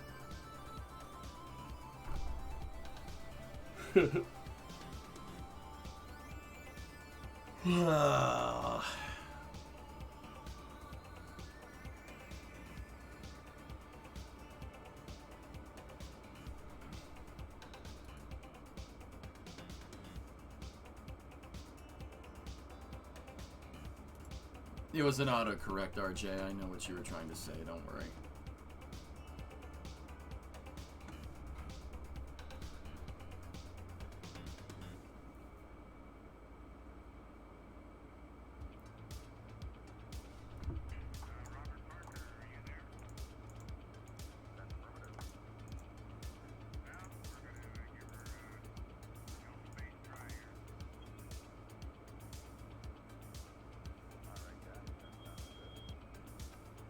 Yeah.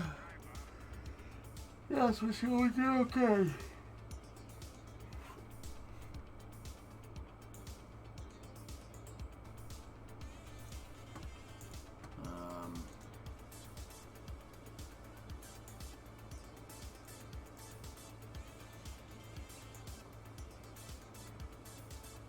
I don't know why that's so far in the tech tree, but that's okay. We could unlock better tankage. That could be useful. Hey, Pwn Sister.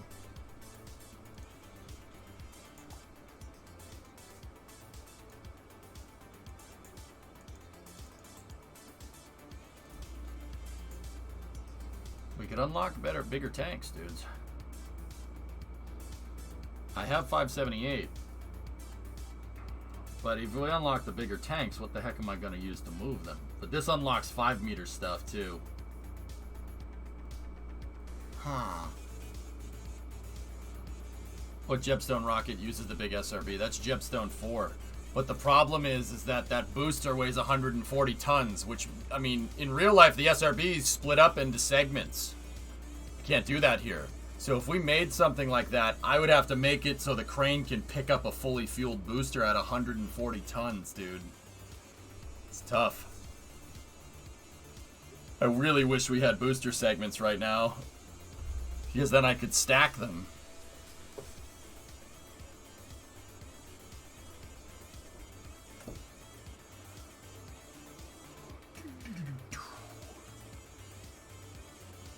I don't know, man.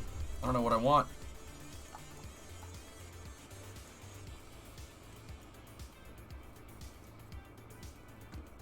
$36 tons is what it's rated for. Could you do LRBs like the shuttle? Segment them?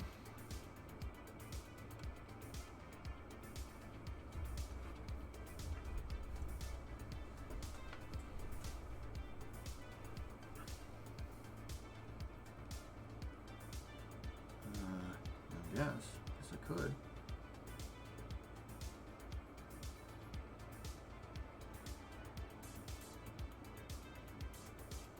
I don't know, RJ. I don't know. I'm kind of all over the place here.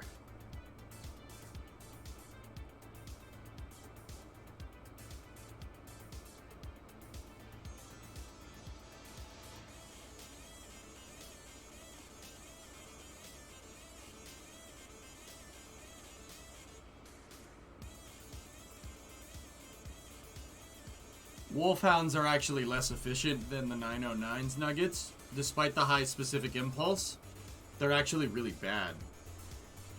Wolfhounds make sense on a small craft, but even then, the Rhino is way better. We could always unlock the Thoroughbred. Interesting.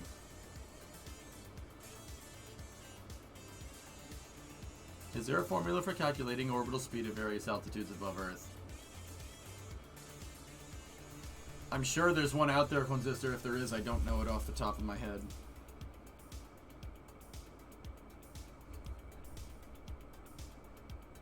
We're racing at the top of the hour, yes. What other propulsion do we have here? We have the shuttle engine. What's the point of SRBs? They seem really inefficient and a waste. No, sorry if it's a dumb question.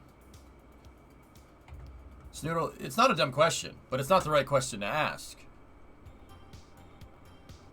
SRBs seem really inefficient and a waste, so why do we use them? So the first tip-off is that in rocket science, everything is used for a reason. So there is a reason why they are being used. Yes, they are inefficient. So efficiency is not the purpose of an SRB, is it? So why are they being used? What do they do with SRBs generally? Is it just pure brute force? That has something to do with it. What do you trade when you trade efficiency with rockets? There's Delta V, right? And then what's the other one?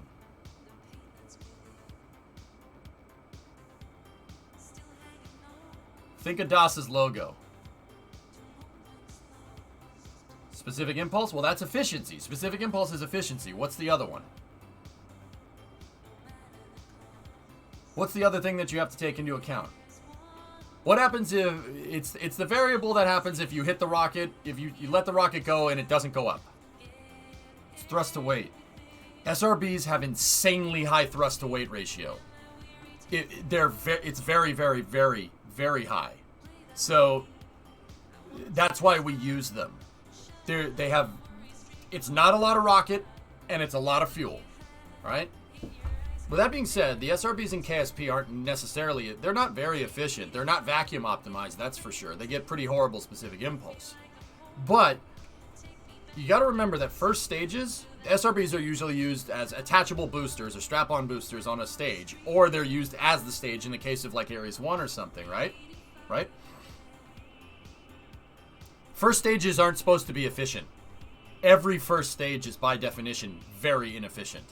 Because first stages aren't about delta V. It's not supposed to be efficient. It's designed to get you the heck out of the atmosphere as quick as you can. Second stages are where you want your efficiency. First stages are where you want your power. And in that regard, SRBs work very well. With that being said, there are SRB second stages on certain vehicles. Not Ares. Vega. We watched a Vega launch the other day, Snoodle. That has SRBs as the second, third, and first, second, and third stages, and the fourth stage is a liquid fuel booster, right? Another rocket is Antares. Antares has a Castor 30 XL, vacuum optimized SRB, second stage. Yeah. So the ones in Kerbal are more strap-on boosters, right? They're not second stages. You can use them for second stages if you want. It's not the most efficient, but once again, SRBs are mostly propellant. The other thing about SRB, they're mostly propellant and not a lot of SRB. The other thing about solid rocket motors is that they have one moving part. And the one moving part is usually the gimbal. And some of them don't even have that. They're there for a reason, dude. Hi, Pick. That makes sense. Thanks for that. Yeah, so, like, when you see something, when you see Atlas V, the Dominator with its 4 SRBs attached to the side, don't think, why would we use that? That's very inefficient. Nothing is done because someone wanted to in rocket science. That doesn't work that way, right? So the question you need to be asking is, well, they use that thing, they're clearly there, and they're not efficient, so they're there for another reason, right? That's how I look at things. I don't ask, why did they do that? What are you trying to do? Is the more important thing you should be asking, right? Think about that next time you have a question and work your way through it.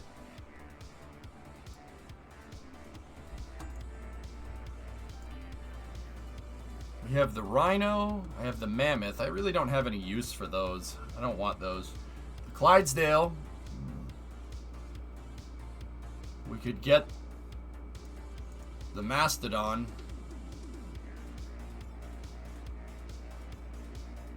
Check out what I got.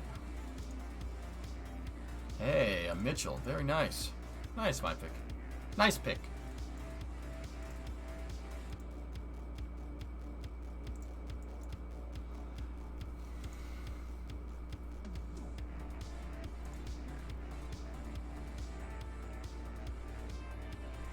I play Russian war songs in GTA Racing. Okay. Didn't you use that smaller SRB on Jepstone 2?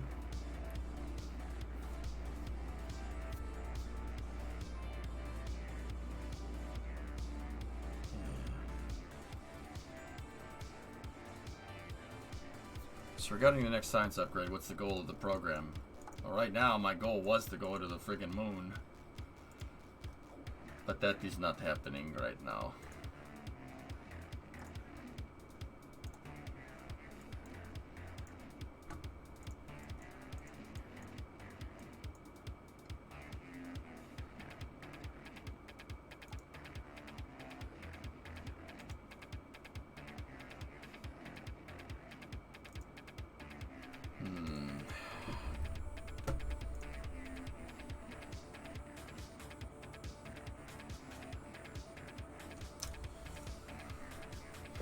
I'm thinking, dudes. I'm thinking.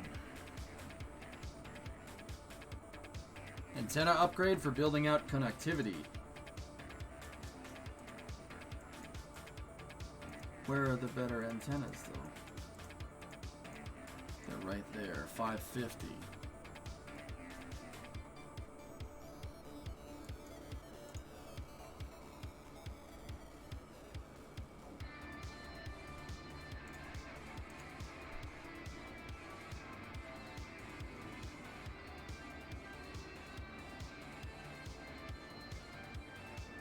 When I have a hard time making a decision, I go with whatever will make what I need to do even easier.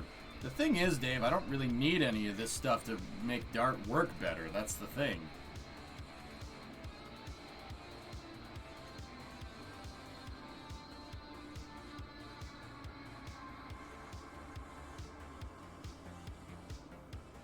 You know? I don't really need it to work better. Vector OP, but yeah, I can't throw those things away every time.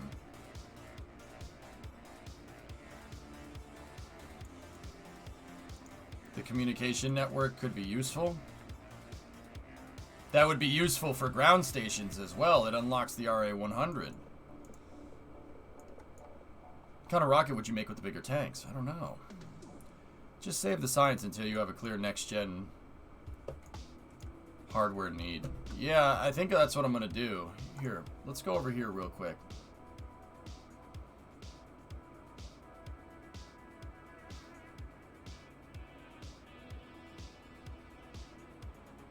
Yeah, Phil, it's basically what we've done thus far.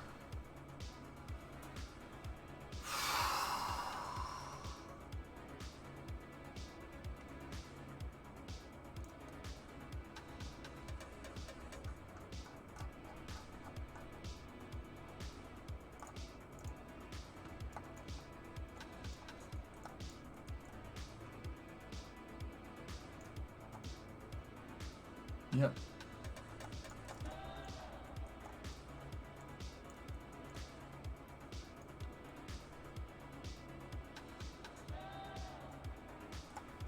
All right.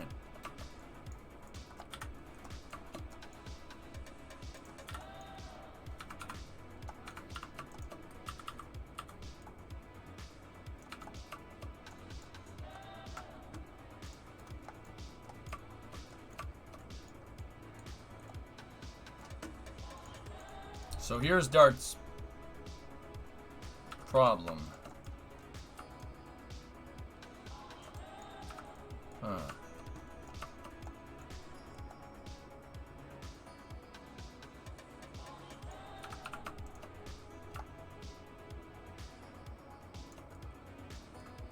Huh.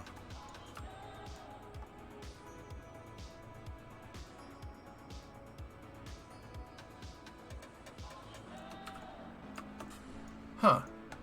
It's actually not bad. But did you see how the center of lift moved backwards a little bit? So, what I need to do... Let me just go over here. I'm going to look at Collins real quick.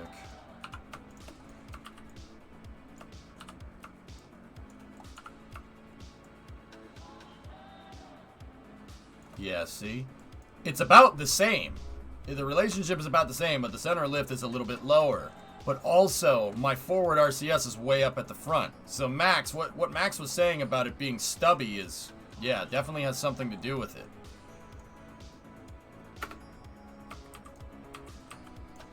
Yeah. Because Max, this thing is about as stable as you can get through re-entry. I can surf this thing on the plasma. It's actually really cool. Works just like the real one. But look at all the moment that my RCS has over it because of how far away it is, you know? That's what made that dang shuttle so good.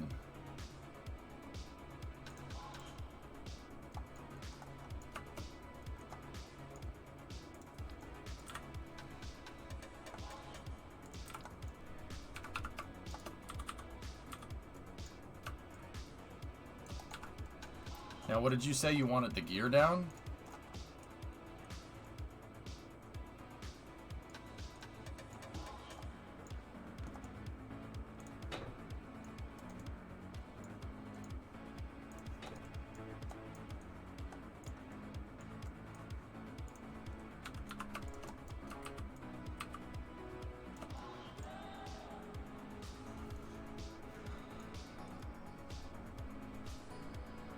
What are we looking at here, Max?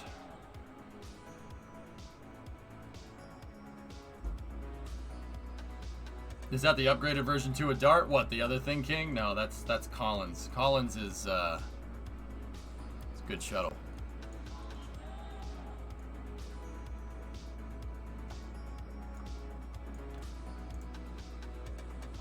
Guys, I have the solution. Boom.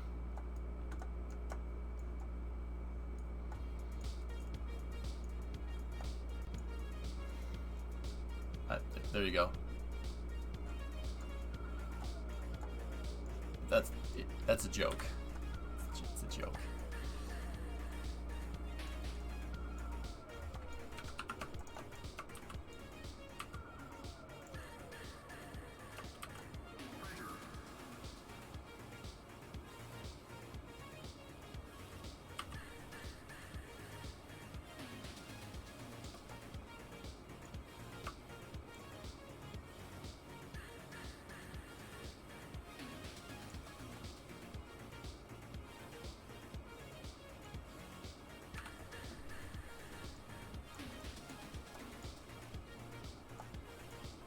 Now, if you tilt back slightly, you see the COM go back behind where the gear touches the ground easily.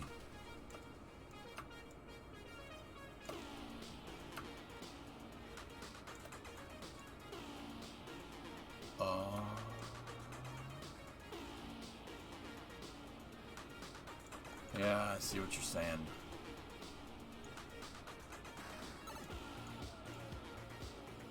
I see, yeah, no, Max, I see it. Yeah, I suppose.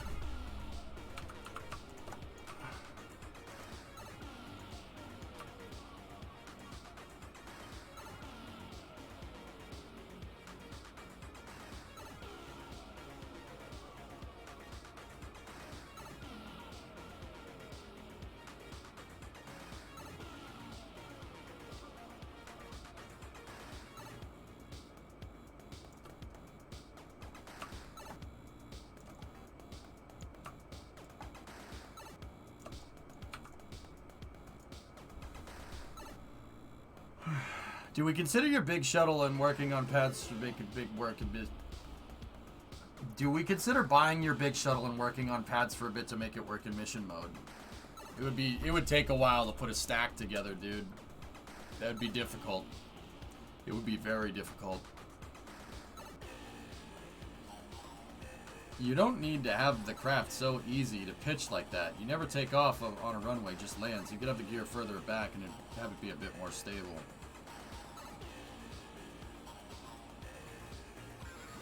Is there a way to go? Well, there was, Ryan, until Twitch made me delete all the videos.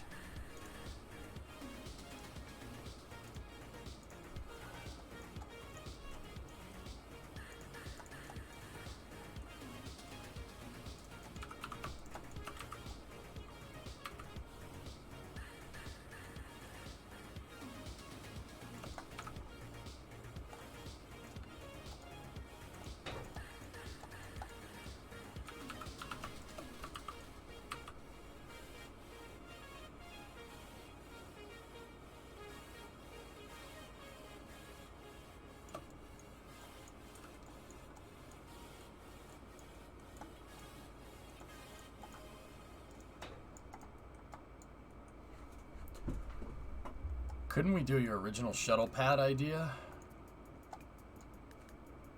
I don't think you want to do that.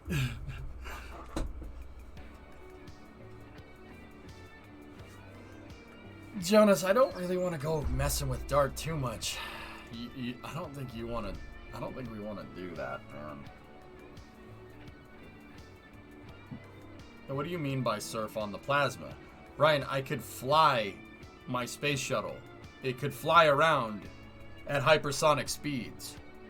So, okay. All right.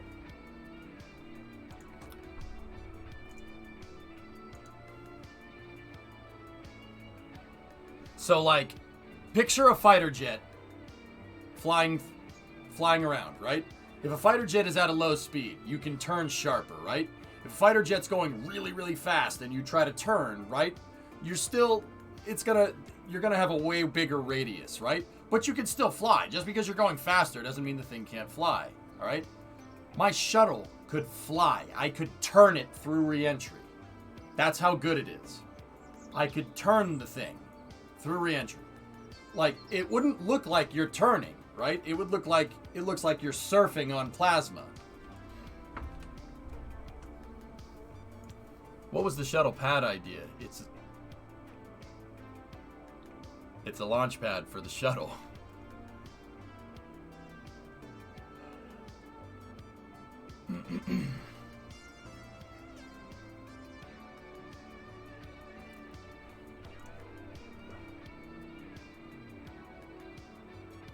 Would Moon Architecture fit in Collins' payload bay? Yeah, and I could bring the stages back down, Zelter.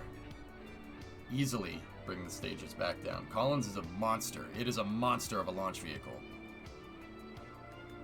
It's by far and away the best thing in this game I've ever made. Collins makes Dart look stupid. Collins makes Dart look like a waste of time. But the thing is that the stack is notoriously complicated. It's very, very, very complicated, and it's a lot of parts. The stack itself is 648 parts. I don't see why your current crane work on this shuttle pad.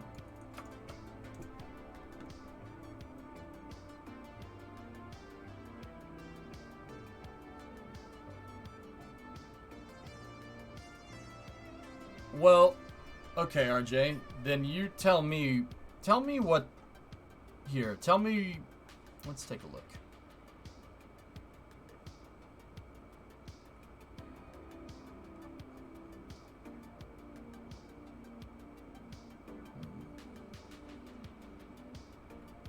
All right, here, take a look. You don't see why. All right, well, tell me what are we looking at here? I don't see why it couldn't work. No, you don't, because you don't know enough about this, dude. Like, I designed all these systems, man. This isn't, now we're not talking about NASA now. We're talking about EJ's designs in Kerbal.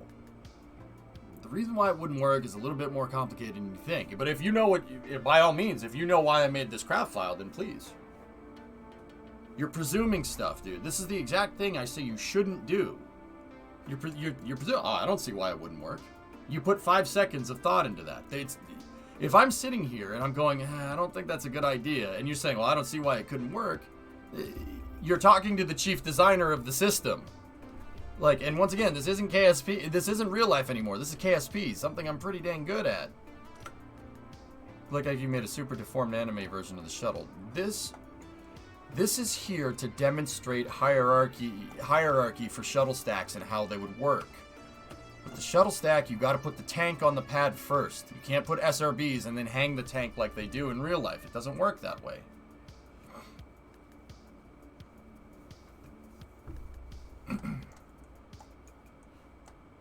So I'd have to hang that external tank first and then attach the SRBs to it, because hierarchy doesn't like it when you do stuff like that. Yeah, Pulse, you probably do.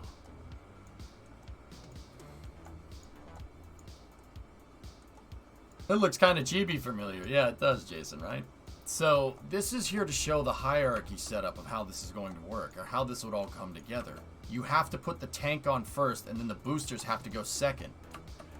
What I planned on doing is having Kraken Tech have the boosters basically have gravity hold the boosters inside of their mounts, right?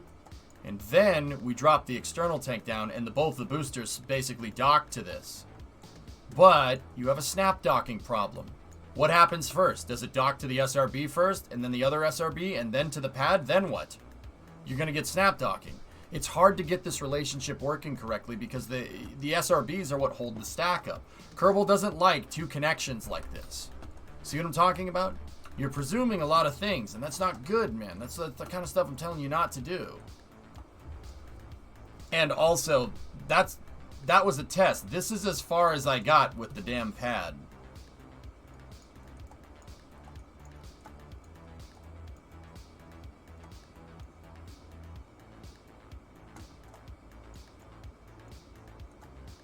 You want to see me do it now?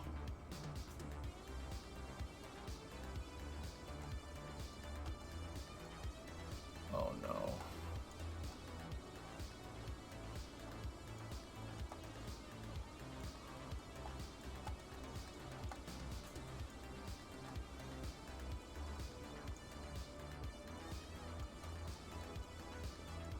Just connect the two SRBs via a crossbar of some kind with a single docking port to the tank.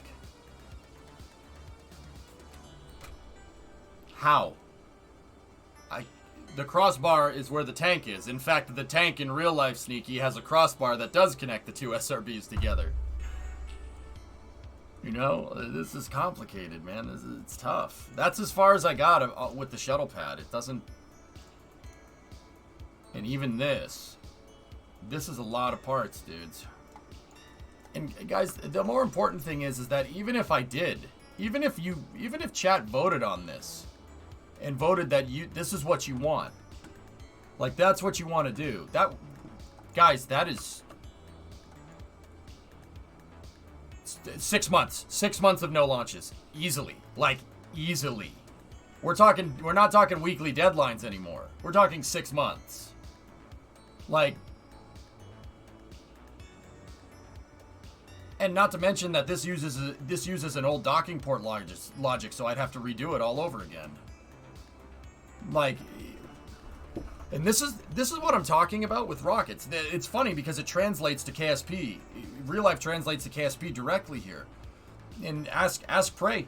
Prey, if you're still in chat, he's an aerospace guy. Building bigger rockets is exponentially more difficult. And building, not only is the shuttle a big rocket, it's also a shuttle. And once again, guys, look, okay, so like, hear me out. I'm not saying we can't do this. I can do it. RJ, you're right. There are it's doable. I need to change the cranes around and stuff. We need to change the pad around and stuff, but it's doable. With that being said, it would take me months to get this right. It would take months. Okay, Max, no problem. Like, guys, if this is what you really want, I'll do it.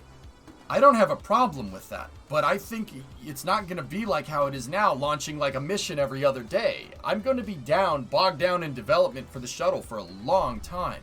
This thing is frigging complicated. I built out the shuttle, dudes. I built it out. It works. But I never built any of the pads for it. As far as I got with GSE is the mate-demate device, and even that would need to be redesigned at this point. Dude, that's as far as I got, man. This stuff's complicated, dudes. Like, building a stack would take an entire stream. It would take an entire stream. Like, I don't know what to tell you. Pulse, I agree. I think people want, like, 40% engineering, 60% missions, dude. That's the blend that I've found works. You deviate from that at all, people get bored. It's boring as hell. Like, that's just how it be, bro. With that being said, I would love to dust off Collins. I would love it. Imagine how long this would take to fuel, guys. This would take an hour to fuel the damn thing up because it's a bunch of small tanks. It would take forever, but god dang would it be cool.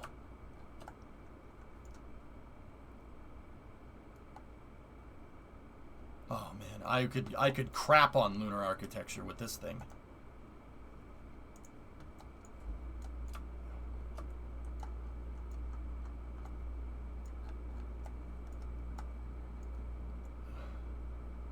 It's so awesome. Prey, this is my swan song, dude. I can't build better than this. Well, not really my swan song, but this is that implies I'm finished soon. That's no, not finished soon, but dude, I can't build better. I can't build better. Launch it? All right. Since Max has some time for racing, let me just make sure I got the action groups right. So 2.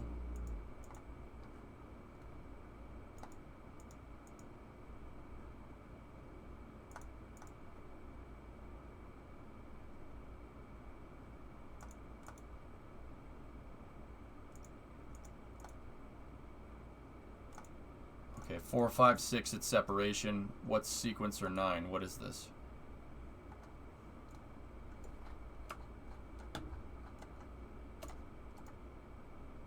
OVDET separation sequencer 9. Okay. Okay.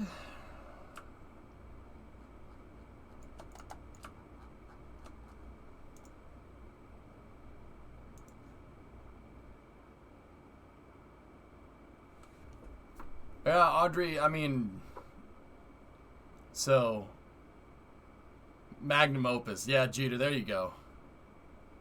There we go. Also, screw the Yankees. Yeah. I'm just kidding, man. I'm a Red Sox fan. I have to say that. It's a formality, dude. And if you don't say, like, screw Manny Ramirez or something, I'm going to be a little upset, okay? Screw Manny Ramirez. Screw Roger Clemens. Wait.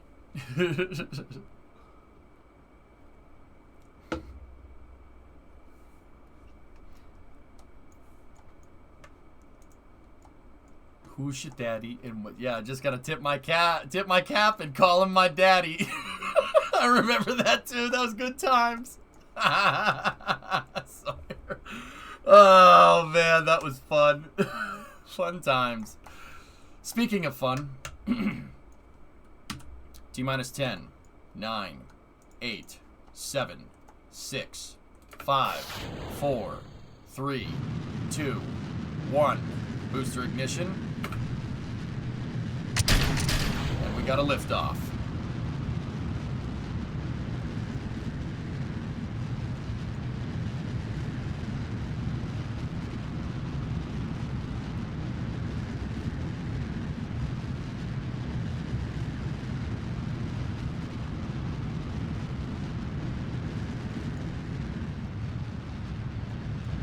Throttling back for maximum dynamic pressure.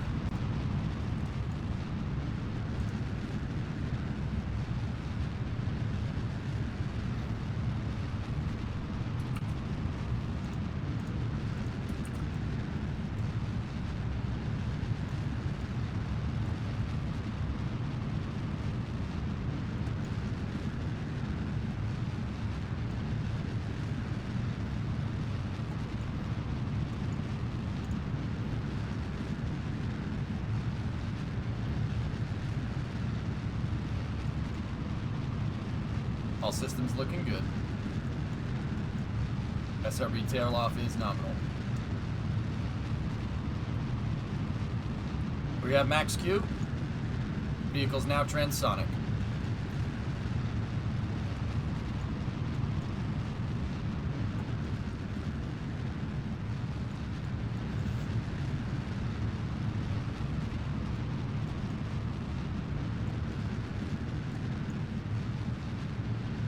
Go at throttle up. Copy, go at throttle up.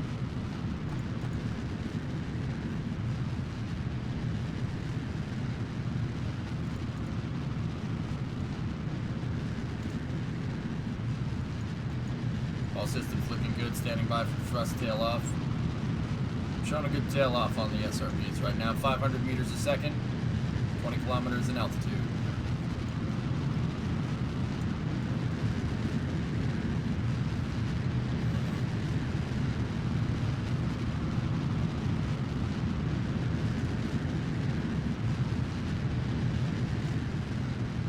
Thrust tailing off on SRB, standing by for separation.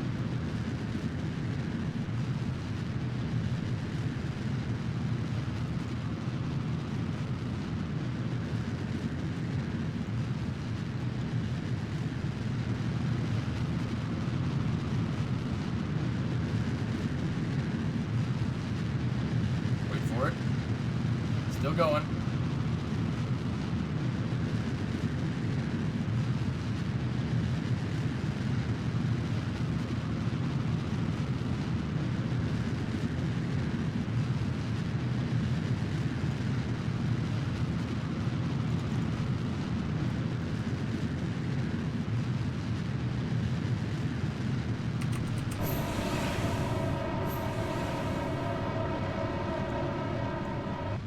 Showing a good separation. Flight 103 converge.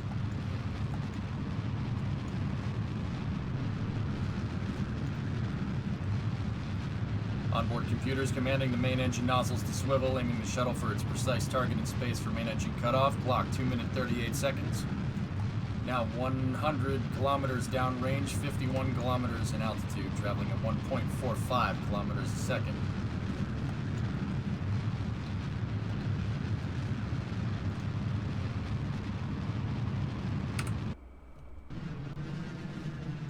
Ignore that part.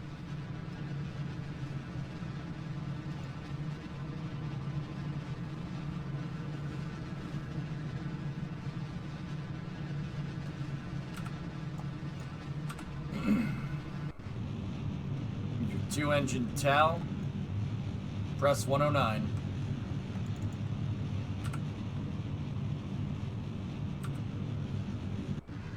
Okay, call engine negative, return.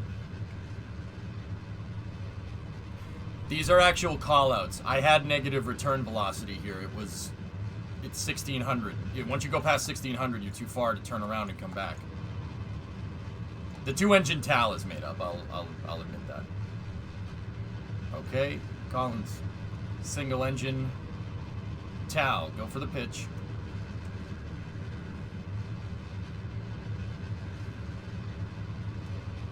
Orbiter reorienting into the wings up configuration.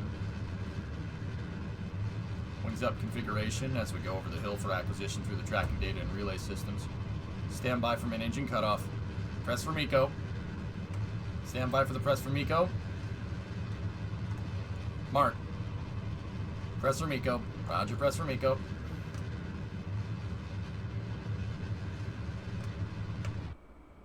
We have main engine cutoff confirmed. We have MECO confirmed. There it is. We can confirm it.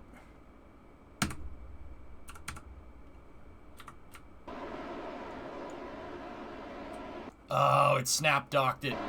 See, this is one of the things that's broken on the shuttle. This is one of the things I would need to fix. It snap docks. Oh, man. That was so good. It was awesome up until that point. Yeah, we snap docked it. Whoops. So we got to push that down there, right? And then we got to go over here.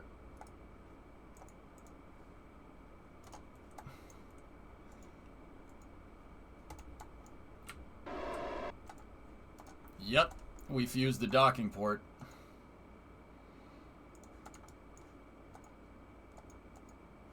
Ah.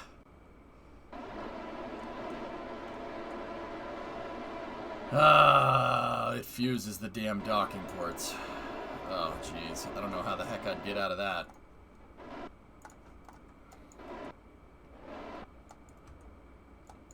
Re-enter with it. It'll just burn off.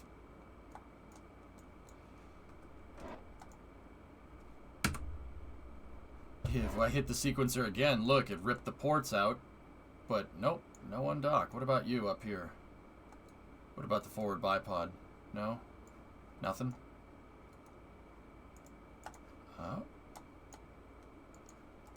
Oh, got it. It re-snap docked the forward bipod. There we go.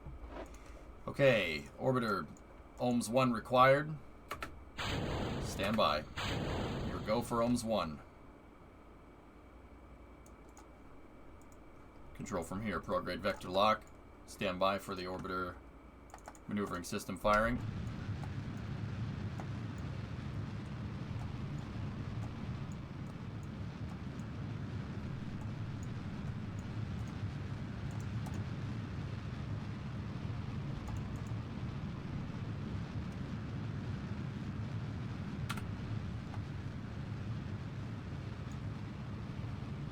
Okay. Ohms 1 complete. Stand by for ohms 2 at apogee. Max, you tell me when you're ready to go, and I will promptly stop. Ohms 1 successful. Nominal orbital insertion. Your go for on-orbit ops. Roger, flight. Entering step 201 here. 201.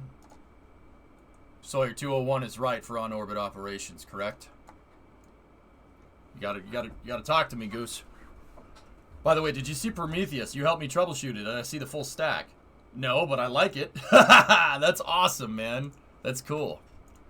200 is on-orbit operations. We need an ohms 2 circularization because we're still slightly decayed, but we should be go for 201 on-orbit operations, which means opening up the payload bay. You care if I commentate tonight? Not feeling so hot. Nah, man. It's all good, dude. Do what you need to do. Okay, we go for payload bay door open. Payload bay door open, confirmed.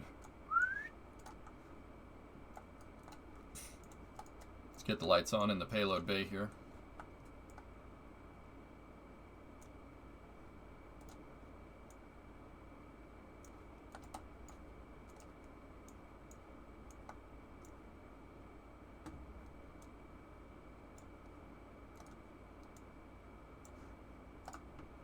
Getting the 4 operational cameras in the corners of the payload bay online with lighting control here.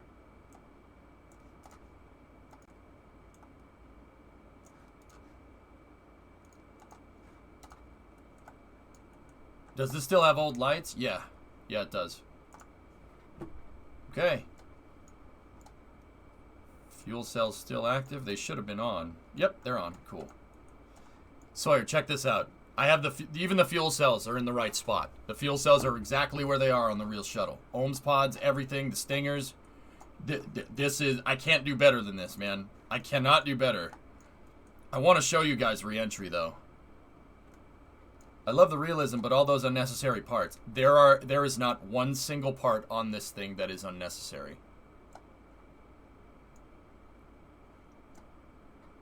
I assure you on that one. Nothing is here to look good. Everything has a purpose. Pray, I'm telling you, man, I can't do better. This is the best I can do, dude. It took me 6 months to make this damn thing.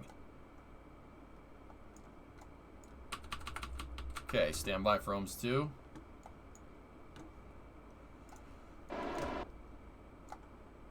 You can and you will. Yeah, I hope so. Priming the orbiter maneuvering pods. Or OMS is online. Stand by.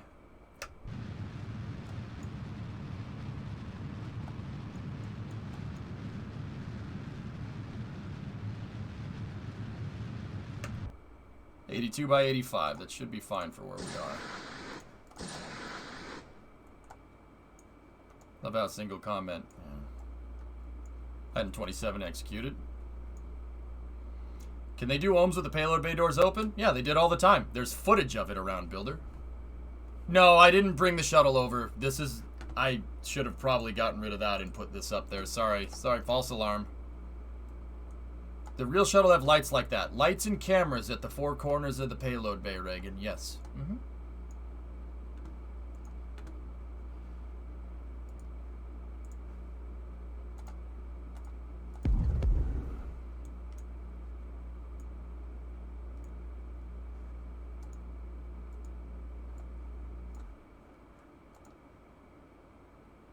What's going on here?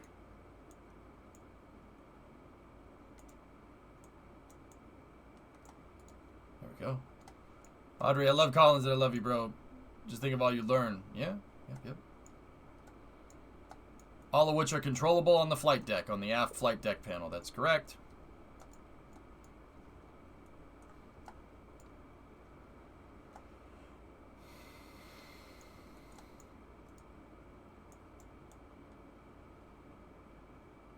I mean, of course it's correct. You said it, Sawyer, man.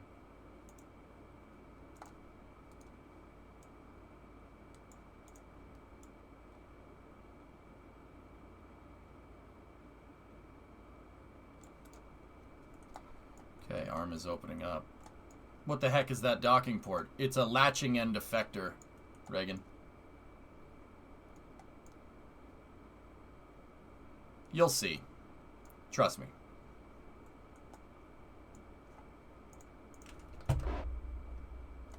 Is there a possibility to bring Shuttle C in career mode and make it reusable? If I'm bringing Shuttle C in, we're bringing Collins with it.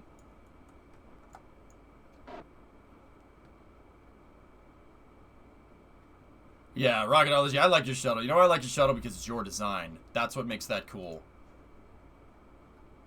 And that's kind of where I want to go with mine, dude. But also at the same time, I worked so hard on this damn thing.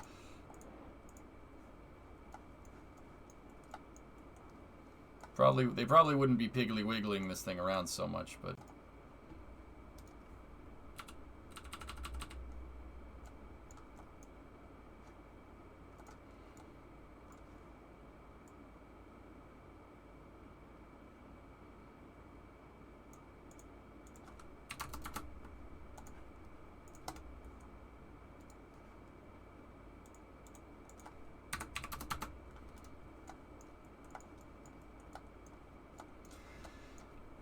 I'm telling you, man, this thing is... Discovery, go at Dude, throttle. I can't do better. I mean, I can. Like, don't get me wrong. If I tried to make this again today, I could probably do it better, but... wouldn't be much better.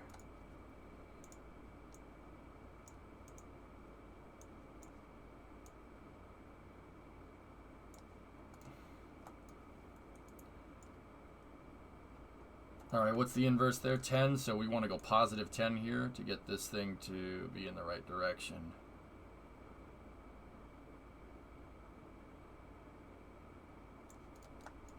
Okay.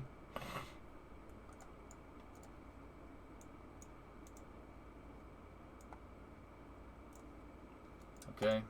We're negative. All right, so remove the docking port, latching port. Unlock. Dock latching port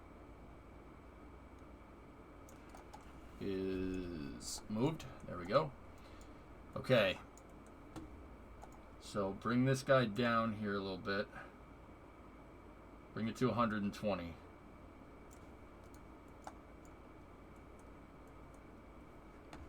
And then if we're going to do that, we got to bring this back to 60.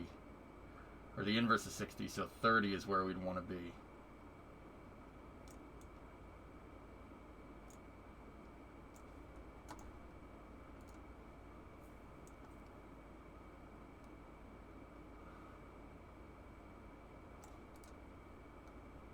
Okay, looking good. All right, stand by for latching and effector deploy. End effector deploy is nominal.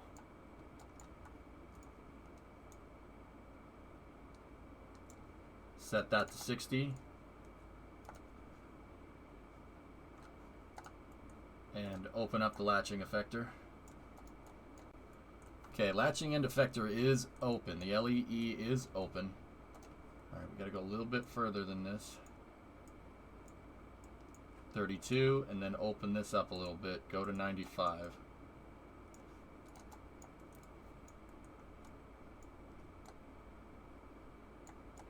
Okay. Move this in just a little bit.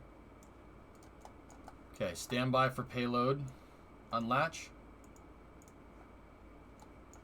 Payload is unlatched. Or it's, well, it's not unlatched yet. It's still in the active latches right now. So we need to go set this back to 90. Bring the LE forward.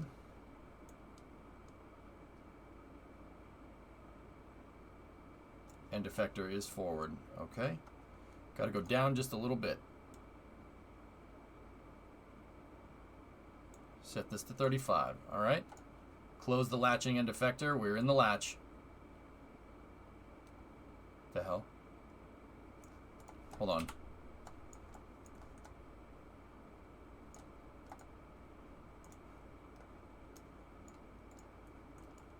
Oh, okay. Just it's the new docking port logic, and I say new docking port logic, but that logic was implemented a long time ago. Okay, we got a good latch. All right, so latching end effector is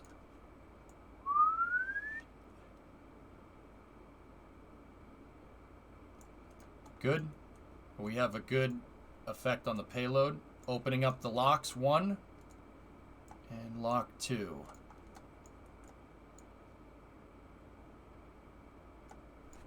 Hold on.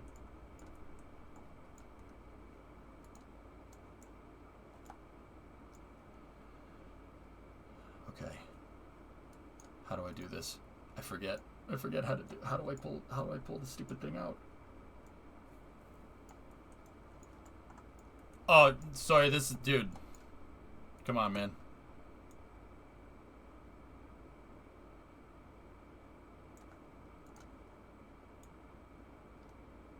Wait for it. Okay. We're out of the front latches, out of the rear latches. Got it.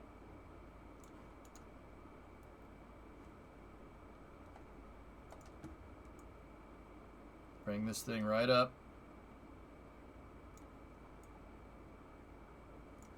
Just scrape the back of the payload bay. It's fine.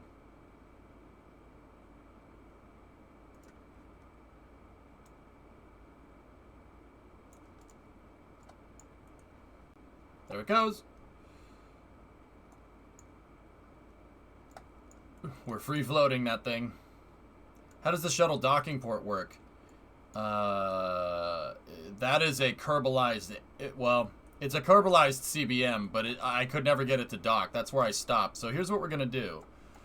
Here's what we're going to do. I'm going to go over here like this. I'm going to take this, and we're going to go over here like this.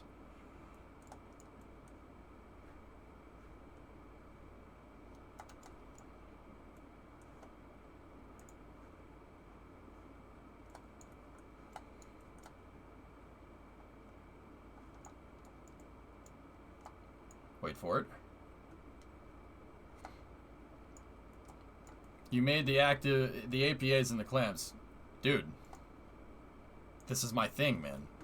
Sorry, I mean, it's your thing too. Like, it can be both of our things. But yeah, no, this is it, man. This is to get around snap docking. That's why I made an end effector for it. Okay. You are go for payload release.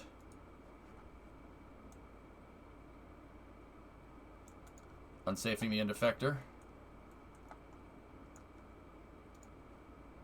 And let it fly. Oh, we imparted some force on it. That's no good.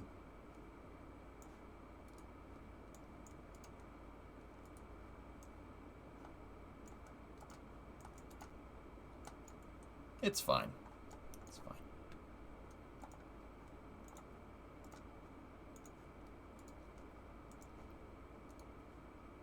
Yeah, it'll be fine. It'll be okay. Yep. Now there's your space station module. That's what I'm saying to do. You're on. Yeah.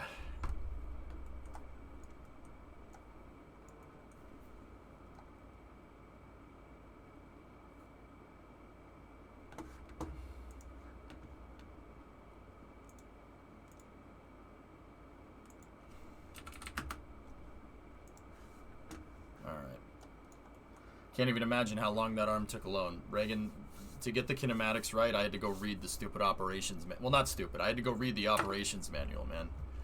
Like, man, it's been so long, and people have been all about mission mode, and that's fine and dandy, dude. But even before that, I played career mode. So not like this is the older viewers. The older viewers know this stuff. Dude, this thing's my baby, dude. I would love to get this working in career. Or in mission mode. Oop. Missed a step. Yeah, gotta close those. I made robotic arms before robotics were in the game, man.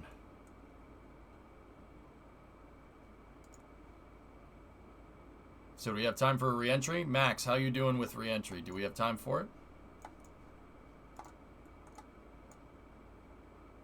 It's been a while, man.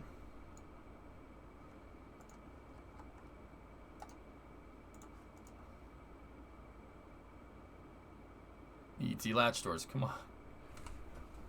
Bro, I told you I can't make better than this. Like, this thing is the crap, dude. I love this thing. It's my favorite.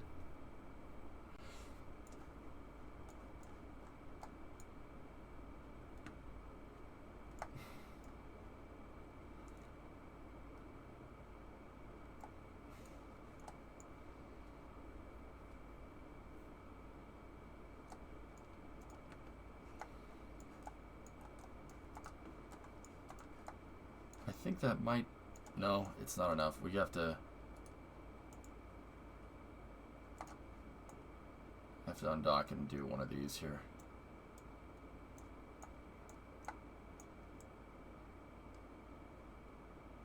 There we go. She do be latched, though. Alright, lock that out.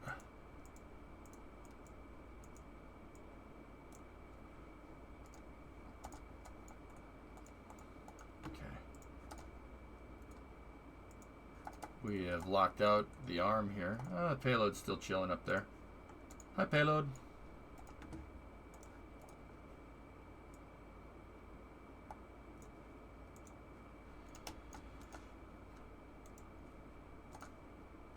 Okay. All right. I don't remember how to re-enter this. Is that bad?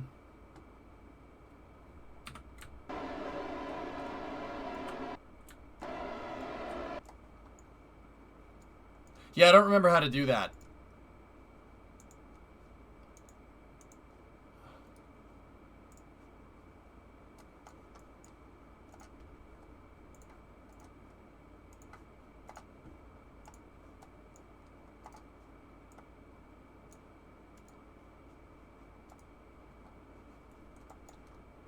Didn't you re-enter from 100K it's set for Curb India? Mouse, I don't...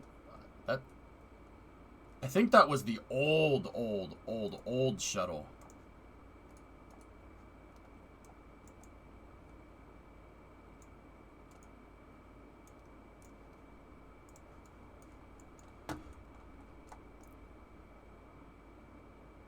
You know what? You know what I'm going to do?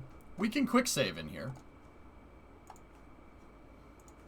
We can quick save because it's engineering mode. Close those payload bay doors. Actually, we don't need to close them just yet. I'll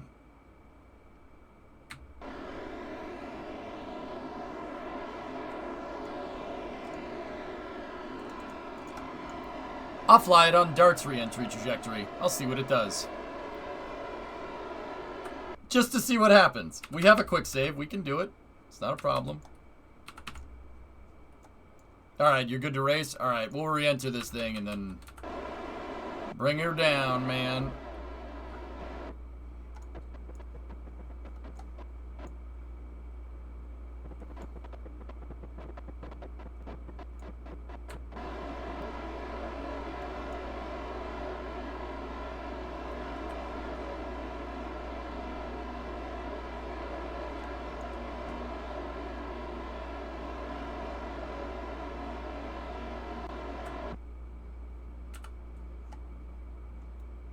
That's pretty much what Dart would re-enter from right there. Okay, secure the payload bay.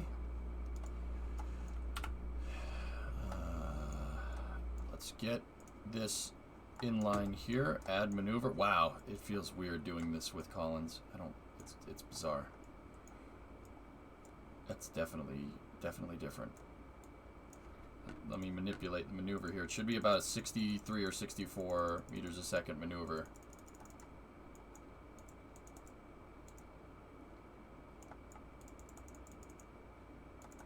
There it is. Okay.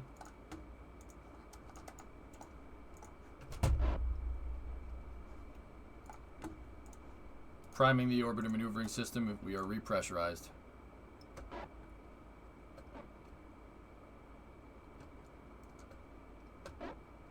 I'm not worried, Reagan. This thing can fly. It flies good, man. I might not get it back to the runway, but we'll see. I'll try to do this fast, by the way.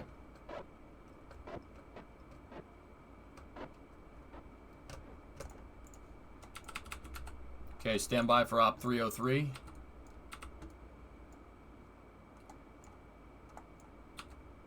(301) and 2 have completed. We're go for Op 3.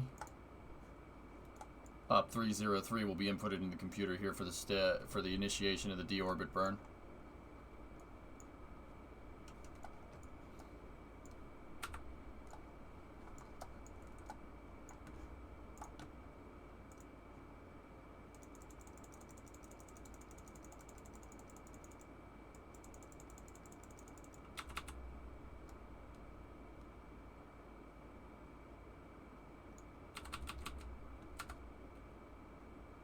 Stand by.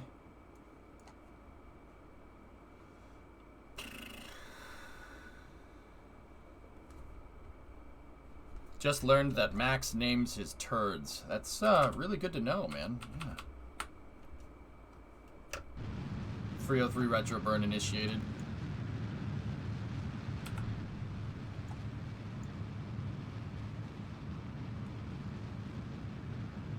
Halfway through.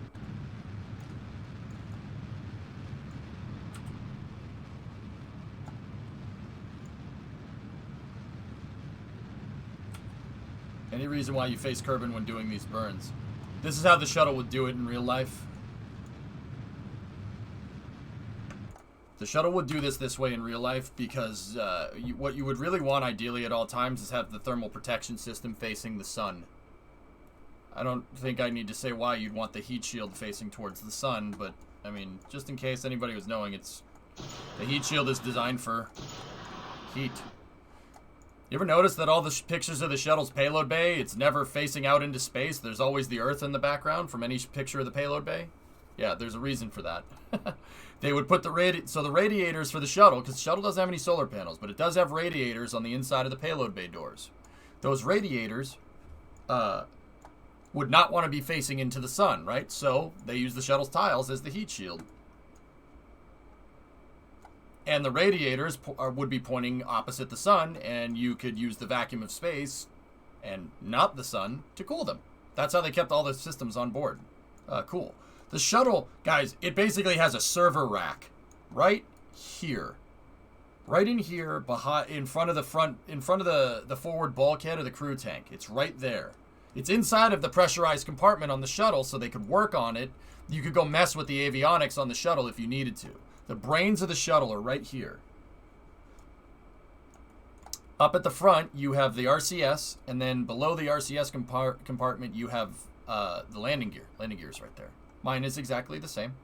And yes, I have fuel up here to balance the shuttle correctly. There's a fuel tank up here, just like on the real one. It's in here somewhere. I gotta find it. Yeah, there it is. See? I have forward RCS control if I need it. The shuttle computers had liquid cooling. Every system on the shuttle had liquid cooling. You can't use convection in space. There's no air to exchange the heat with. You have to use liquid cooling. Every single spacecraft component that flies into space is liquid cooled, dude.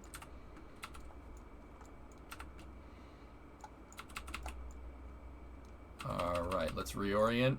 Stand by for EI.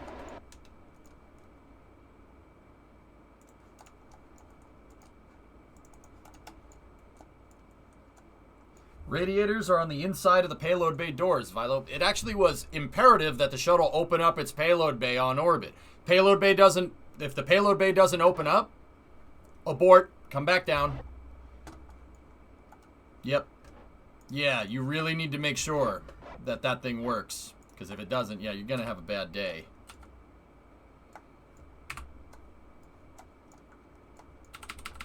All right, here we go.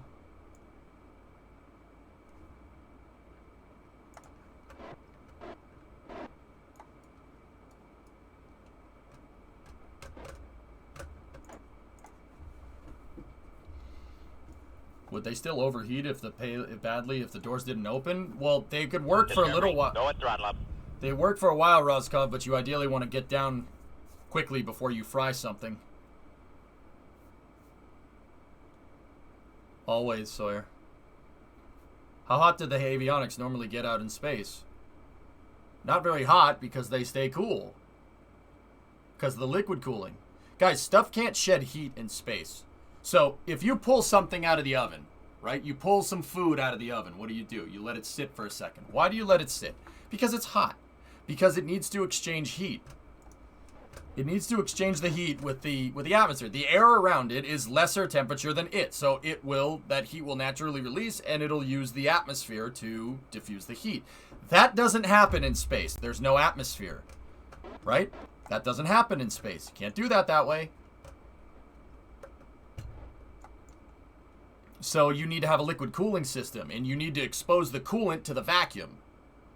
Because the vacuum is really cold. All that heat will disperse out through the vacuum, through liquid. You have to do it that way, because you can't just convect heat. That's not how that works. Novus is like, heat conversation!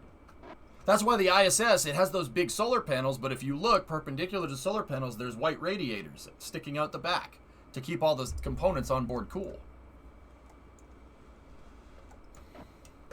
Alright, here we go. Let's see what she does.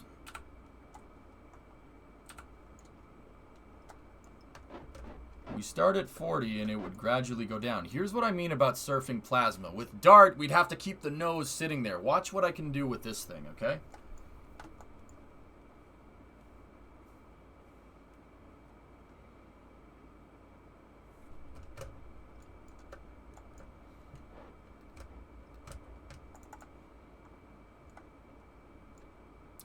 The radiators are liquid coolers, Vilo. That's what I'm telling you.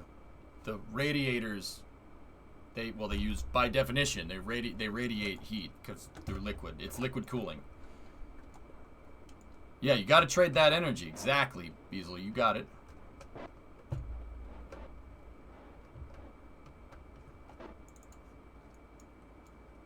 Oh, yeah, baby. Here we go.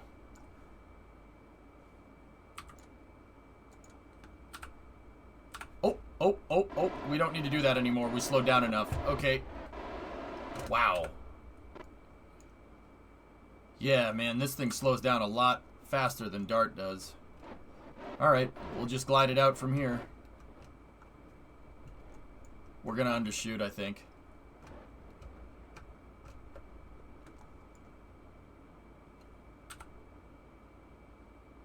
We should be fine here. This should be okay.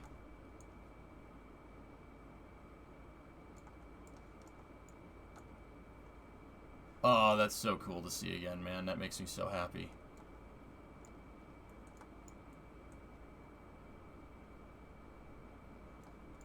Landing's scary, but yeah. Could probably skip the S-turns. So, yeah. That really depends, Sawyer. Let's see. How's thermal looking? Yep. That is right. That is the hottest part on the shuttle, along with the wing leading edges. See? Dude, Sawyer, I did not screw around with this. I read textbooks for months. I read freaking textbooks for months. It took me so damn long to get this right.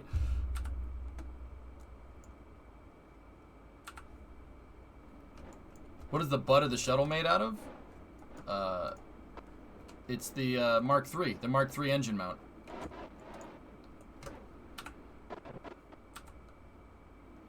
Oh, arc sign, don't, please. And look. Where are the black tiles on the ohms pods? Dude, I'm telling you, man, I did not screw around with this thing. But see how I can just effortlessly, like, we're not using much RCS to fly this thing through re-entry. That's what I mean by balanced. Look it. I have SAS on, and it's not using much here. It's not using much pitch or anything to keep this thing nice and balanced.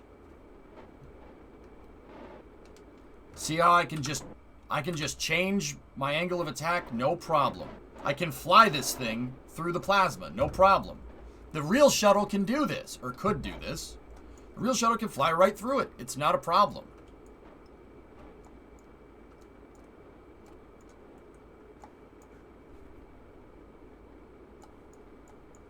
The real shuttle did do this. 133 times successfully. It's pretty freaking impressive. See how I could just nose up? Nosing up doesn't make a difference. I've never tested the shuttle on this re-entry trajectory ever. This is Dart's re-entry trajectory, and it's working just fine. We're 1,800 over the coastline. That's perfect. Okay. I'm good for an S turn here, I think. We can do one here. Ready? Don't exceed bank angle of 70. Just do a little bit of this. See how I can fly it? We can fly the thing, and this is what I mean about surfing.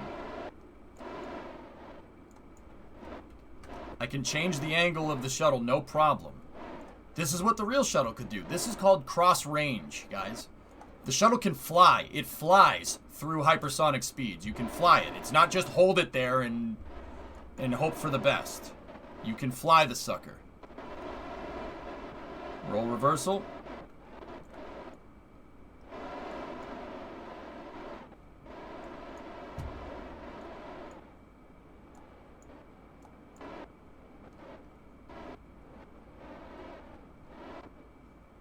Okay, 26. Get the control surfaces on.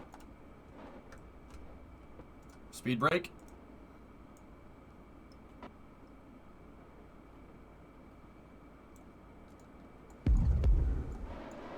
Well, it's not a tile, Blart. A tile is not what doomed the shuttle. It's the RCC. You need the reinforced carbon-carbon. Here we go. Okay. We're out of the fluff. Going Mach 3. 21 kilometers up.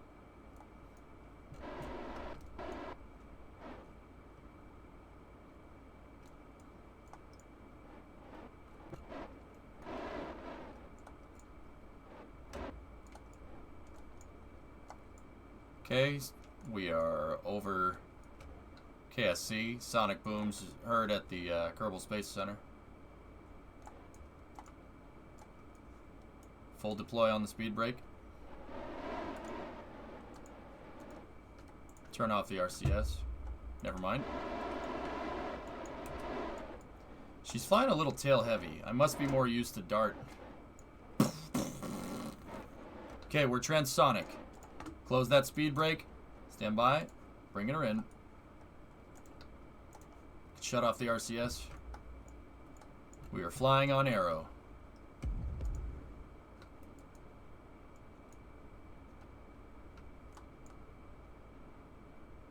Collins getting its final pitch and roll maneuvers here for a heading alignment with runway 27. You didn't drain the fuel. Could that be it? You don't need to drain the fuel on this one. I didn't design it to have the fuel be able to be drained, but that could actually help. I didn't know enough about that at the time, King. But we could add a fuel dumping system that's totally doable. Landing music? I don't have any landing music. Here. I might be able to give you something here. Here we go. Dun, dun, dun, dun, dun, dun, dun, dun, dun, dun.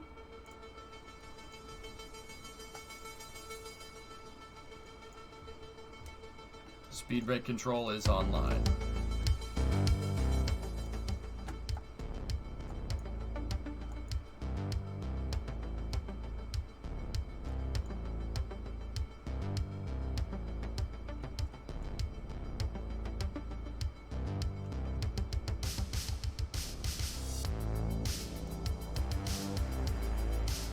Everything's looking good. Ground altimeter is online. We are 7 kilometers up, traveling at 200 meters a second.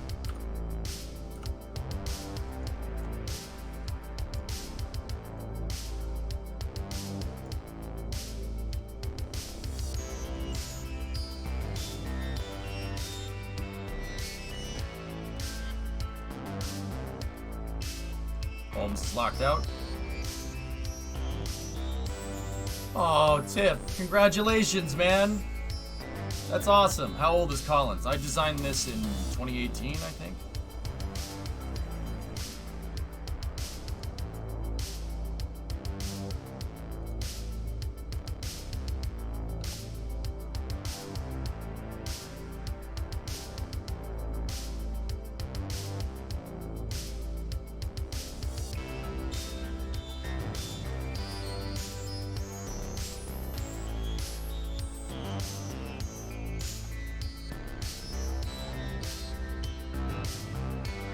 Brake is not needed.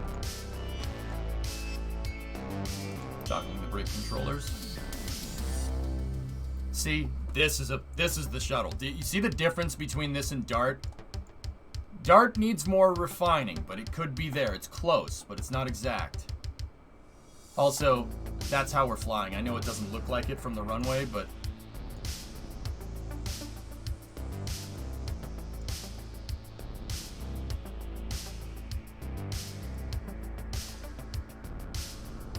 Sawyer, watch the touchdown speed, buddy. Gear coming. Gears down.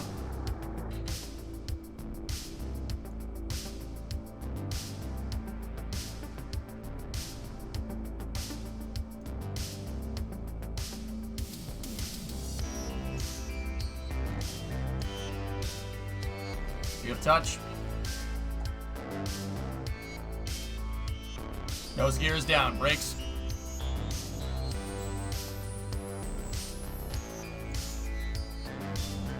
Brakes working Kerbal a lot better than they do in frickin' on the real one. We would have cooked the brakes if we just tried that. Houston, Columbia's on the roller. Welcome home, Columbia. Beautiful, beautiful. Now do it in IVA. Yeah. Done that before, it's no problem.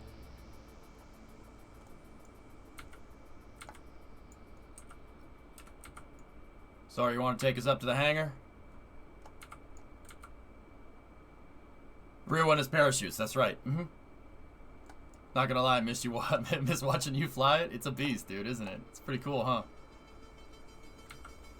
Gotta dust it off first. Convoy is on its way. Convoy 1. We have wheel stop on Collins. Wheel stop. It's happy. It's happy we flew it again. Look at how happy it is. Looks like it needs a little bit of help with the damper and spring controls, man. There we go. It's so happy to see us. Oh. Yeah. So that's the shuttle. That's my shuttle. This is how I roll. Okay? We will get Dart to this point. Can't believe you put shuttle on hydraulics. It was happy to see us. It's been a while. Now let's do toxic prop tests for 4 hours. We do need to drain the fuel. Mad respect for that. I love this thing, dude. The shuttle is Chad tier, okay? It has its flaws, but god damn is it cool. Look at that thing. What a champion.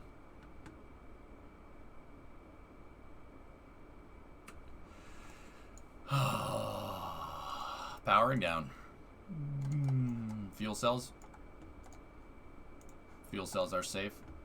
Saved out the fuel cell and active load. Good. I can't do better than that, dudes. Alright. Let's race, dudes. Do you see how it flies, man? Oh, did you see what I mean? Okay, that's what I mean about being able to fly the sucker through re-entry. Did you see the difference between that and Dart? Dart isn't ready. It's not ready. It needs more time.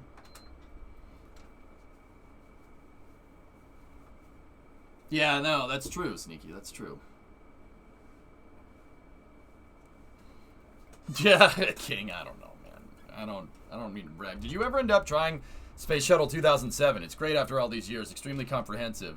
I'd totally be pilot to your commander. Hey, you know what? If you want to do that sometime, I'm open to it, dude. Let's make it happen. This is how I roll, dude, before, you know, like mission mode. I want to get, guys, this is, in this save, it's a culmination of like years of work, okay? Now, you've seen what I've done in mission mode. Mission mode started in September of 2020. So we're less than a year in on mission mode. That shuttle has years of development on it. Years. Dude, it took me forever to get that thing right. Now, with that being said, give me another year in mission mode and imagine where we could be. It could be crazy. Let's coordinate in Discord offline. All right. Okay. Trouble is, it's the culmination nigh decade of KSP and Collins. So yeah, Dart is certainly doable, but we're a ways off. We'll get there. We'll get there, dudes. I mean, guys, I could bring it in. It's gonna, but I'd have to pick up where I left off. It would take another 6 months to get this right. Also, a revamp of the arm could be due. Well, it's gonna drift. The hydraulics are gonna drift. Oh, Jason, that's beautiful.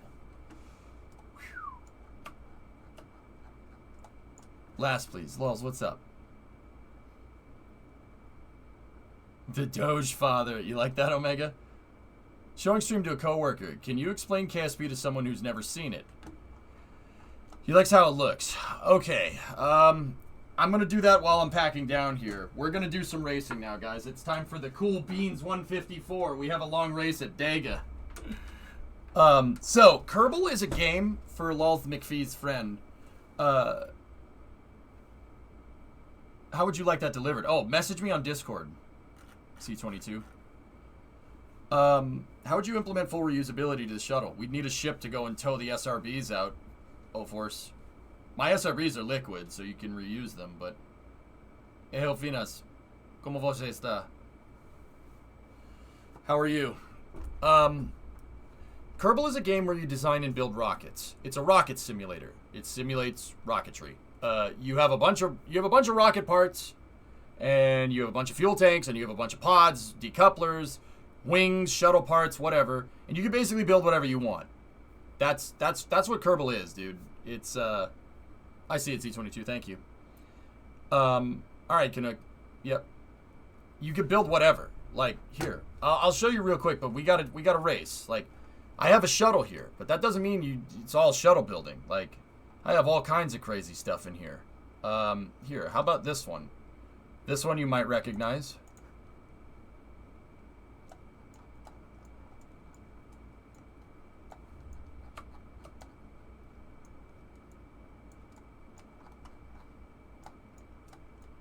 My shuttle uses LRBs. There's no solid rocket booster that's fast enough. How about this one? You guys recognize this one?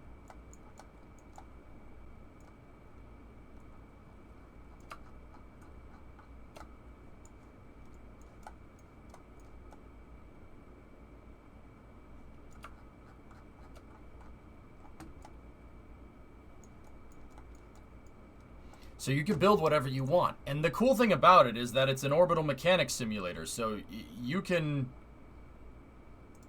I mean, you can make whatever you want if you really want it. It doesn't really matter. Anything like. It's an orbital mechanics simulator. So not only can you build rockets, but you could build space stations, you could build lunar landers, you could build Mars landers, you could build Venus landers. Dude, you could do whatever. If you like rockets, you should play this game. It's that simple. Long March 5. No, I don't have junk. I don't have Long March. I have Short Walk 8. It's not Long March, it's Short Walk.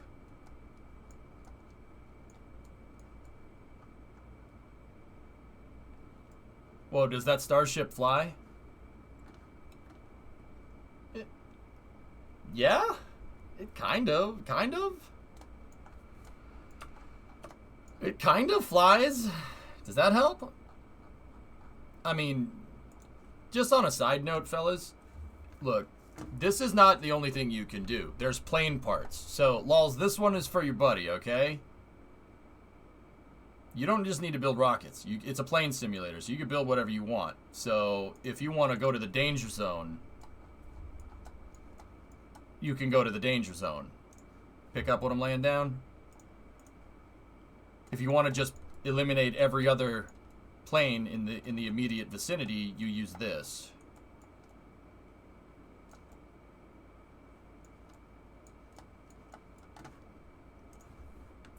If you want to eliminate every other plane in the vicinity 3 or 4 times over, then you'd use this.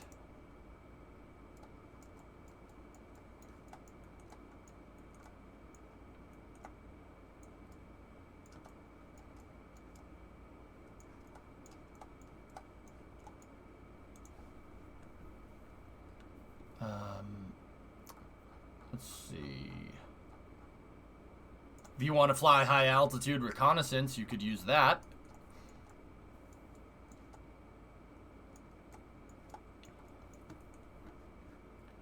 And if you want to land them at sea, oh dear, here we go. Here we go.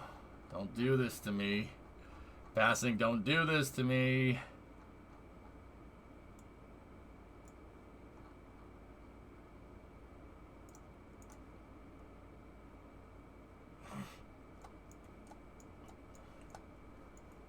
You can build boats too, by the way, if you want. Any Virgin motherships? No, but I do have something that's kind of like that.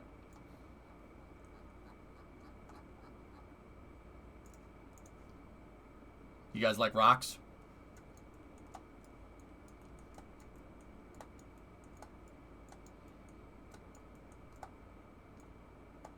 I have an F-35 somewhere. I don't think I finished it, though.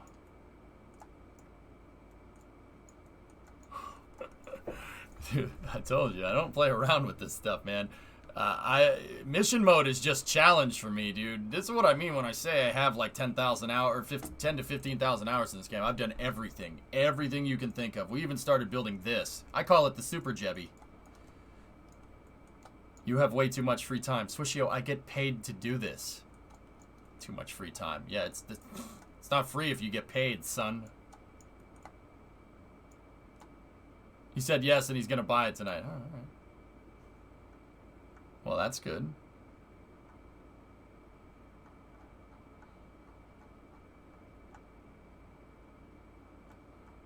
What else is in here?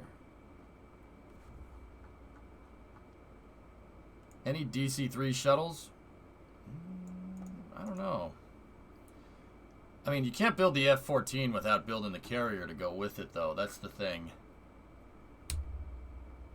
What are the top things you want to see in KSP? Right now, I could do with cables.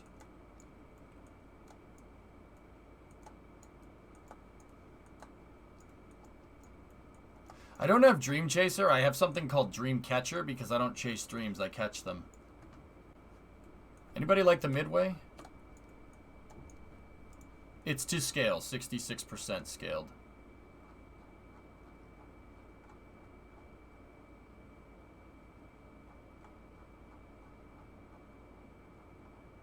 What else do we have in here?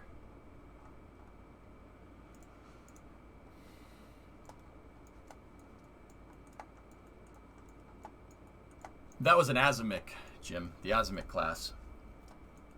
You get out of the person in the Kerbal, congrats. Oh, yep. Yep. Well, we don't like that stuff. Who gave you such ideas? If you want to eliminate some capitalist pig dogs, you can use this. I'm not 100% sure, Chief, but we'll figure it out. Any fans of British engineering around?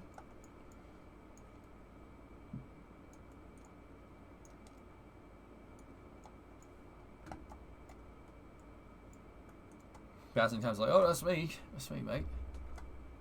TSR2. Yes, it goes as fast as the real one. Of course it does.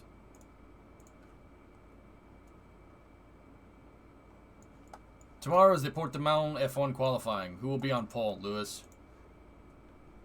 Duh.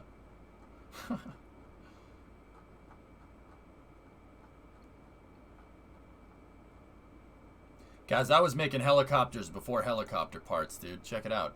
I repaired a gantry crane with a helicopter.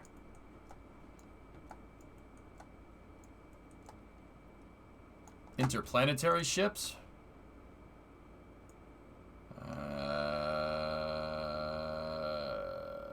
Guys, people are waiting on me for racing. I gotta go. Here.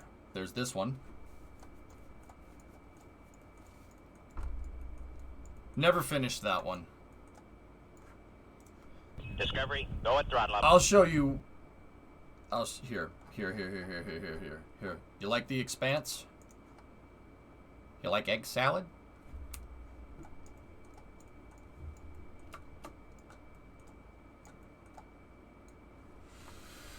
MCRN for life. Belter are a bunch of stupid space plebeians, and those people on Earth have no clue. You know what's funny, though? I parked the Tachi in the back, and someone stole it.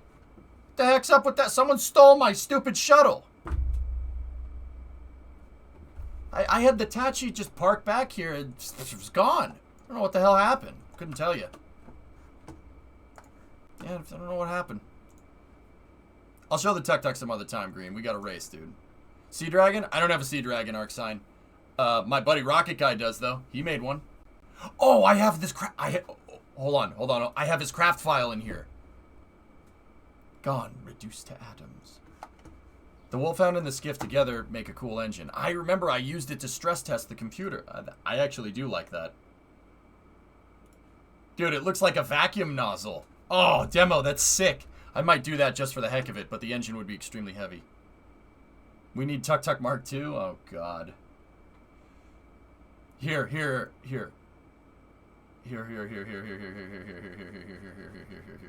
Have you made a Concorde? Yeah, but I never finished it, Ryan, because I couldn't do the droop nose. Arc sign. So Rocket Guy sent me his Sea Dragon.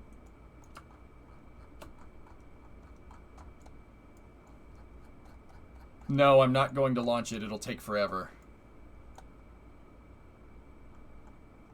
I suddenly want to listen to Tears for Fears. I just have I suddenly want to listen to Tears for Fears. Why would I want to do that?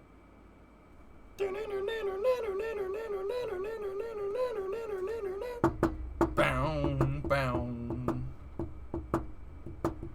Ow, ow. Neptune's better than that thing. Wolfhound and Skiff together make a cool engine. Demo, yeah, definitely replied to you and said that looked really awesome. I really like it. I kind of want to do that. Does it launch from the water? Rocket Guy never launched it from the water, I don't think. Anyway, yeah, that's... Dude, so for the longest time, we would play mission mode, and then I would just go and mess with R&D. I would go into my engineering mode save, and we'd just screw around in there. Dude, we've done everything. Everything under the sun, man. All different types of stuff. I didn't even show you the blended wings. You missed the last. It still outperforms the Skiff in vacuum with 25 kilonewton more thrust. Yeah, but how would you calculate your specific impulse there, Demo? Which motor would you use? Or do you have to average them? Averaging them sounds like what you should do, but I know rocket science is way more complicated than that, bro. Is tonight or tomorrow GTA? GTA is tomorrow. Okay. I'm going to switch us over to racing now. I hope you guys enjoyed that. I'll do more engineering mode showings in good time. Friday night racing in Assetto Corsa, man. Let's do this. I'm ready to race tonight. I can't believe you didn't even show your insane massive crane you worked so hard on. That's just king. I put like 2 weeks of work into that. Give me a solid month working on the crane and I'll make something 1,000 times better. But yeah, we should probably fix that.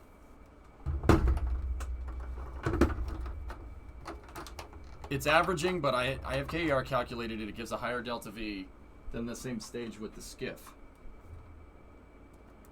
How is that possible? That's not possible. That's... What? I'm not going to race tonight because I'm not feeling it. But in the future, if I wanted to race and you guys were doing an endurance race like tonight, but I'm not feeling it, like I'll make it the whole way. I'm not feeling like I'll make it the whole way. Could I join in and then just pit and quit when I'm too out of it to continue? Yeah, that's fine if you like quitting.